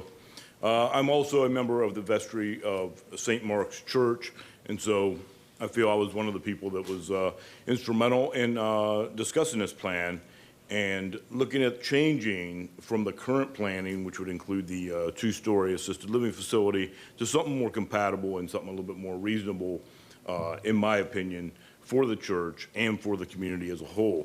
I have a little bit different perspective because while I do serve as one of the leaders of St. Mark's, I also have young children at St. Mark's. I have an 8-year-old daughter and a 12-year-old son that both attend St. Mark's. And so while we do attend church days on Sundays, but there's a lot more going on at St. Mark's than just any given Sunday.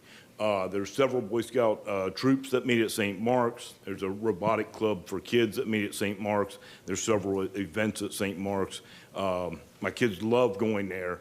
They love playing there, and they love being able to go in that little forested area back there behind St. Mark's. So when I look at it, you know, certainly adding an assisted living facility in that area is going to increase traffic. It's not going to make the area safe for play, and it's going to cause problems for children. By being consistent with what we have now, which is really to me just an expansion of the parking lot. We got a large parking lot behind the church, of course, where people park. This is nothing more than an extension of the parking lot, essentially, to park some vehicles there in the wooded area that nobody would generally see. But the safety factor alone of being able to allow the kids to be able to be in there, be able to play, and be able to be safe in the St. Mark's property is a tremendous benefit over that proposed current plan with the two-story assisted living facility. Some of the benefits, I won't belabor it, as other people have met it, but certainly it's going to be a lower scope, so it's only vehicles that are parked back there in that area. They won't even be visible from most of the surrounding communities. It's going to be much quieter because there's not going to be in and out vehicles. Anybody who knows and who's worked in the assisted living area arena, you got comings and goings of all hours of the night, including fire, EMS, and visitor traffic.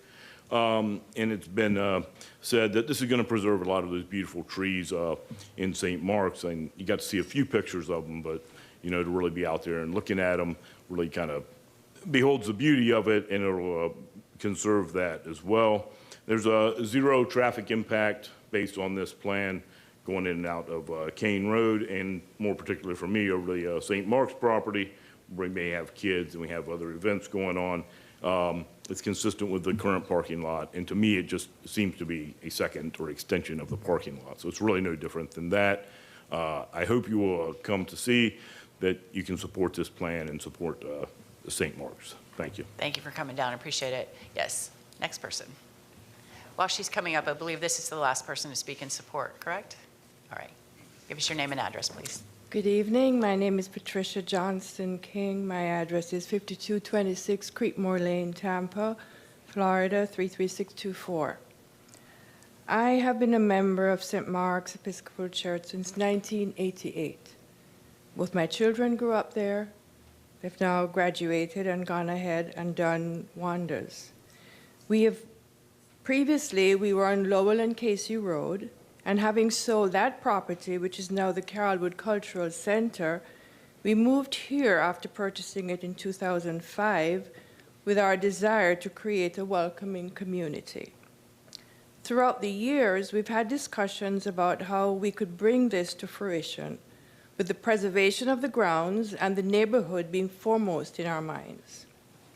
This plan that we present for your approval allows us to keep 3 acres of land filled with greenery and have a storage lot that is located some distance from the road and from the neighbors. We have a thriving garden committee whose desire to keep the grounds at St. Mark's as beautiful and well-maintained as possible, not only for our congregation, but for the neighborhood in general and for everybody who goes by. I hope that you will appreciate our commitment to this endeavor. We're grateful for the time permitted us this evening to present this to you. You're more than welcome to come to visit and worship with us. And we hope that you will strongly consider granting your support. Thank you so very much. Thank you for your time. I appreciate it. If you could please sign in. All right, with no one else in support, we'll go to testimony in opposition. Is there anybody in the room that would like to speak in opposition? How many do we have? 3? Yes, sir? 3, right? And then, Dan, you said 2 more, so 5. So 3 minutes apiece. Did you have a particular order in terms of who goes first? All right, then we'll go with the people in the room. Whoever would like to go first, if the other people could line up, it speeds the process up a little bit. Thank you. Good evening. Good evening. My name is Nolan Roderick. I live at 5814 Piney Lane Drive. I live in the Woodmont subdivision. Woodmont subdivision is a closed neighborhood with one way in and one way out on Kane Road. I have lived there for 31 years. It's all country. The road is only 14 feet wide. We have 95 homeowners of high-value homes last week sign in opposition to this major modification. If you drive down Kane Road today and you look into the parcel property, you can see right through it. There will be no hiding RVs, travel trailers, or motorhomes behind a 6-foot fence or any amount of natural barrier you think you're going to put in there. That will never happen. I also own the 6 acres across the street from the property, and I've looked at it, and it's totally open. You'll never hide it. Did you know that the Hillsborough County Planning Commission unanimously, 13-0, declined to change the zoning from residential to light industrial? And that happened last week, and we continue to oppose it. Thank you. Thank you, sir, for your time. Next, please. Good evening. Good evening. My name is Tammy Torres. I reside at 5614 Pine Bay Drive in Woodmont. I've lived there for 24 years, and I oppose this. This is Ovidio Perez. He's my neighbor, just assisting. If you don't have a smaller size, Madam Clerk, are you able to take that into evidence? They've been submitted electronically. Okay. As well as I spoke to Lionel, and he said I was allowed to show them tonight. She just said they submitted them Yeah. electronically. Okay. So we're Lionel good. said I could show them tonight. No, Thank you very Absolutely. much. Also in last week's meeting. Absolutely, you can. I Go just ahead. was unavailable. Yes. So thank you for letting us speak tonight. I appreciate the church wanting to generate revenue, but not at the expense of our residential neighborhood and our quiet street. First and foremost, the Planning Commission found it inconsistent, unanimously voted against it last week, as well as your development staff is not supporting it. They also found it inconsistent and not meeting the community needs. I brought these pictures for an overall view so you guys have an idea of what we're talking about. So this is an overview.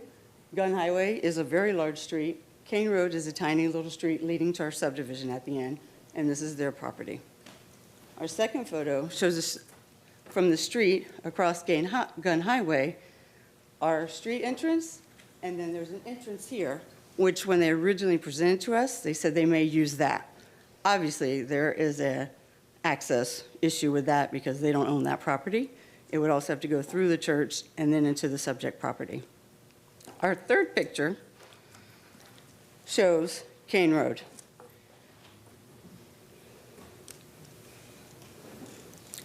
So this is entering Kane Road from Gun Highway, very small street, as well as entering Kane Road from the commercial building, but it's an office building on. The next photo shows Kane Road from the north end as well as the south end, which is what leads to our subdivision.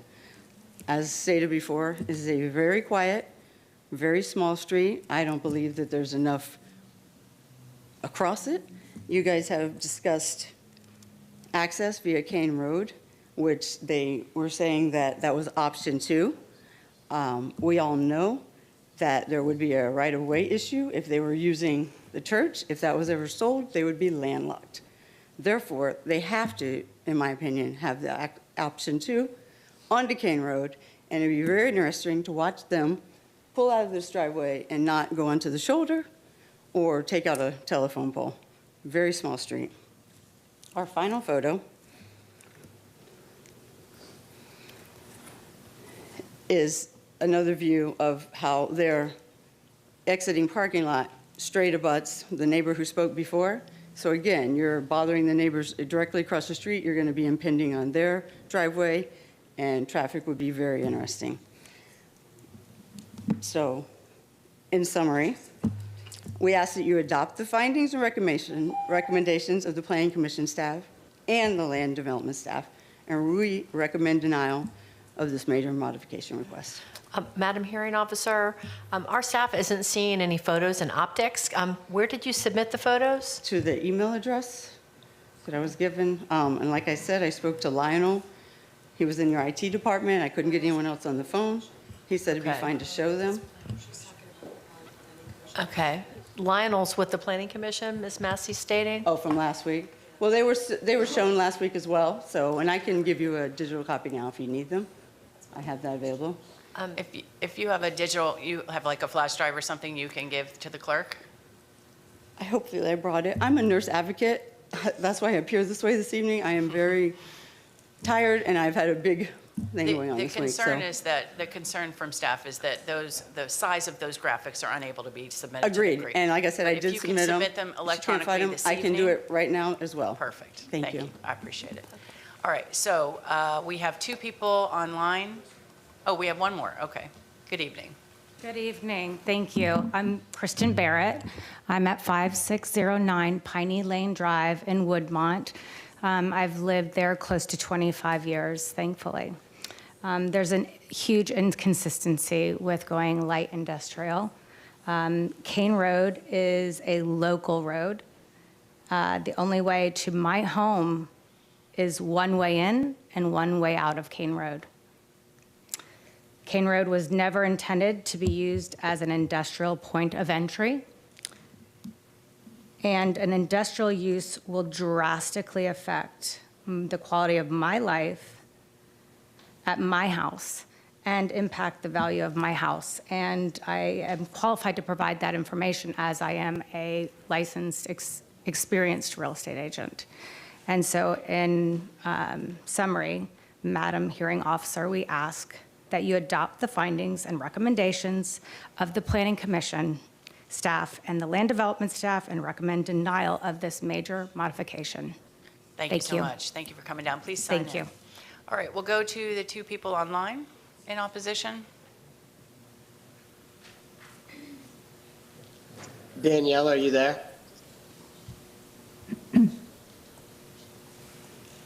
Hi, I'm here. Can you hear me? Yes, ma'am. Go ahead. Hi. Good evening, everyone. I would like to echo what everybody who spoke in person said. Thank you. And just to list again the few reasons why I oppose this major modification. One, the potential lowering. Ms. Horton, I'm sorry to interrupt you, but the county has a policy that we have to be able to see you as well. Can you turn on your camera? Yes. Sorry, I'm trying. I feel like. How can I turn my camera on here? I have the little 3 dots and I have the microphone. I don't see a camera option. Oh wait, I found it. Sorry guys. There you are. Okay, Hi. go ahead.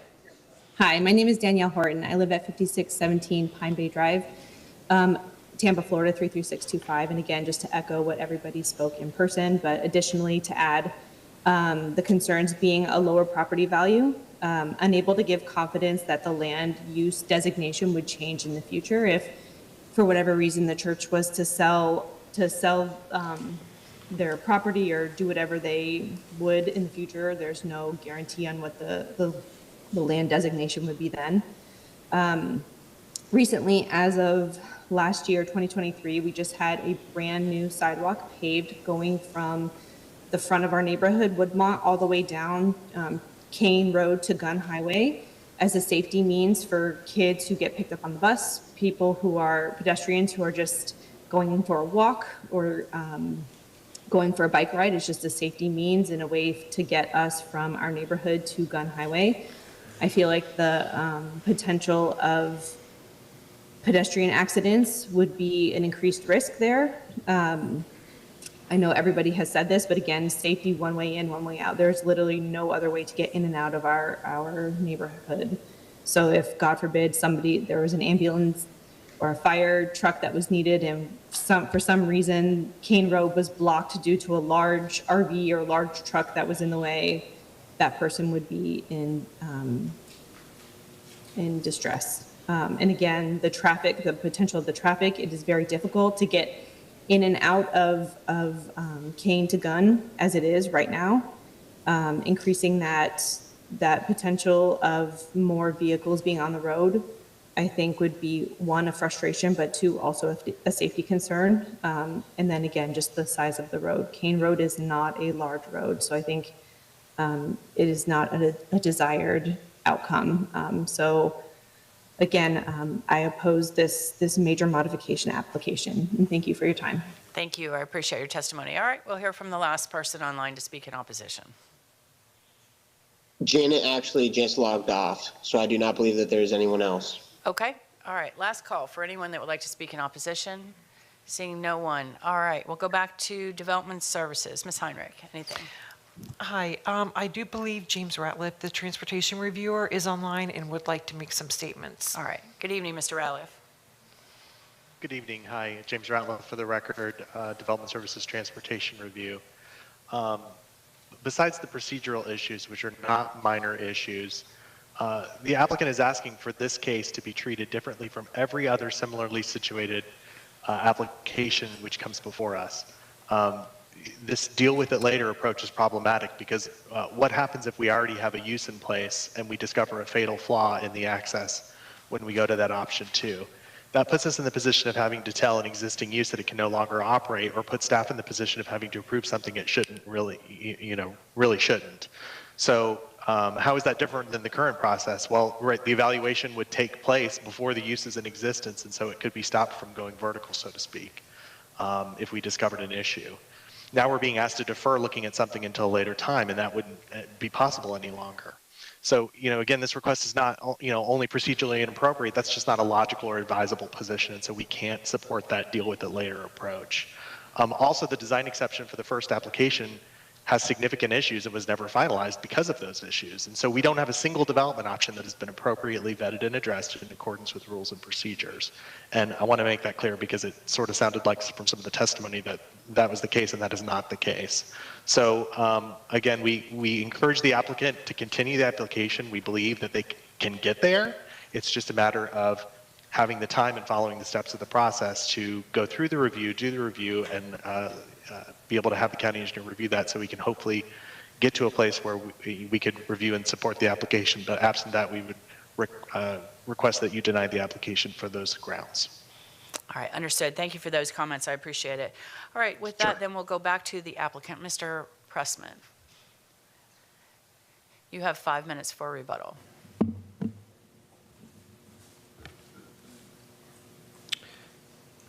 This is a part of the PowerPoint that's presented into the record. In regard to visibility to Kane Road, which was mentioned, this is Kane Road here. As you can see, there's a substantial natural tree forestation here.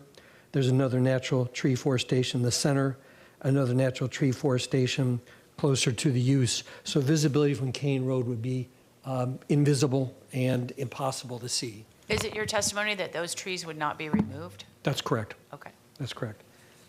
Secondly, in regard to the comments about the variations, I believe that we addressed those quite well in that what we're proposing to leave, and I showed on the PowerPoint, is many, many, many, many times higher, denser, thicker than what would ever be required by code on all sides. On the south is the church. So having a wood fence instead of a wall fence or instead of a masonry wall makes absolutely no difference in terms of the use that's proposed and how it would react in the area. Most of the concerns by the fine residents and citizens who came down today, and have great respect for them, had to do with Kane Road. But it comes back again to the point of what is approved and what's proposed. It's a reduction of trips, and quite frankly, an ALF is going to have a lot more trucks and a lot bigger trucks bringing in meals for 77 residents and staff every day, 7 days a week, for all kinds of deliveries for laundry and food, meals, drinks, everything else that sustains an ALF. So clearly, concerns raised about trucks would be far less on Kane Road, would be far less with this proposal than the ALF. So with that, we appreciate your attention. Thank you. Thank you so much. With that, we'll close. And I'm sorry, I have one email, which is from the neighbor directly abutting that I meant to put in the record. I'm going to put in the record now. Oh, absolutely. Thank you. Yes. With that, Ms. then we'll, Finch? yes. I'm sorry to interrupt you. We do have, in regards to the foam boards that were shown before, the community member who brought those says that she might have a copy in her car. If you would be able to not close the hearing, so she may go check her car, if that's still what she would like to do. I can, or I can show them on my phone and put them on there. We don't allow that because you can't submit your phone into the record. We need to have a tangible. I can also send them via email now, so I don't have to walk to the car when it's done. That's another option if she wanted to send them to an email that could be printed out and then entered into the record. That would be up to the clerk's office if they would be willing to accept that. If she could send an email to boccrec@hillsclerk.com, and we would have to receive it before the hearing closes this evening. Right, so we'll just delay closing it upon your confirmation. Can you check that you've received it? I'm going to look to see if I can access it at the moment. All right. Yeah, and also, this is coupled with the comp plan amendment. Yes. And there's different rules, different process for that, and, those visuals would be available to her for that portion of the application. For the comp plan amendment, Correct. yes. Yes, understood. All right, so let's do this. In the interest of time, it's 10:15. We would normally take a break at 10. So let's not close. Let's just hold this for a moment, let them work out their thing, and we'll pick that back up when we reconvene. So let's take a break, and if we could be back at 10:20 by the clock on the back of the wall, I'd appreciate it. Thank you.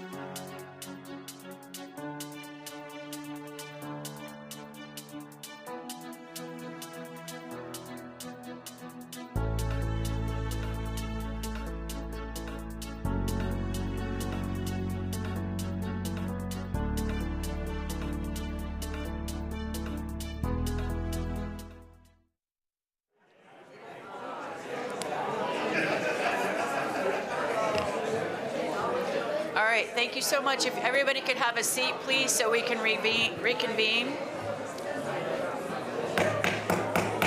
If everybody could have a seat, please, so we could reconvene the meeting. Thank you so much. All right, so we left open the last case to resolve the question about the oversized exhibits. If I could, Allison, if you could tell me how we're going to handle this. We're going to go ahead and take the oversized maps, and we will put a note in our record to state that they were filed and that they are on record, but you will not receive an email copy of them. All right, thank you so much. I appreciate that. Then with that, we'll close major modification 23-0951 and go to the next case. Our next application is item D8, PD rezoning 23-0992. The applicant is requesting to rezone property zone AR, PD, and RC6 with a mobile home overlay to planned development. That will be corrected on the agenda. The RC6 was accidentally left off. Another correction to be made would be for the acreage, which is 17.04, which was also a typo that will be corrected. Okay. Jared Folan with Development Services will present staff findings, and he did submit a revised staff report that you should have received. I did. And in that revision, it made a few corrections, the number of parcels from 3 to 5, corrected the acreage 17.04, so now that will be in agreement with the revised agenda, and also added condition number 2, which has to do with the limits of the infill density provision that the Planning Commission asked to be included. All right, thank you so much. Is the applicant here? Good evening. Good evening, Elise Batzel Stearns Weaver. On behalf of the applicant,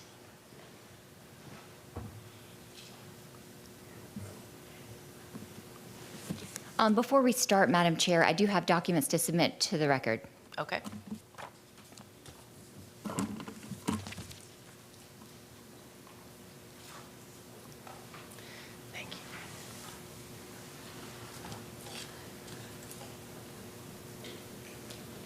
We've provided a copy of the presentation as well as the professional resumes of our consultant team.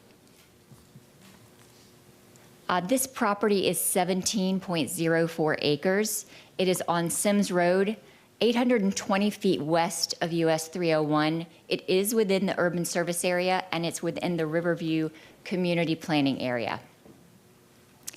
As you can see, it is SMU 6, and there's a very small portion at the very southwest corner that is actually R4. We've added that in to improve the alignment of the access point to the south. The current zoning is AR, PD, which allows single family currently, that 0.25 acres of RSC6, mobile home, and the surrounding zoning, of course, are various residential uses as well as commercial along 301. So there are two options. The residential development options that we're proposing before you tonight are either 123 townhomes or 123 cottages, the small detached dwellings, but multifamily in nature under your land development code. We are utilizing the policy 23.5, the residential infill bonus, and we're accessing off of Sims and Missouri. There are no waivers or variations requested as part of this application. So quickly, just to walk you through the site plan, it's a little difficult to see. As we mentioned, 123 townhomes. There is a 20-foot perimeter setback, as well as a maximum height for this particular option of 27 feet. There's a 5-foot type A buffer on the perimeter, and then along Sims Road, there's a 15-foot type B buffer. For the second development option, it's very similar, with the exception of it's 123 cottage multifamily units, and you'll see that the maximum height here is 20 feet. These are one-story dwellings. The remainder of the development and dimensional standards are the same. As we mentioned, access is provided on Sims Road. We have aligned that with Downs Loop in conjunction with staff comments, and a secondary access to the east off of Missouri. There are 2 design exceptions that are found approvable by transportation, and Steve Henry is here if you have any questions about those. I'm really quickly going to turn it over to David Smith just to talk about consistency with the comprehensive plan and how we meet 23.5. Thank you, David Smith, Director of Development and Zoning for Stearns Weaver Miller, 401 East Jackson Street, 33601. As indicated, this project utilizes the residential infill bonus. Under the comprehensive plan, there's criteria that must be met in order to qualify. While the Planning Commission has found it's consistent with those requirements, I did feel that it was necessary for us to at least go through them. So when you're looking at the graphic here, the project qualifies for the density bonus for several factors. One, it is within the urban service boundary. It's located along Sims Road, which is a collector roadway. There's also transit emphasis corridor in this area. And in order to qualify, you must further look at the area and determine, is there a threat for non-residential development to occur down Sims? What this graphic shows in the yellow is the project, which is SMU 6, and under the comprehensive plan policies could be considered for office and other types of limited non-residential development as part of its development plan. Across the street, there are existing non-residential uses. At the corner of Sims and 301, there's also an existing commercial development and new commercial development on the northwest corner. Further down to the west, there's a large storage facility. Actually, it's like a junkyard, per se, and some vacant property. So looking at this area, this property definitely satisfies the criteria to give an alternative to further strip non-commercial development along the corridor. The increased density is compatible with the surrounding area.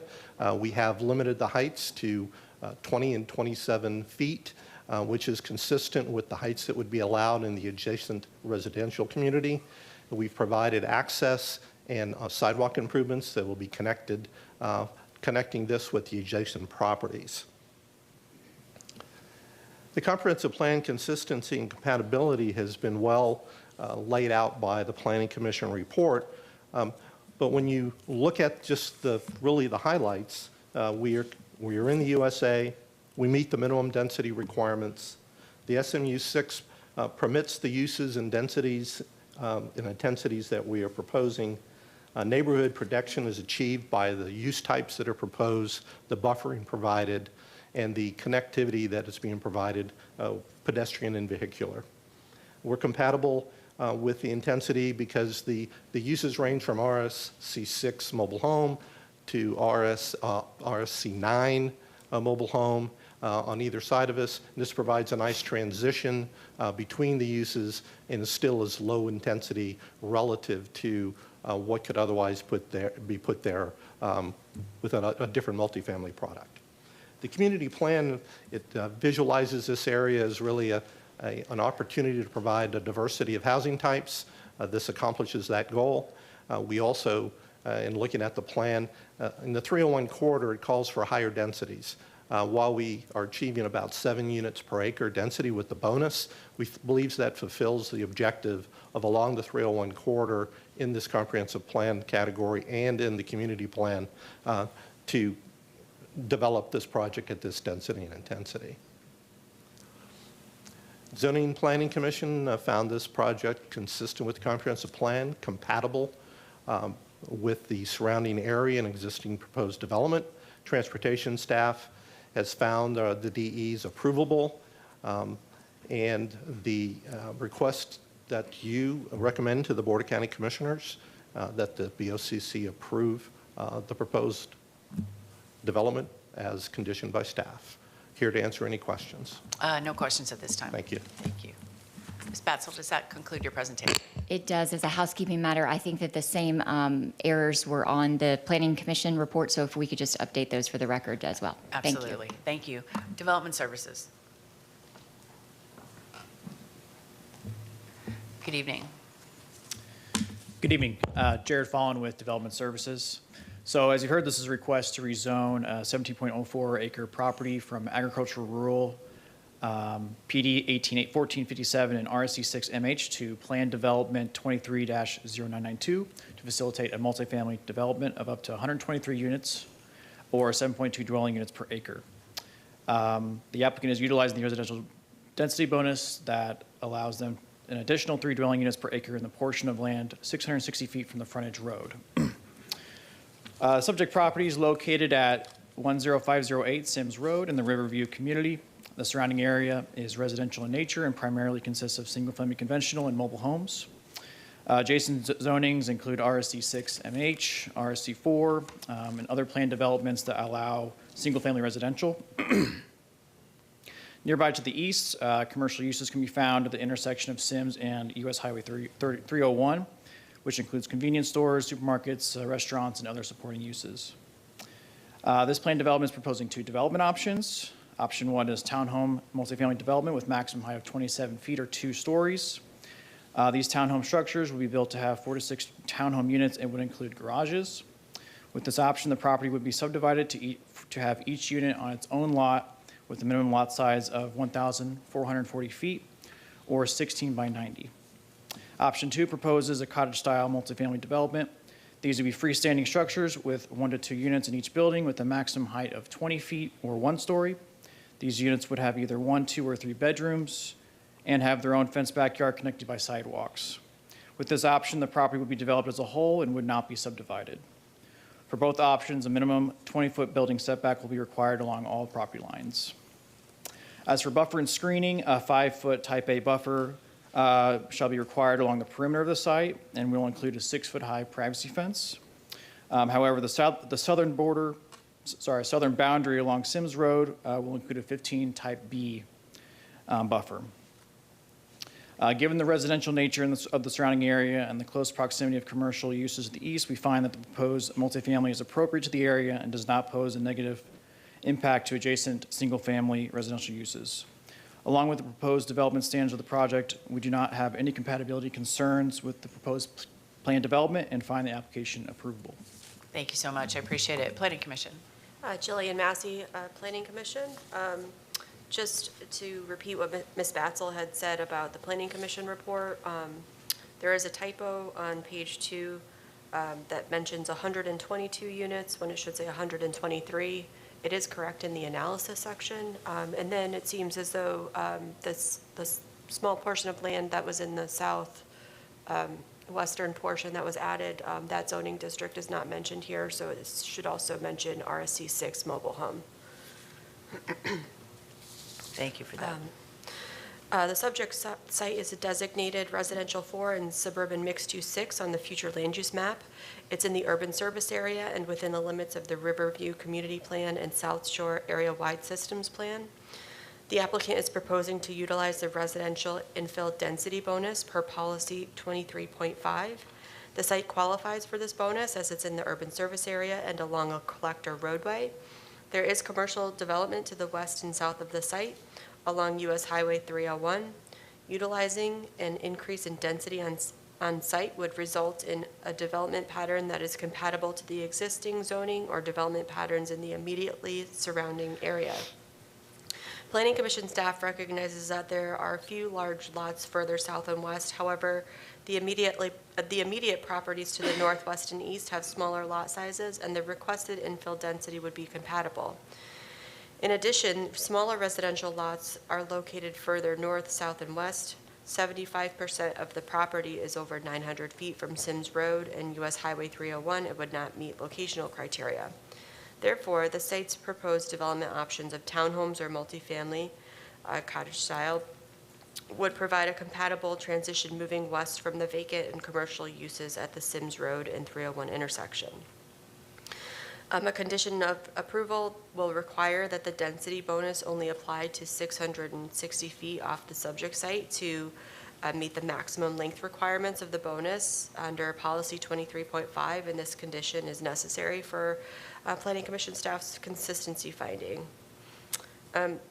Objective 16 and its associated policies seek to protect existing neighborhoods and development by ensuring compatibility with the surrounding area through various buffering and buffering requirements and mitigation techniques. The creation of townhomes or multifamily residential lots would be consistent with these policies, as the use is similar and complementary to the surrounding residential and public institutional uses. Finally, the subject site meets the intent of the South Shore Area-Wide Systems Community Plan that recognizes the preferred land development pattern of each of its community plan. The site is also located within the limits of the Riverview Community Plan, specifically within the Highway 301 Corridor District, which anticipates high-density residential uses along with commercial uses in this area. The proposed townhome or multifamily use with the residential density bonus meets the intent of the community plan. Goals 4 and 11 also have language on providing sidewalks, and the proposal will widen the sidewalk to 10 feet along the project's frontage on Sims Road. Pedestrian access on the east side will be provided to preserve existing trees, which meets the intent of Goal 11, and sidewalks and access are proposed on both development options. And based on these considerations, Planning Commission staff finds the proposed plan development consistent with the comprehensive plan, subject to the conditions proposed by the Development Services Department. All right, thank you so much. Is there anyone in the room or online that would like to speak in support? Anyone in favor? Seeing no one, anyone in opposition to this request? No one. All right, Ms. Heinrich, anything else? No, ma'am. Ms. Betzel? All right, then with that, we'll close rezoning 23-0992 and go to the next case. Our next application is item D9, PD 23-0993. The applicant is requesting to rezone property from PD to PD. Camille Crocta with Development Services will present staff findings after the applicant's presentation. Good evening. Good evening, Ms. Finch. William Malloy, 325 South Boulevard, Tampa, Florida. What I have here tonight is hopefully the simplest piece of a three-part project, which is going to encompass the former Big Cat preserve. The request is in Citrus Park. It's not in the overlay. It's just west of the Veterans, east of Sheldon, and south of Gun Highway. There are two options for this request. The first is to simply leave the existing entitlements as they are and add about 1/3 of an acre of surrounding private right-of-way to the project. And that would just be used for parking and potentially more open space. No new entitlements would be expected or requested with option 1. Option 2, if I can go to the Elmo here, is a bit more complicated. And what this shows, this is a currently filed application for multifamily, case 23994. This is a currently filed case for townhomes. This is my piece in yellow right here. What we would propose with option 2 is simply to use the parcel to extend Citrus Park Lane down through our parcel to the remainder of the Big Cat Preserve to the townhome project. At the same time, we'd be providing roadway access to the multifamily here to the west. The only entitlements associated with this part of the project with option 2 would be if the multifamily constructs a building which falls over the PD line. And those entitlements would be assigned to 994, not my case here tonight, 993. And that is really the meat and potatoes of the request. The preferred option is option 2, obviously, and all it really seeks to do is construct a right-of-way to allow these other two projects to move forward. All right, so does that conclude your presentation? It does, but I'm Okay. sure there's questions. All right, so if you could put that graphic, if we could show that graphic, I think that would be helpful to the conversation. Thank you. So first of all, the rezoning cites 2 PDs, 220856 and 160559, and your site plans only reference the 2016. So is that a typo that there's another PD of 220856 included in this application? 220856 would only be included in that those portions of Easy Street, which is outlined in red, currently belong to 856. So we have to do a PRS to pull those out. I see. Okay, so it is technically a part of this application, as As you're looking at it, yes, ma'am, it would be. in terms of option 2, Yeah, it yes, must be. Okay. And option 1, 2, the hotel would retain the right-of-way also. Okay. Both options. All right, and so then complicated for option 2 would be the right word. And so your property overlays both of these potential zonings, and so they would be absorbed into each as the line shows, that red line, is that correct? If everything falls into place, as we hope, parcel A, when we bifurcate it, would be assigned, so to speak, to the multifamily, B to the townhomes to the south. Okay, all right. And option one is there's no change? But for a bit of added acreage. Yes, ma'am. I see, Yeah, okay. just want to be clear on Understood. that. All right, those were my questions. Thank you Okay, very thank much, I you. appreciate it. If you could please sign in. Development Services.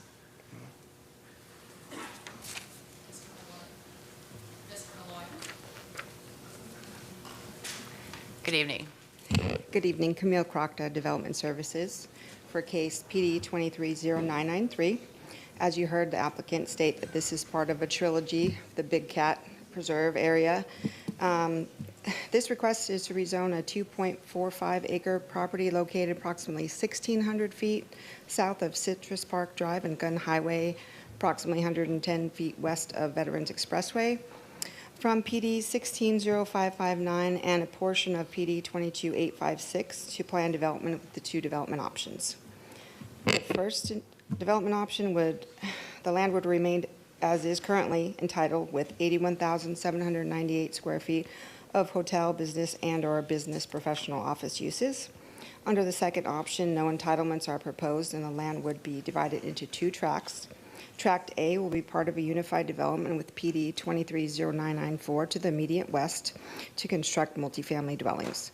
The total units constructed within Tract A of PD 230993 and straddling PD 230994, the boundary shall not exceed 152 multifamily units.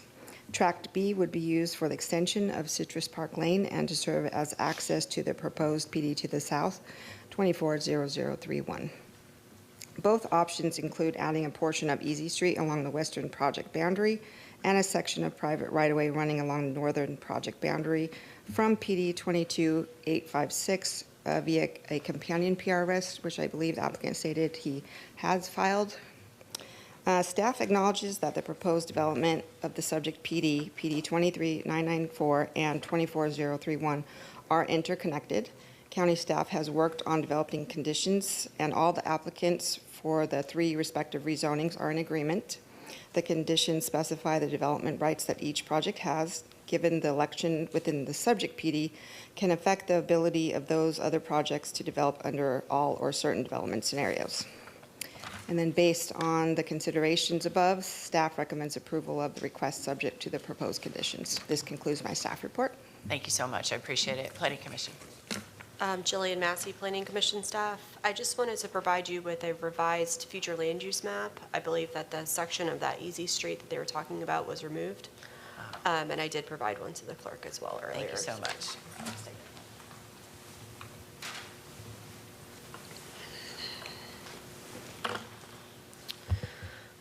The subject property is designated as urban mixed use 20 on the future land use map.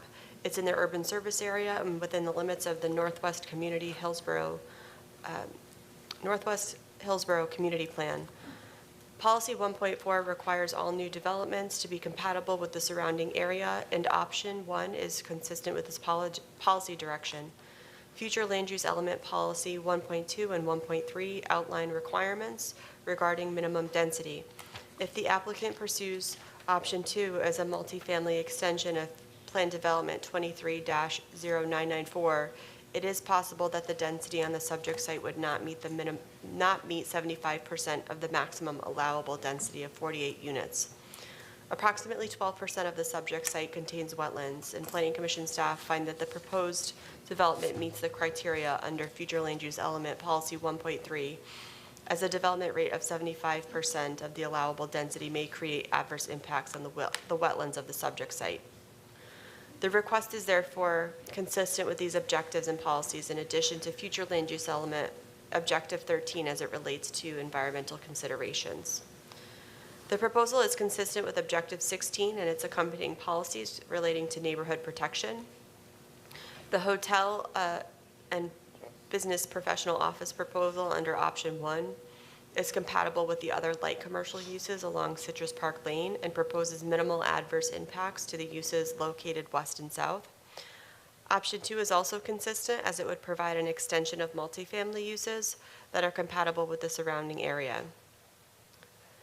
If the applicant pursues option 2, the proposed multifamily uses would be complementary to the area given the site's proximity to commercial uses. The overall density is consistent with the future land use designation of urban mixed use 20 and is compatible with the surrounding area.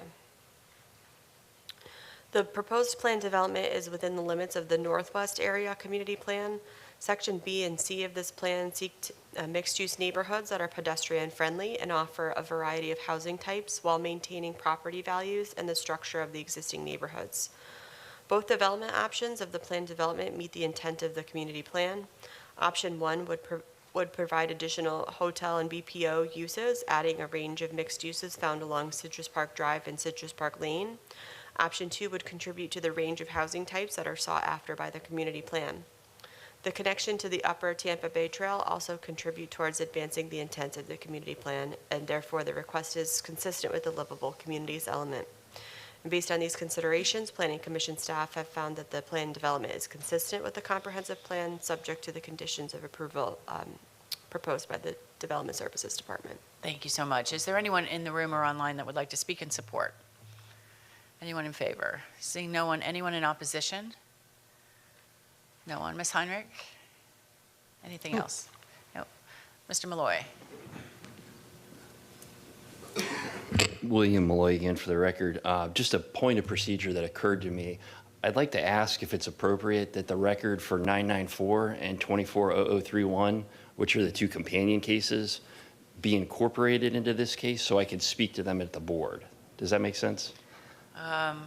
It does. I need some guidance on that, whether that's acceptable procedurally. Or not. No, we don't think that those would travel together. Is that what you said, Michelle? Correct. I believe if these were all three going to the same board meeting, that would be permitted, because you want to speak to 994 at the BOCC meeting for 993, or vice versa? I want to make sure I'm not in a position where I can't. That's Where you can't speak about 994? correct. Okay. I believe maybe you could reference it, probably not make a, presentation or, typical like showing of pictures or staff report. Well, or I'll be an anything. agent on that one too. I just want to make sure that we Right. can bring the facts of 993 into 994 and 994 into 983 just because they are so closely tied. Correct. You can make reference to those, yes. Okay. Yes. Okay, I'm good. All right. Thank you so much. Then with that, we'll close rezoning PD 23-0993. Go to the next case. I would caution everyone, as it is almost 11 p.m., to remind you that I cannot open a case past midnight. So if you could keep your comments accordingly, if we could try to move this along so that everyone is heard this evening. Go ahead, Ms. Heinrich. Our next item is item D10, PD 24-0033.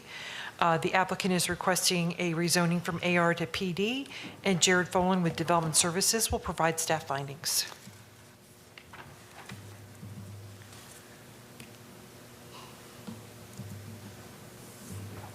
Good evening. Good evening. For the record, Kevin Reale with Stearns Lieber Miller, 401 East Jackson Street. The presentation today, I have a number of figures here that I'm going to go through quickly. I mostly have it set up to answer questions.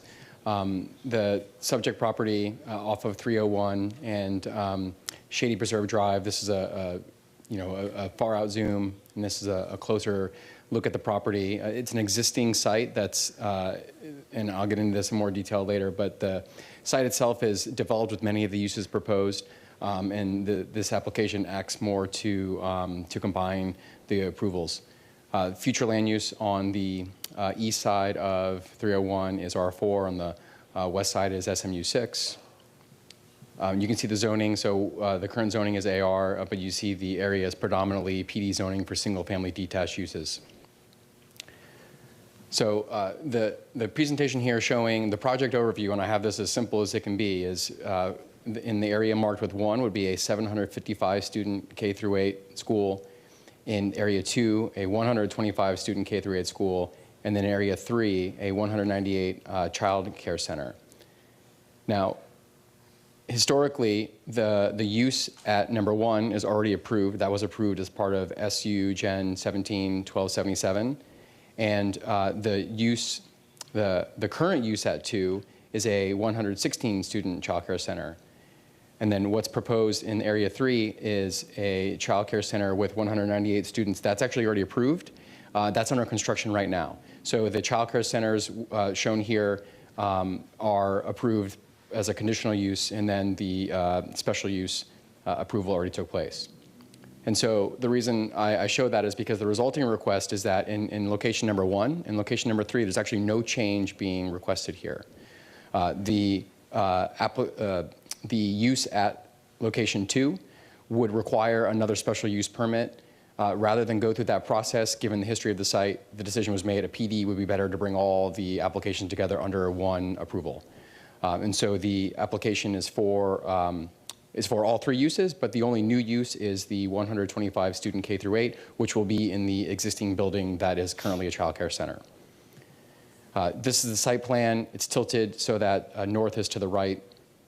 I just bring this up to answer questions. I'll go through it quickly. Like I said, we are proposing 25-foot setback on the north and on the west, and on the east and south is a 50-foot setback that's proposed. And the reason for the larger setback on the east is because there are single-family homes to the east without a road between them, and to the south, it's because of a variation request. So the only unique thing about the site from a land use perspective is this variation request. To the south of the site is a very large retention area and then wetlands. And if you follow that, so this picture here overlays the adjacent aerial with the site plan as close to scale as I could get it. And then the yellow line there is the floodway line. And so it would be very difficult to put the required buffer in that area because it's very wet and because of the retention, and that largely exists today. And so the request is to not put the buffer on the south. And we feel there's a lot of mitigating factors here, primarily that there's an additional setback, there's a lot of vegetation there, and there's a very large retention area. So the setback doesn't even show, the minimum setback is actually going to be exceeded significantly.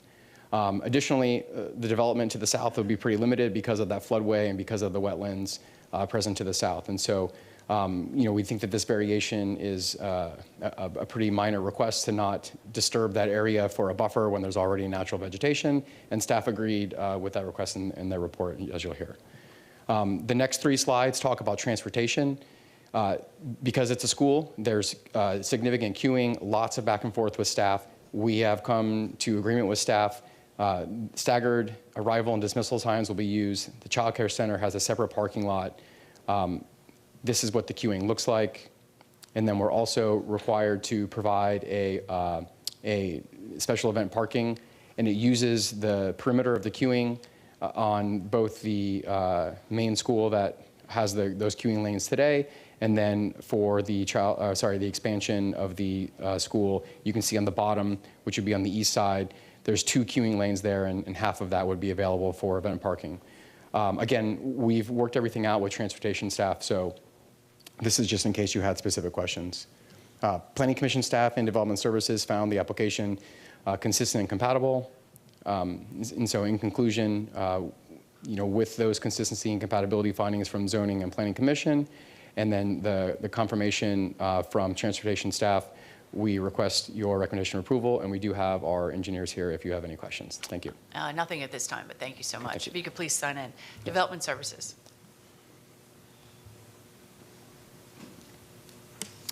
Yeah, Jared Fallon with Development Services. This is a pretty simple PD rezoning. They're looking to expand the current use there, the charter school, looking to increase the number of students, and nature of the area is residential, single family to the north and to the east. They have multifamily to the west. We believe they're adequately buffering between those uses to protect those uses. They have a variation for the south. It's undeveloped and mostly wetlands, so we didn't have a problem with that. So we had no compatibility issues with this request. Thank you for that. I appreciate it. Planning Commission. Jillian Massey, Planning Commission staff. The subject site is designated as residential 4 and suburban mixed use 6 on the future land use map. It's in the urban service area and within the limits of the Riverview and South Shore area wide systems plan. It meets the intent of policy 1.4 with respect to compatibility of the surrounding area. It also meets the intent of future land use element objective 16 and accompanying policies that require new development to be compatible with the surrounding neighborhood. Future land use element policy 17.1, residential support uses are allowed in any residential, commercial, and industrial land use plan category as long as the density and intensity are compatible with the surrounding land uses and zoning. The proposed school is an existing use and is compatible with the surrounding vacant single-family residential and public institutional uses. As mentioned, the subject sites within the limits of the Riverview Community Plan and South Shore Area Wide Systems Plan. Goals 10 and 11 of the Riverview Community Plan contain strategies on maintaining and supporting high-quality schools and providing walkability to schools. Goal 4 of the plan talks about the transportation system, and the South Shore Plan has specific language on pedestrian connectivity. The site plan shows existing pedestrian crosswalks and a multi-use path along 301, and it meets the intent of multiple goals and other strategies in these community plans. And based on this information, Planning Commission staff finds the proposed plan development consistent with the comprehensive plan subject to the proposed conditions. Thank you so much. Is there anyone in the room or online that would like to speak in support? Anyone in favor?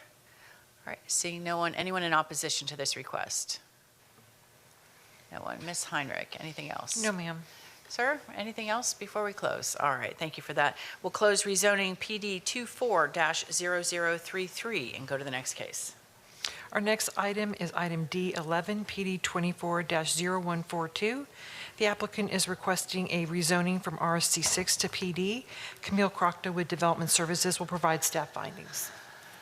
Good evening.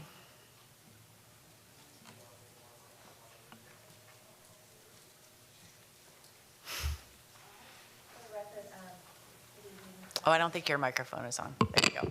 Yep. Good evening, Madam Hearing Officer. Rebecca Kurt with Brooks and Rocha, 400 North Tampa Street, Suite 1910 and 0142. That one. Sorry. And we're pulling up the PowerPoint. This one right here? Yes. Okay. Just give me a second with upstairs, okay? Okay. Let me know when I can start. Oh, they're not on. Oh, okay. All right.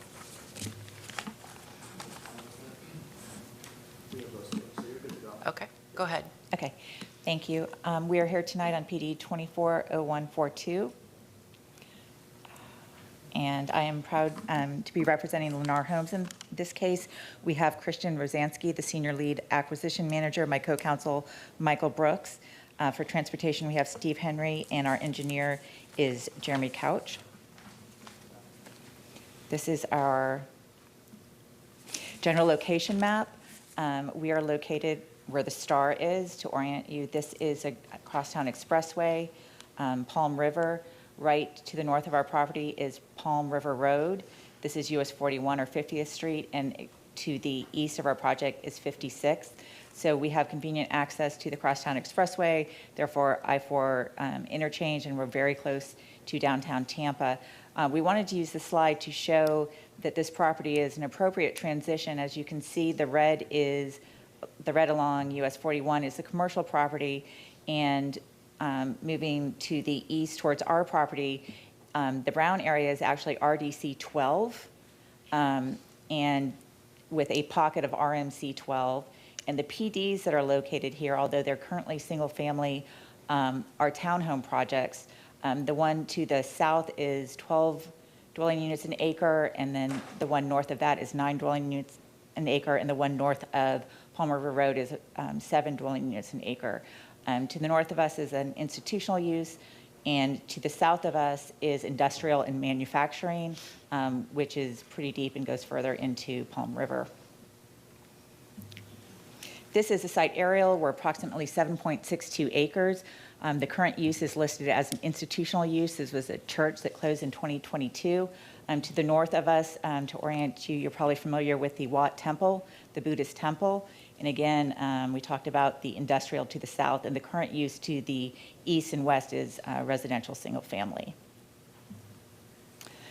We are in Res 9. We are surrounded by Res 9 land use, except to the south where you have that light industrial. The Planning Commission did find us consistent with the goals and policies of the comprehensive plan, including that we are directing growth into the urban service area and we are meeting minimum density.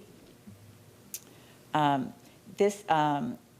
talked earlier about the transition. This highlights the policy that deals with that and the gradual transition of intensities between different land uses, policy 16.2. And I'm not going to go over all the transition again because of the lateness of the hour. I did want to point out that the Planning Commission had earlier on had some concerns about the residential abutting the light industrial, but we worked with them and we have a 30-foot type C buffer along the southern boundary, and all the buildings will be oriented internal to the project, and so they no longer have any objection to that. We are in the urban service area. We have city and Tampa water and sewer area, and we have lines available. That's Palm River Road to the north and 56th Street, which butts us to the east. This slide shows the proximity to public investments and community uses. We have 3 parks within about 2 miles. We have Fire Station number 15. We have Palm River Elementary School along a sidewalk along Palm River Road, which is less than a mile away. The 78th Street Library, Winston Park, which is also on the current CIP project list for improvements. I believe it's splash pads. We also have a little further out, but still close, Clare Mill Elementary and Dowdle, which is a middle school is a magnet school. We are on, let me see if I can go back. Yeah, we are on Route 8, which goes from downtown to Marion Transit Center all the way to Brandon Mall. And while Brandon Mall is not a transit center, it does have a number of other lines that end at that same location. The inset map is supposed to demonstrate the proximity of the bus stops to our location. They're directly outside of our property, and then there is one across Palm River right in front of the Wat Temple. The county is actively investing in this part of the county. Currently, there's 13 active projects that we were able to pull up on the county CIP map, which total about $19 million. They include drainage improvements, park improvements, intersection improvements, fire station replacement, road resurfacing, and Vision Zero projects along 78th, along other projects. We are in the greater Palm River Area Community Plan, which encourages compatible new infill and redevelopment, and in a variety of housing choices. We did address compatibility with design techniques, and I skipped again. Again, the building envelopes are internal to the project. We have a community gathering space in the northwest corner of the project that will have sidewalk connectivity. We have a drainage pond to the west, which will increase visual space. We have 10-foot buffers to the east and west, and again, the 30-foot to the south. We are meeting the 2-to-1 setback for buildings over 20 feet, and we are requesting no waivers or variances. At this point, I am going to turn the presentation over to Steve Henry to talk about our transportation. Good evening. Good evening. Steve Henry, Langston Associates, 5023 West Laurel, Tampa 33607. We did conduct the traffic analysis for the project. A couple things just to point out. One, with this project, currently there are 3 accesses that serve the property. We're going to take out those 3 and just add 1 driveway, which will align with the Buddhist temple main access across Palm River Road. And then, let me see if I can get this to work. Then in addition to that, we looked at a comparison of the zoning that could be there today. So based on the zoning today, there could be 45 single-family lots compared to what we're proposing, which is 68 townhomes. And when you see that from the AM and PM peak hour standpoint, there'd actually be a slight reduction in traffic. It's a little bit of an increase in the daily, but a reduction in both the AM and PM peak hour trips. If you have any questions, that concludes my presentation. No, not at this time. Thank you.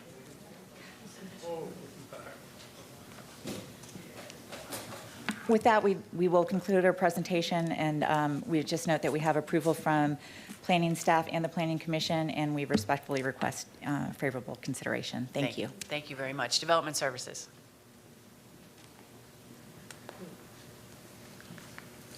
Good evening, Camille Crockett again for case 240142.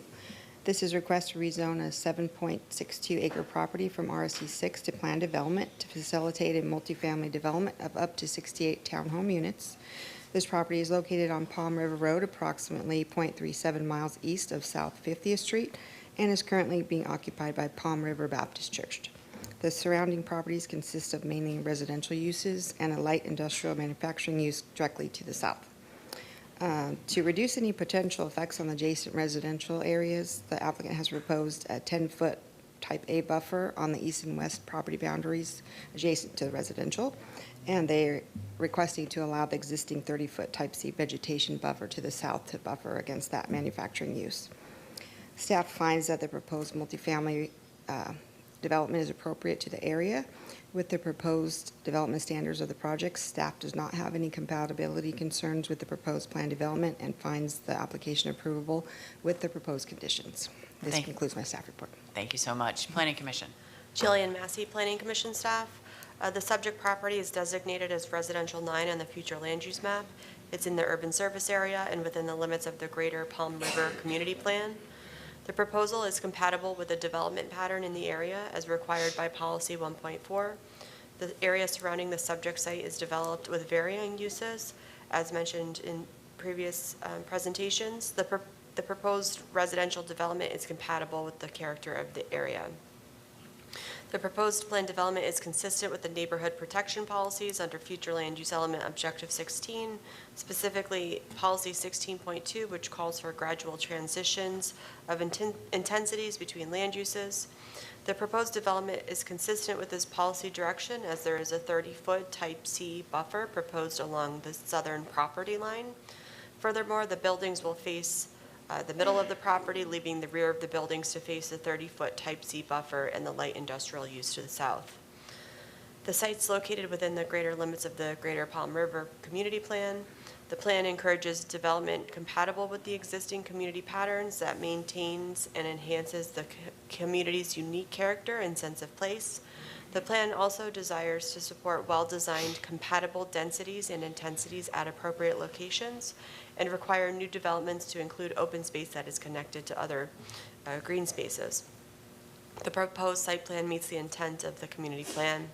Based on these considerations, Planning Commission staff finds the proposed plan development consistent with the comprehensive plan subject to the conditions proposed by this Development Services. Thank you so much. And next we're going to call for testimony and support and opposition. But before I do that, in the interest of time and clarification, I've read all of the letters in the county's file, both in support and opposition, prior to this hearing. And the opposition primarily focuses on what they refer to as a restrictive covenant, an agreement for 20 years that obligates this property to one use or another. And I just wanted to get, Ms. Dorman, your comments on the consideration of a restrictive covenant relative to a rezoning of a property.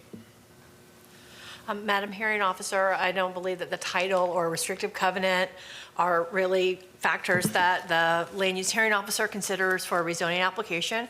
You're looking at the comprehensive plan and the land development code. And would that be considered, now, I have not seen this agreement, but if it is a private agreement, then is that not subject, the county is not a party to that? That would be correct, Madam Hearing Officer. The county's not a party to a restrictive covenant, and the parties that are parties to that restrictive covenant certainly may have a disagreement about that, but that would not be played out in this forum. All right, thank you so much. So at this time, we'll call for those that would like to testify in support. Anybody in the room? How many people would like to speak that are in the room? 2? There'll be 2 of us. Okay, is there anyone online that would like to speak? Not seeing any, Mayor. All right, so 15 minutes total. You have 7.5 minutes apiece, or however you'd like to apportion that 15 minutes. We promise we won't use it all. That's for sure. That would be appreciated. Thank you. Absolutely. Good evening, Hearing Master. I'm Ken Tinkler with the Carlton Fields Law Firm, 4221 West Boy Scout Boulevard, Tampa. Here representing the Belshos Church, the landowner of the property, and I have been sworn. Belshos is under contract with the applicant and supports the rezoning application. With me this evening is Pastor Scott Odom, the executive pastor of Belshos, who will speak next. To provide some background, and this goes to some of the issue that you mentioned, but we wanted to make sure some things were put on the record. In 2014, First Baptist Church of Palm River Incorporated voted unanimously to merge with Belshos and turned over all property, activities, and governance to Belshos Baptist Church of Brandon Incorporated.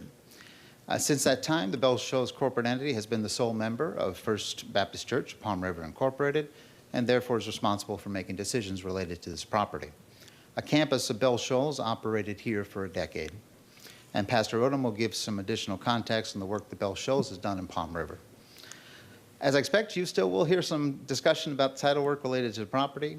I'd like to enter into the record a series of documents related to the covenant placed on the property for your reference, which was released last year by Tampa Bay Baptist Association Incorporated, Florida Baptist Convention Incorporated, and the Southern Baptist Convention, and by unanimous vote pursuant to the covenant itself. We involved the First American Title Insurance Company to ensure that the process utilized will allow for the sale to be completed with title insurance in place. Finally, I'd like to enter into the record a collection of correspondence in support of the application from interested citizens. And with that, let me turn the podium over to Pastor Odom. Thank you so much. If you could please sign in. Good evening. Thank you, Ken.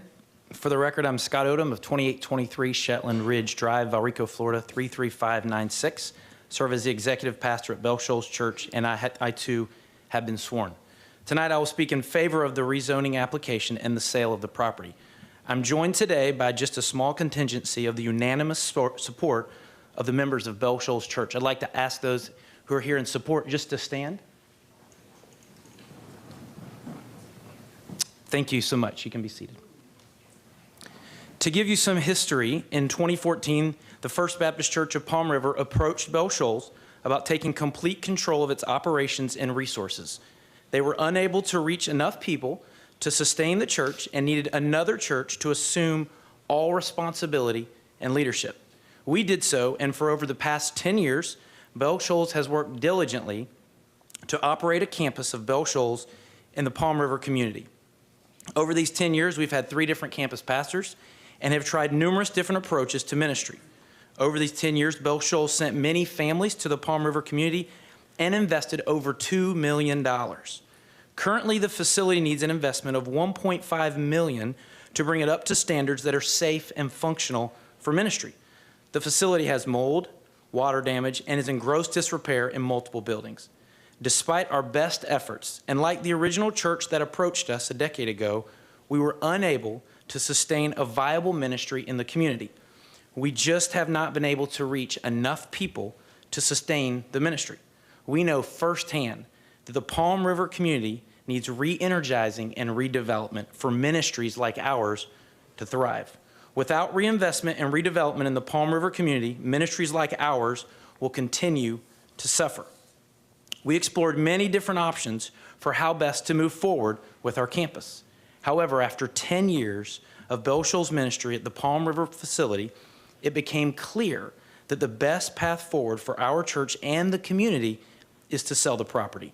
The funds from the sale will enable Belshos to impact local schools, support many ministry partners, and launch additional campuses that share the love of God in West Central Florida and beyond. In light of these present realities, on behalf of the members of Belshos who are invested in our community, we strongly support the rezoning application and the sale of the property, as they will encourage economic growth and vitality to the underserved part of our community. Palm River needs revitalization, both spiritually and economically. This sale of the property will not only reshape the community, but it will also sustain our ministry efforts with local schools and ministry partners for many years to come. And again, I thank you for your work on behalf of the community and humbly request that you approve the rezoning application. Thank you, sir. We're certainly happy to answer any questions if you have any. None at this time, but thank you. Thank you very much. Appreciate it. So seeing no one else that would like to speak in support, we'll call for those that would like to testify in opposition. Is there anyone in the room that would like to speak in opposition? Hey, let me see a show of hands so we can count and apportion how many. So, is it 5? 5, okay. Do we have anyone online that would like to speak in opposition? No? Okay. All right, then that would be 3 minutes apiece, or however you'd like to apportion that. Okay, perfect. Mike Mesra, 5216 Palm River Road. I have been sworn in, and I'd like to leave this letter for you from the monks.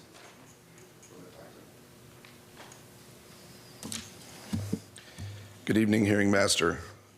Thank you for taking the time to hear our concerns this evening. A little history on my past with Palm River. My wife, Nicole, and myself reside on Palm River, and we've been there for 30 years.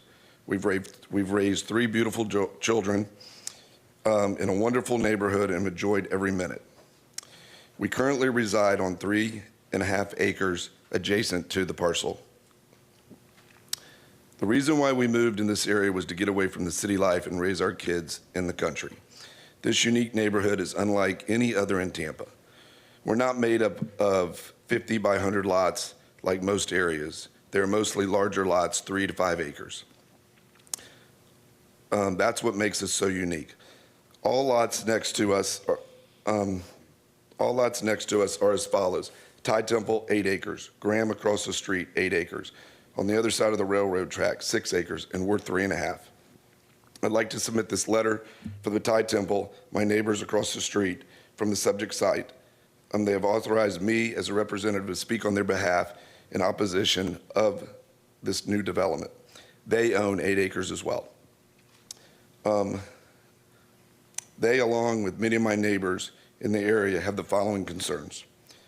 Palm River cannot sustain any additional traffic at this time.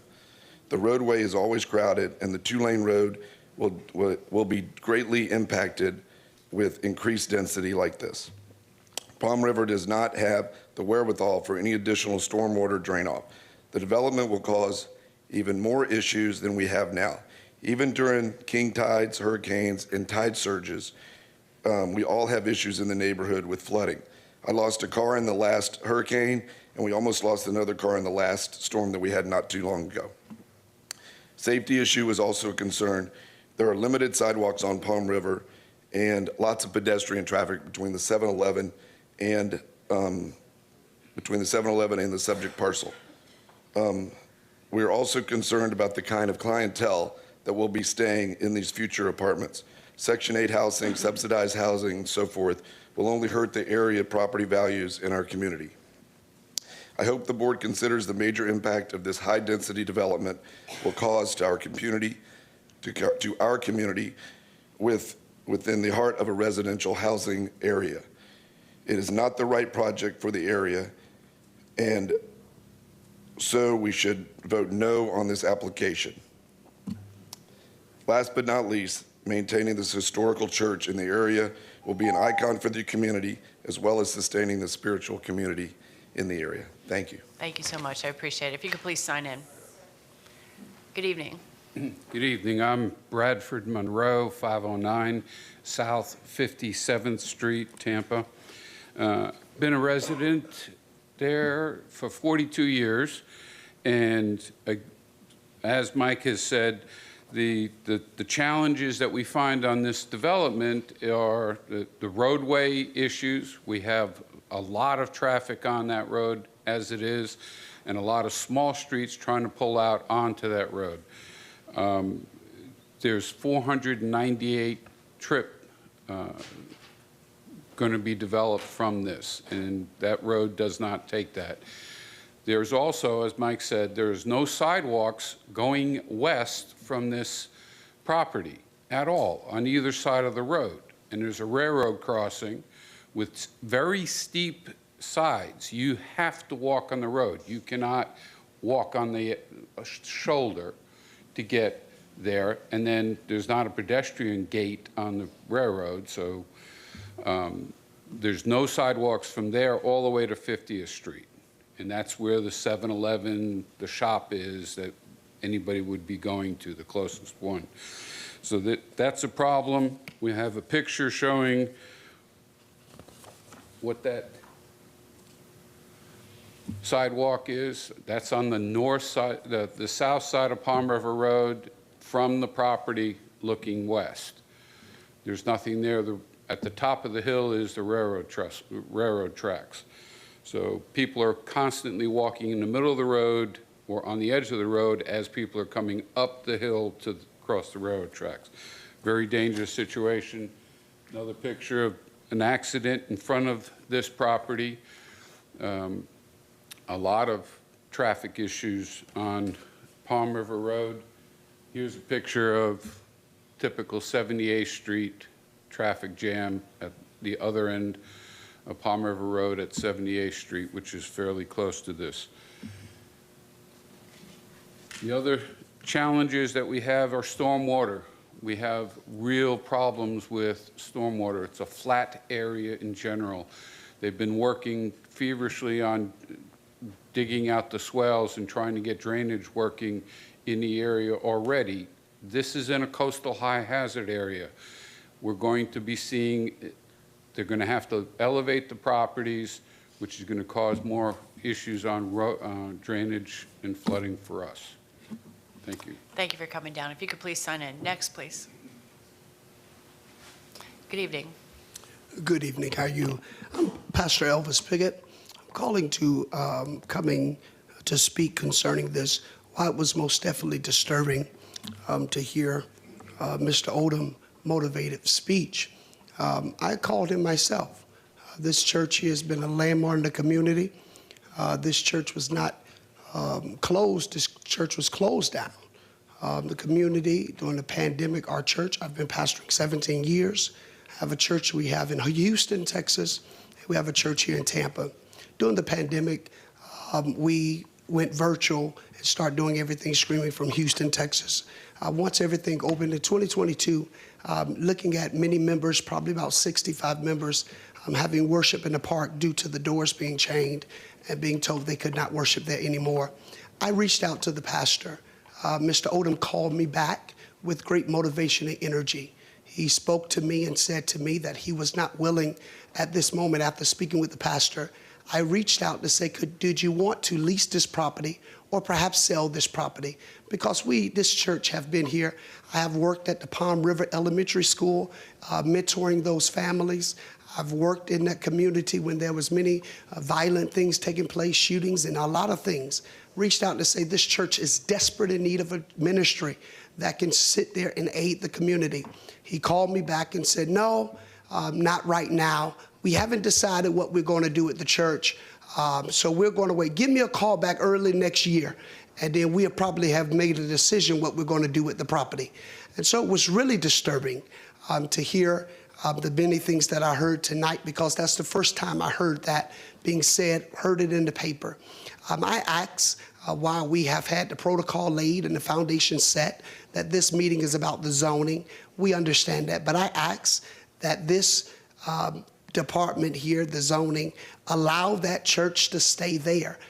Churches, as I pastor, we believe in selling the vision, giving the communities build churches, communities hard-earned tithe offerings, seed offerings, all this stuff, build churches. And to hear these people that has been in this church this long, to say that this is our investment, we've built this church, to have someone take over to sell because they're not connected to this property. But I would say that we sell visions. As pastors, we go to our parishioners, we go to our members and say, hey, this is our vision for this house. Can you support the vision? We don't put them out. We don't change the locks on the doors. We don't do things like that. We sell the vision. And when the vision don't go through, we continue to work towards the vision until we get majority of our church to agree with us. Majority didn't agree. They was all put out of that facility. I hope you deny this. Thank you so much. Good evening. Good evening. Eves Johnson, YVES, last name Johnson. I agree with Scott Odom that this church business is a spiritual one. We cannot obviously look at the bottom line on a ledger and say, how are you affecting the people that in the area that need us? I spoke with Scott Odom and Corey Abney for 3 straight weeks. Actually, they called me and said, how can you help us navigate through this? If they, let them know then that what we cater to, it's not like the people in Bell Shoals. It's not as fluid. We're dealing with the people who have come from out of jail, homelessness, those who are dealing with other issues.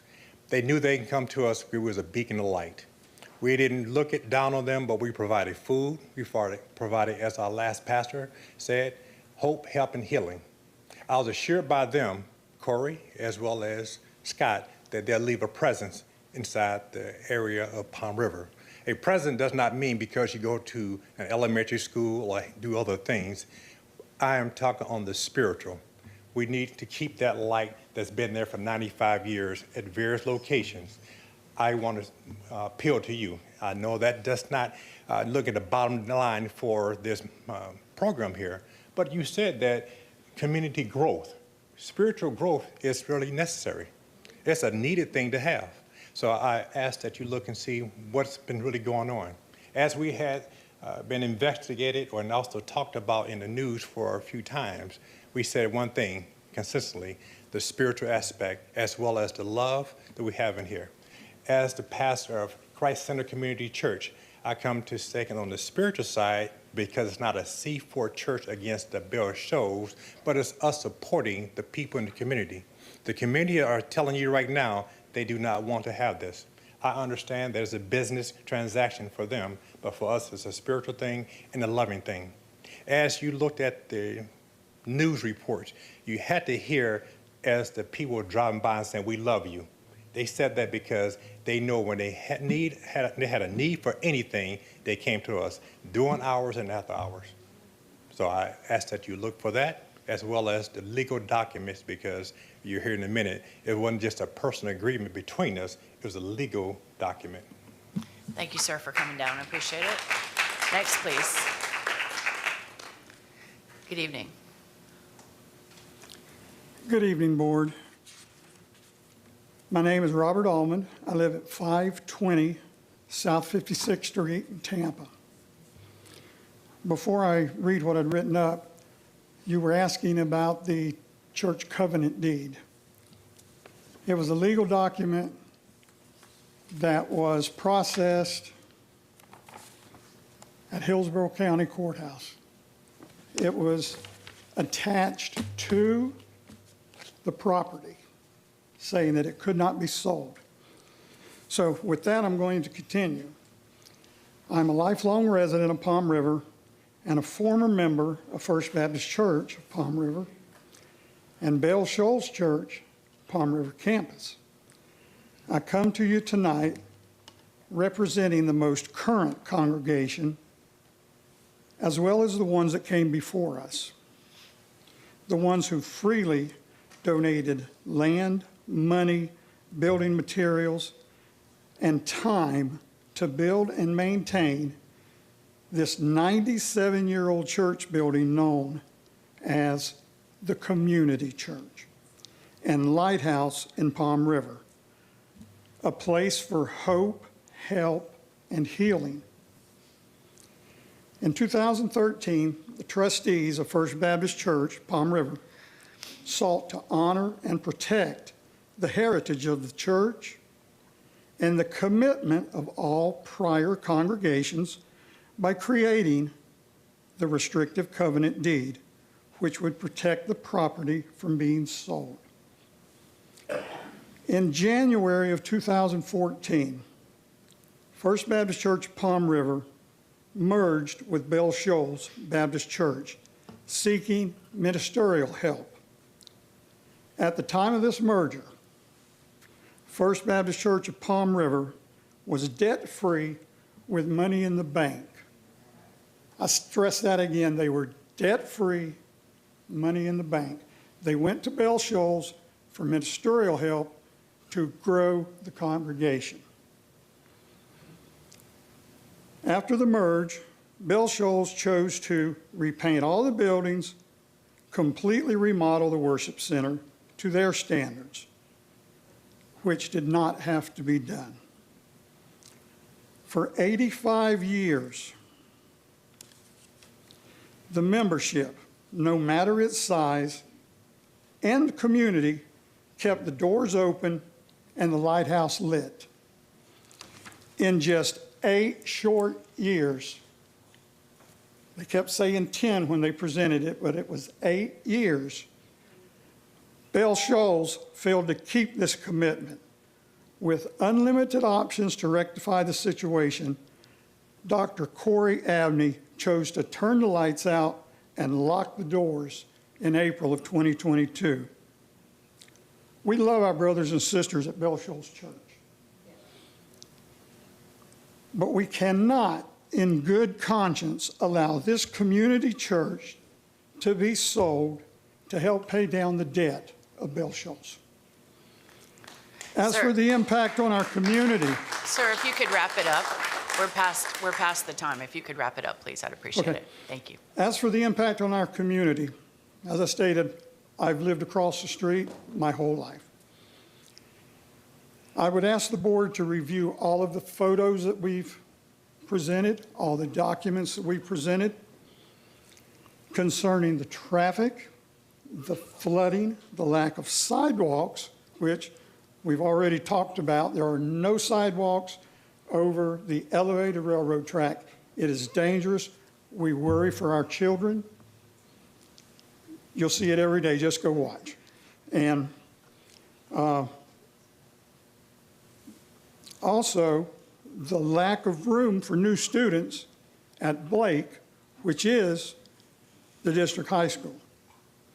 All of these concerns, along with that deed, and hundreds of opposing petitions from the residents, should not be ignored.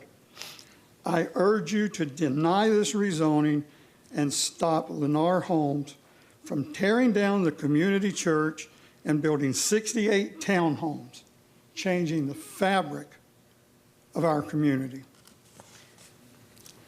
Sir, Also- I really need you to wrap it up. We have one more case that Okay. I've got to get to. One other item real quick. The Palm River Progress Village Community Plan, the final draft will be presented to the Board of County Commissioners in April, showing that the residents of Palm River are asking for the historical designation of Bell Shoals Church, Palm River Campus, known as Palm River Baptist Church.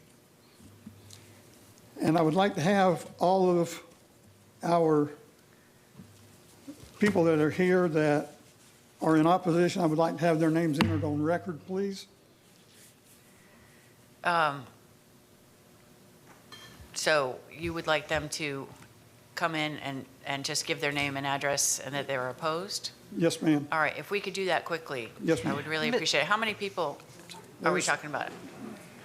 What, go ahead and I sign was it. just going to say, Ms. Finch, in an effort to make it more efficient, perhaps it would be best if they start by stating their name and address and then go and sign in, so that once that's done, other portions of the application Yes, we can be get both heard. of them. If you can go at the same time, some people sign up, go ahead and start giving your name and address. Jennifer while Johnson, people- Thank you. 2813 Colwood Lane, Dover, Florida. And that you're opposed to. I oppose. Thank you, and add that to it.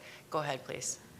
I'm Edna Underwood at 512 South 57th Street. I've lived there 43 years, and my children went to that church, and when Bell Shoals took it over, they sent most of the people out because they ruined the church Ma'am, with we are the way dark. past our time in terms of Okay, I'm opposition. opposed. Thank you so much.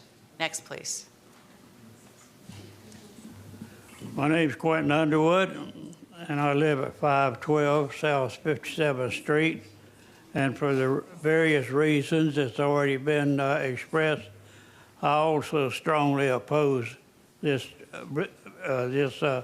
shutting down of this Thank you so church and the much. 68 townhouses. Thank you, sir. Yes, sir. My name is Bobby Kujandra. I live at 012 Murray Road, Tampa, 33619. Thank you, sir.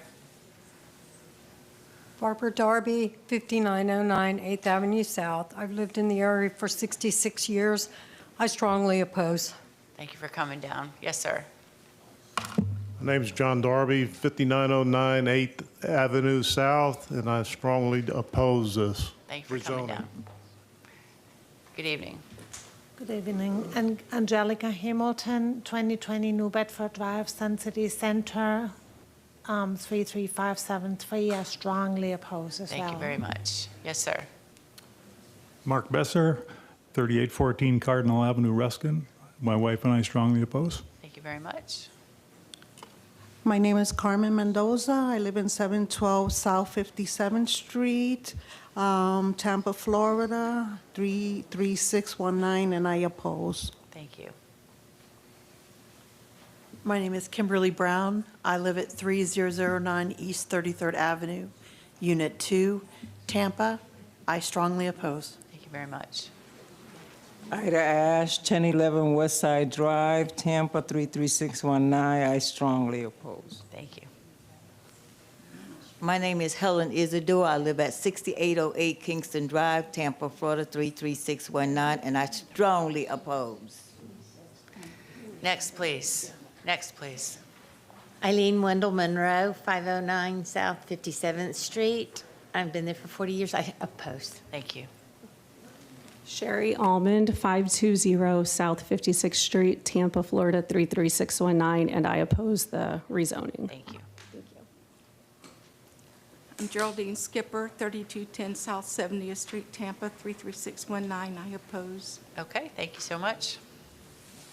Harry Savage, 2909 South 50th Street, Tampa, and I strongly oppose.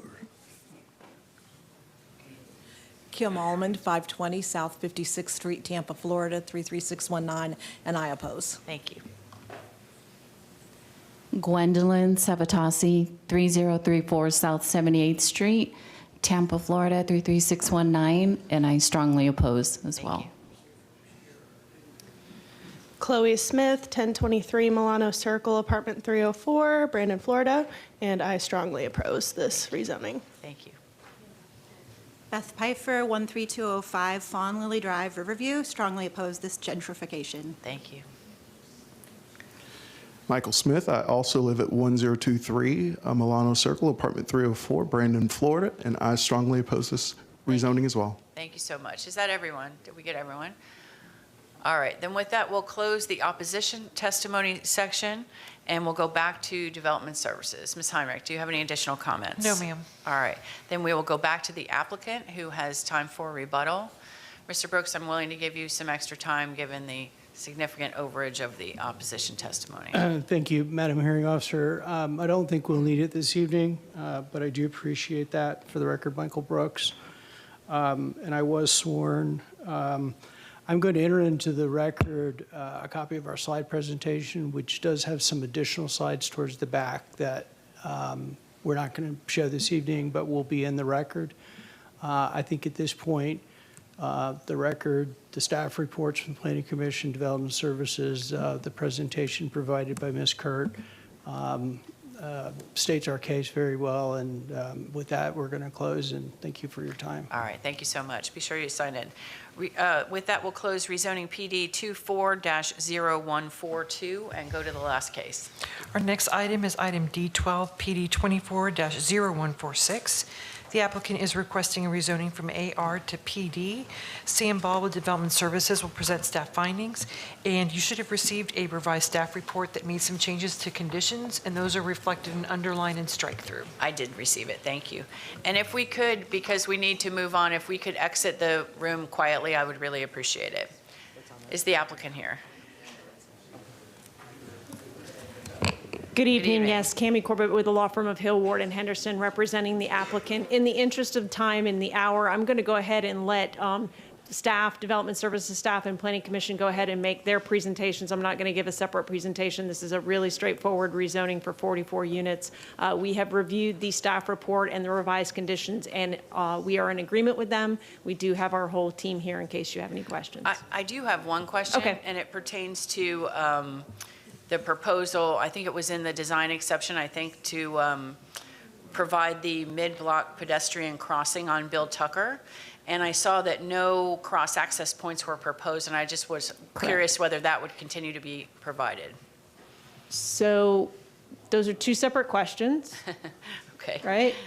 So we are not providing any interconnection or cross-access. And in the record, you'll see in our justification, there are significant environmental constraints surrounding this development. You can see we are surrounded by the Bullfrog Creek watershed, and you can see even the top portion of our development is not having any development on that. And so we've not provided any interconnection to the east or west or north because of those environmental constraints. Understood. And I'd ask Steve Henry to come up and address the mid-block crossing. Thank you so much.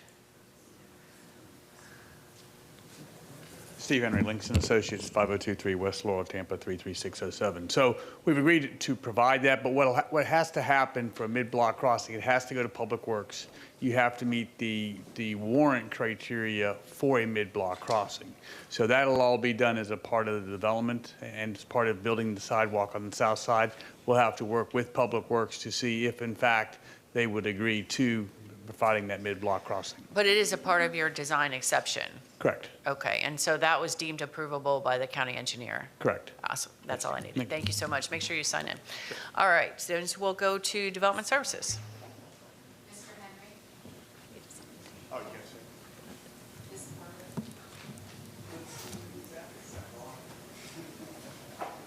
Go ahead. Good evening, Sam Ball, Hillsborough County Development Services. The applicant is requesting to rezone 24.5 acres from AR to PD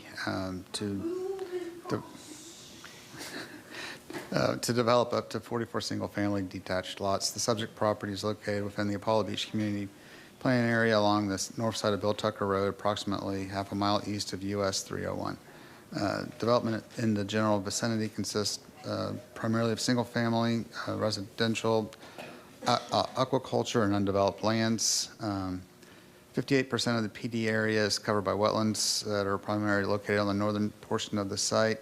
The site development area would be is located more on the south and would be separated from the undeveloped property to the north by wetlands and a stormwater facility.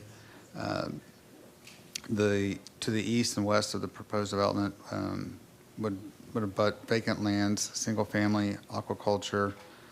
Development to the south across from Bill Tucker Road is a residential subdivision for single-family detached use. If this PD is approved, the development will allow for 4,400 square foot lots with a minimum width, minimum width of 40 feet, a maximum height of 2 stories up to 35 feet tall. Minimum side yards would be 5 feet and 15 feet for the minimum rear yards. The front yard setbacks would be 20 feet for a primary front and 10 feet for the front yards function as a side on corner lots. The front porches would be permitted with a 15-foot front setback, and side loading garages would be allowed to have a 10-foot front setback, but must be architecturally finished basically to match the facade of the house and have 2 windows. We talked about the design exception. Based on the surrounding zoning and development pattern and proposed uses and development standards, staff finds this request compatible with the existing uses, zoning districts, and development pattern in the area, and recommends approval subject to conditions. Thank you so much. I appreciate it. Planning Commission. Chilean Massey, Planning Commission staff. The subject site is designated as residential 4 on the future land use map. It's in the urban service area and within the limits of the South Shore area-wide systems plan. Excuse me. The proposed density in the residential 4 future land use designation is compatible with the existing character of the development in the area. The area mainly contains single-family residential uses. The proposal is consistent with policy 1.2 as it meets 75% of the minimum density expected for the acreage of the site. The proposal is consistent with policy 1.2 and 13.3 as it relates to minimum density and environmental considerations. As the site is over 25% wetlands, it qualifies for a density credit in accordance with policy 13.3. The proposal meets the intent of future land use element policies, Objective 16 and associated policies that require new development to be compatible with the surrounding neighborhood. The proposed density and lot sizes are reflective of that. And finally, the rezoning meets the intent of the South Shore area-wide systems plan. The proposal provides housing opportunities for the community and clusters of development away from the environmentally sensitive land, which is consistent with goals 1 and 4 outlined in the cultural and historic objective of that plan. And based on these considerations, Planning Commission staff finds the proposed plan development consistent with the comprehensive plan, subject to the conditions proposed by Development Services. Thank you so much. At this time, we'll ask for anyone that would like to speak in support. Anyone in favor? Seeing no one, anyone in opposition? No one. Ms. Heinrich, anything else? No, ma'am. Ms. Corbett?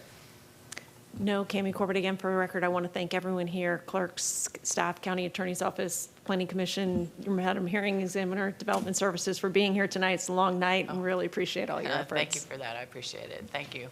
All right, then with that, we will close rezoning PD 24-0146 and adjourn the hearing. Thank you all for your time and testimony.